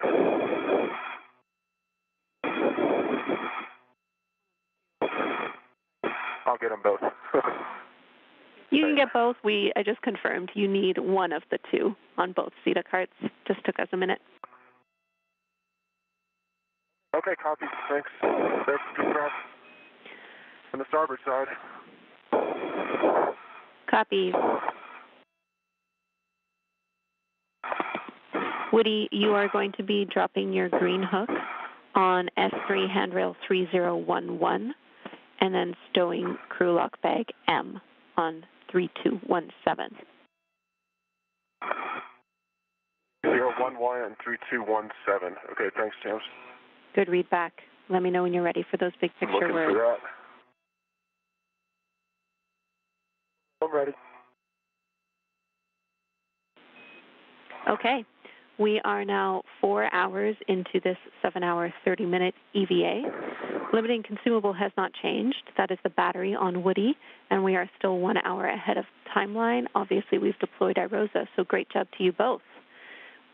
We are getting to the point where we are going to stow the FSE beams and remove that FOD.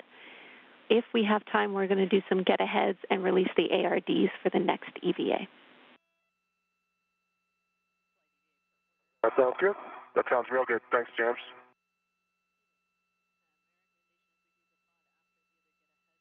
Okay, I found 3011. That was my green hook location, correct? Affirm. Copy.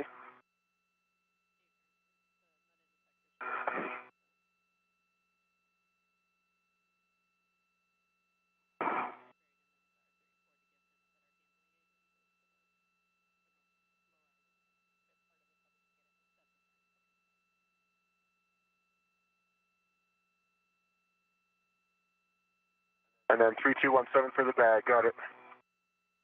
Go ahead and have Good a words. chat with.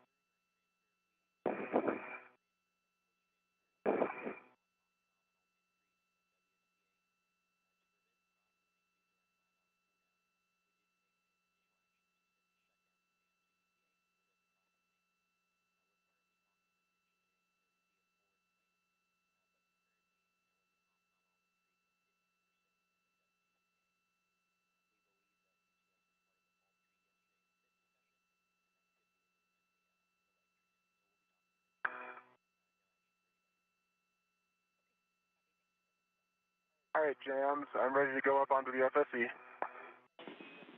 Copy. Ensure you go via the POA path, fair lead on MBS handrail 8400.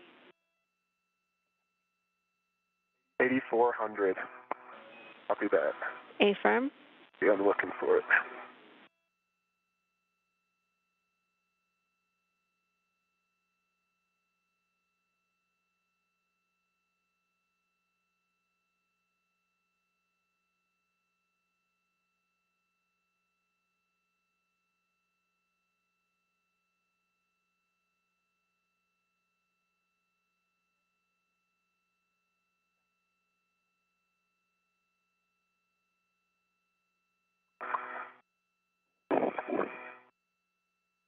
Right now you're seeing views from NASA astronaut Woody Hoburg's helmet camera. He is working to translate over to the carrier beam where NASA astronaut Steve Bowen is currently. Once they're both over there, the crew members will work together to release the bolts holding the beams in place, and then they will rotate them out of the way and secure them back down. The spacewalkers continue to remain about an hour ahead of schedule.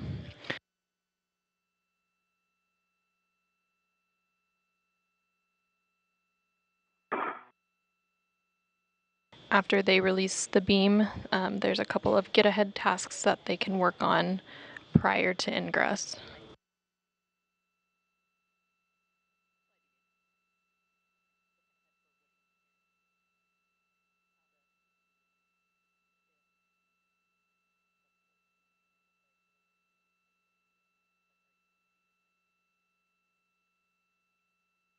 All right, am I heading to Alpha, Jams? Affirm.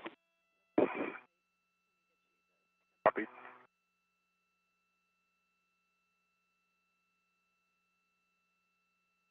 So Steve and my tethers will, that should be okay. Looks good. Affirm.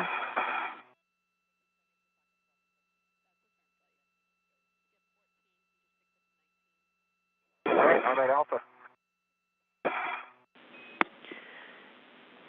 Woody, your next step is to perform a socket swap. Steve was able to already release C3 and C4, so we'll just take the socket swap and then move on to rotating the beam. Okay, copy, socket swap. Now, I will need a socket caddy to do this, correct? I only have, oh no, disregard, I have an extra pit pin right. Affirm, you're going to use your pit pin, so you'll remove the 6-inch wobble from your PGT and stow it in your trash bag with the pit pin, and the 2-inch that's currently, I believe, in your trash bag will be stowed on the PGT. Copy all. And say, do you want me to release one of the C5 or C6? Affirm, Steve, you can release either one. Bravo 7, counter 2 are your settings. Bravo 7, counterclockwise 2. Good words.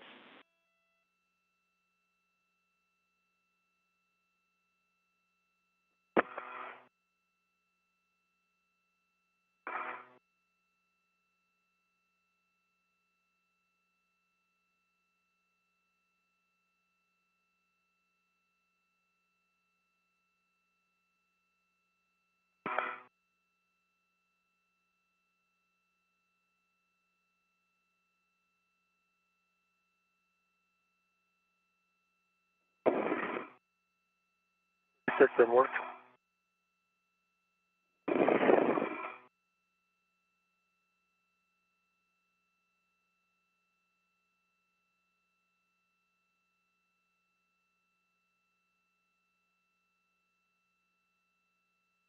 That's complete.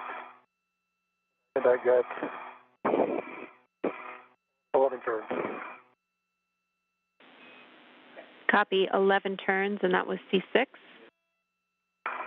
That was C6. Copy, we'll hold here. I agree.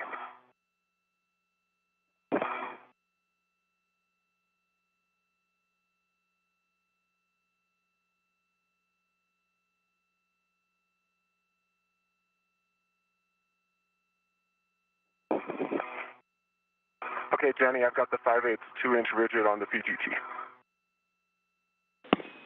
Copy, I'll take a pull test. Already complete. Okay. So when Steve releases this final bolt, C5, Steve, you will rotate the zenith end of the beam toward Woody. Understand. And you'll be temp stowing the beam in the stowage location, which is parallel to the blankets with the handrails facing the POA. You'll need 2 adjustable equipment tethers to do this. Okay, and would you have an adjustable available quickly? Yes. Okay, we'll be ready to go. All right, we are go when you are ready. All right, release from C5. Copy C5.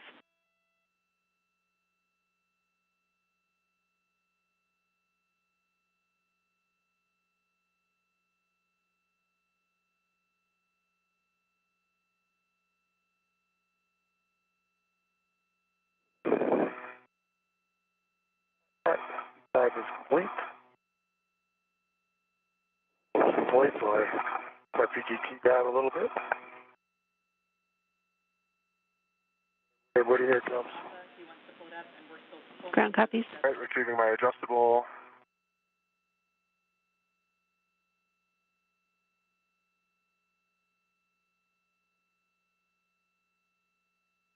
NASA astronaut Steve Bowen just released the final beam restraint bolts.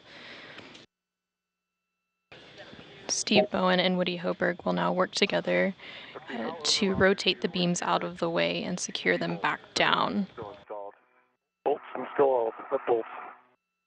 Disregard, sorry. Where they went. These carrier beams were being reconfigured. They previously held the upright iROSA, and they needed to be rotated out of the way to allow access to the lower iROSA, which will be installed on next week's EVA on June 15th. Okay. I've got it. I've got an adjustable on it. I can cinch this side. We won't cinch it down, but when you get yours on there, when we come back, we'll cinch them down and make them snug. Got an adjustable Houston on concurs, that's correct.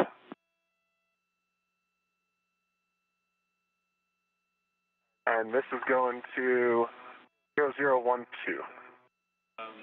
Copy, and Steve's exactly right. We'll cinch this down later on. What we need to make sure of right now is that the beam is clear of the nadir upper support beam, so that's the one by you, Woody.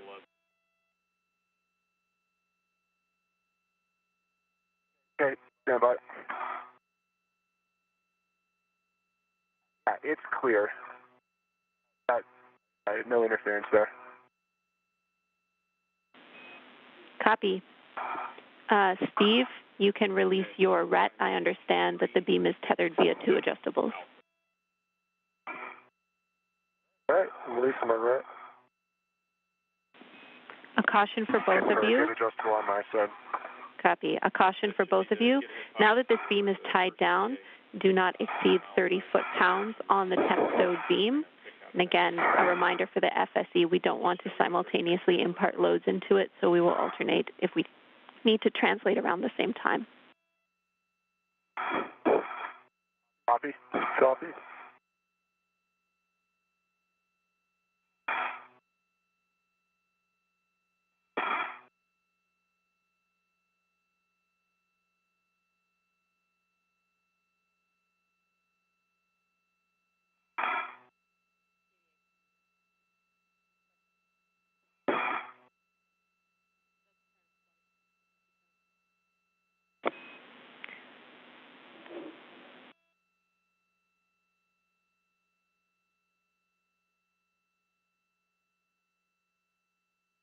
We are in another brief but expected handover period and will regain signal shortly.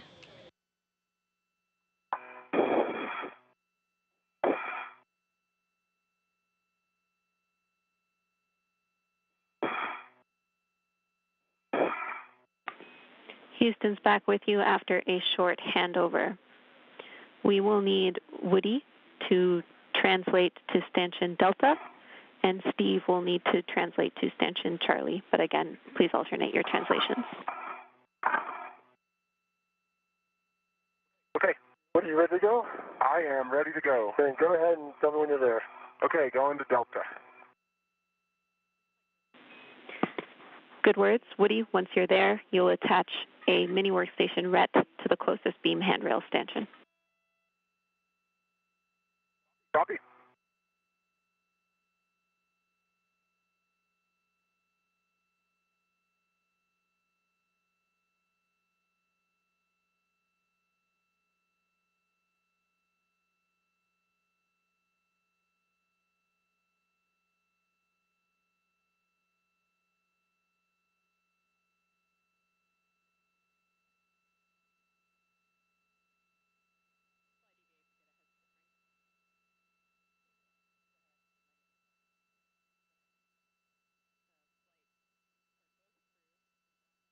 All right, I'm at Delta, putting that mini workstation RET in work.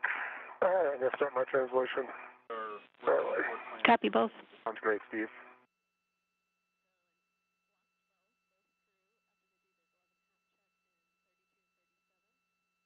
Mini workstation RET is down.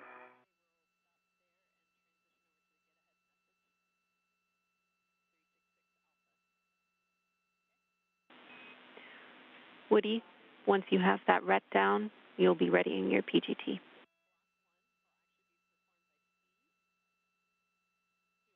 Thanks, James.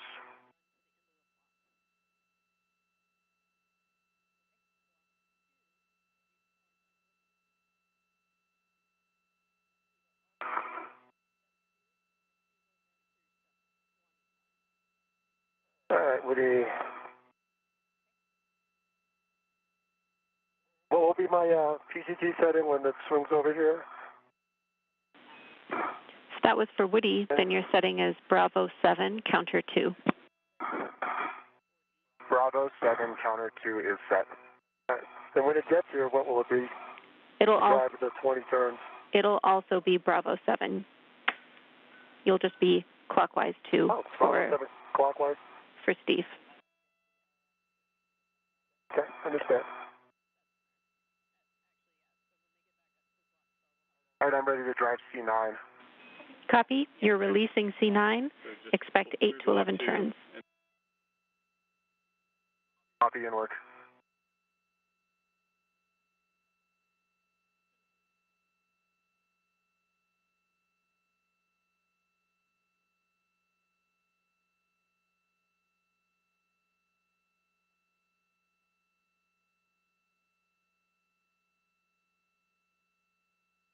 I counted 9.5 and it popped out. Ready for C10. Copy. C9 released. Your go for C10. About a minute until a short handover. Copy, starting turn C10.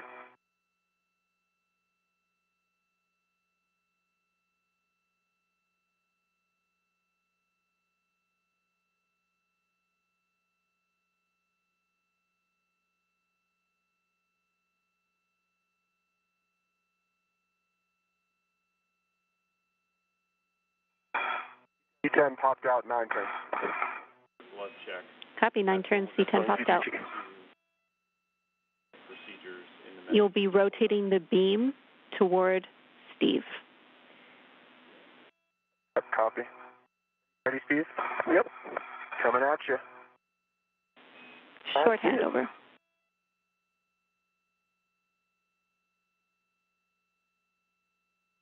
I got it.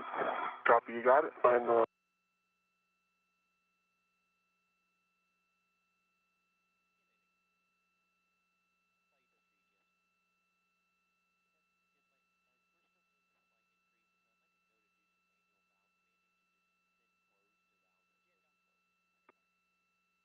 Steve, 32. about 1 turn. Delta 2. Half copy. Yep, I'm good. Total of 20, right? Yeah, I recall Bravo 7 clockwise 2 for no more than 20. No more than 20. Houston's back with Stop you. on turns. Houston's back with you. I copy your hand start. I concur, Bravo 7, clockwise 2, and this will be approximately 20 turns. Copy, James, but we are going to stop on turns. A-firm, let's do that's 20 turns only. Okay, copy. Driving C9.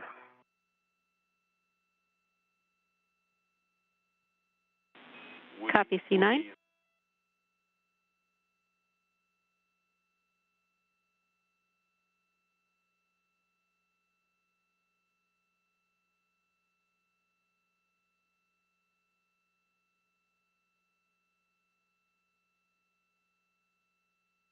And I'm stopping there. It's getting kind of close to the bottom.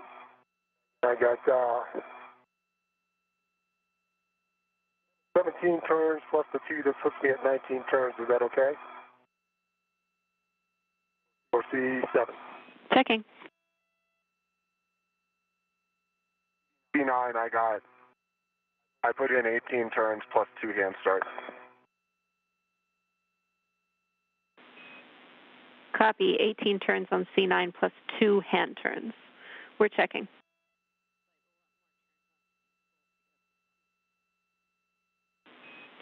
Steve, we want more turns on your bolts. Let's hit it again at the same settings.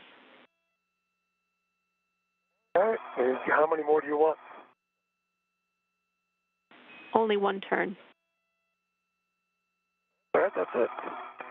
Complete.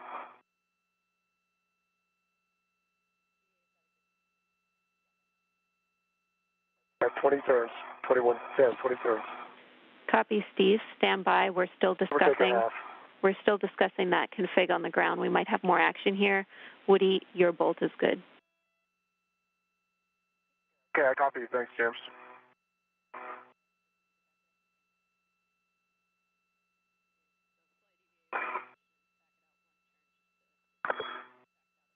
What's different about your bolt?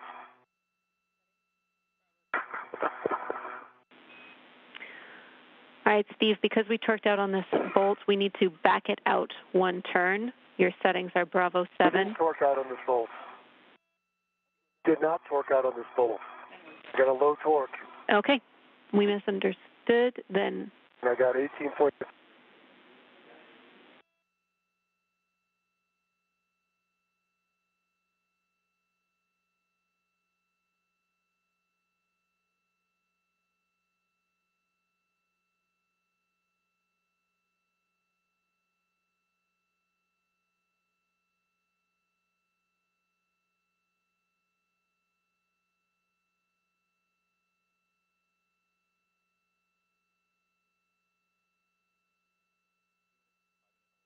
You can see I have a red light for not reaching torque.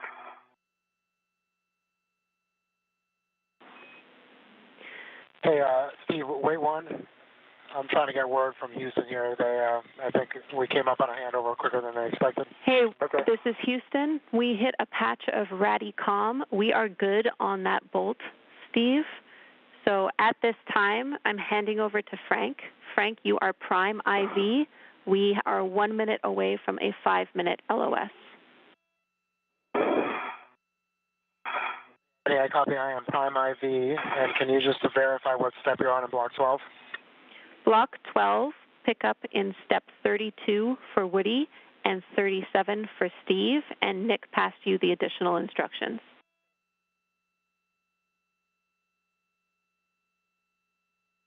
Copy 32 and 37. Thanks, James.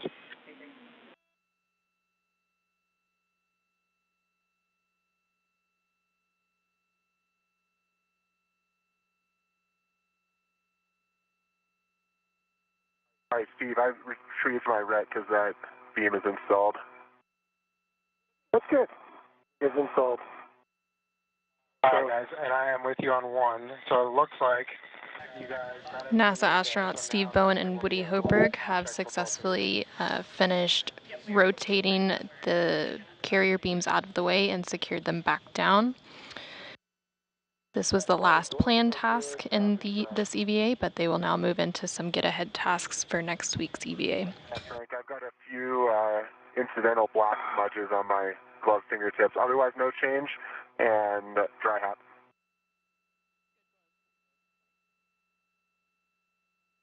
Okay, I copy for both of you. And you'll just have to be a little bit patient with me here because we're working now out of a Jedi message. And so I'll just have to be toggling back and forth on the computer.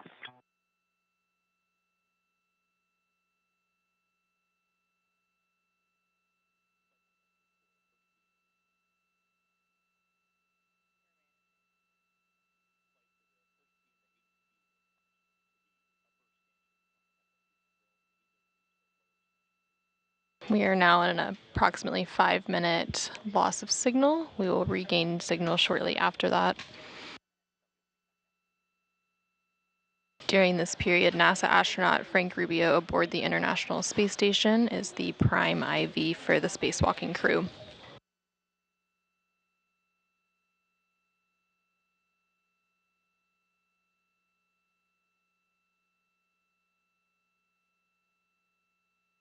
A couple of the get-ahead tasks that the crew will be working on include releasing the ARD, or anti-rotation device, for next week's iROSA, as well as releasing some of the lower R bolts, or restraint bolts.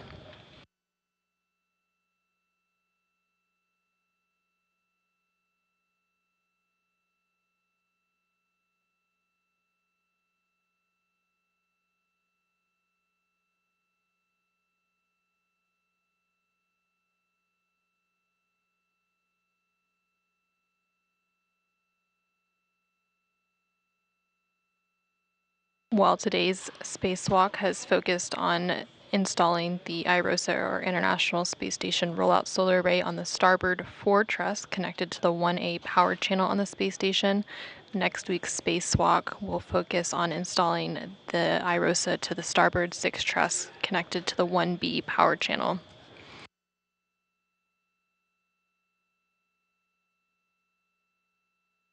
Coverage of next week's spacewalk, which is US Spacewalk 88, is scheduled to begin at approximately 8:20 a.m. Central Time, 9:20 a.m. Eastern Time on June 15th.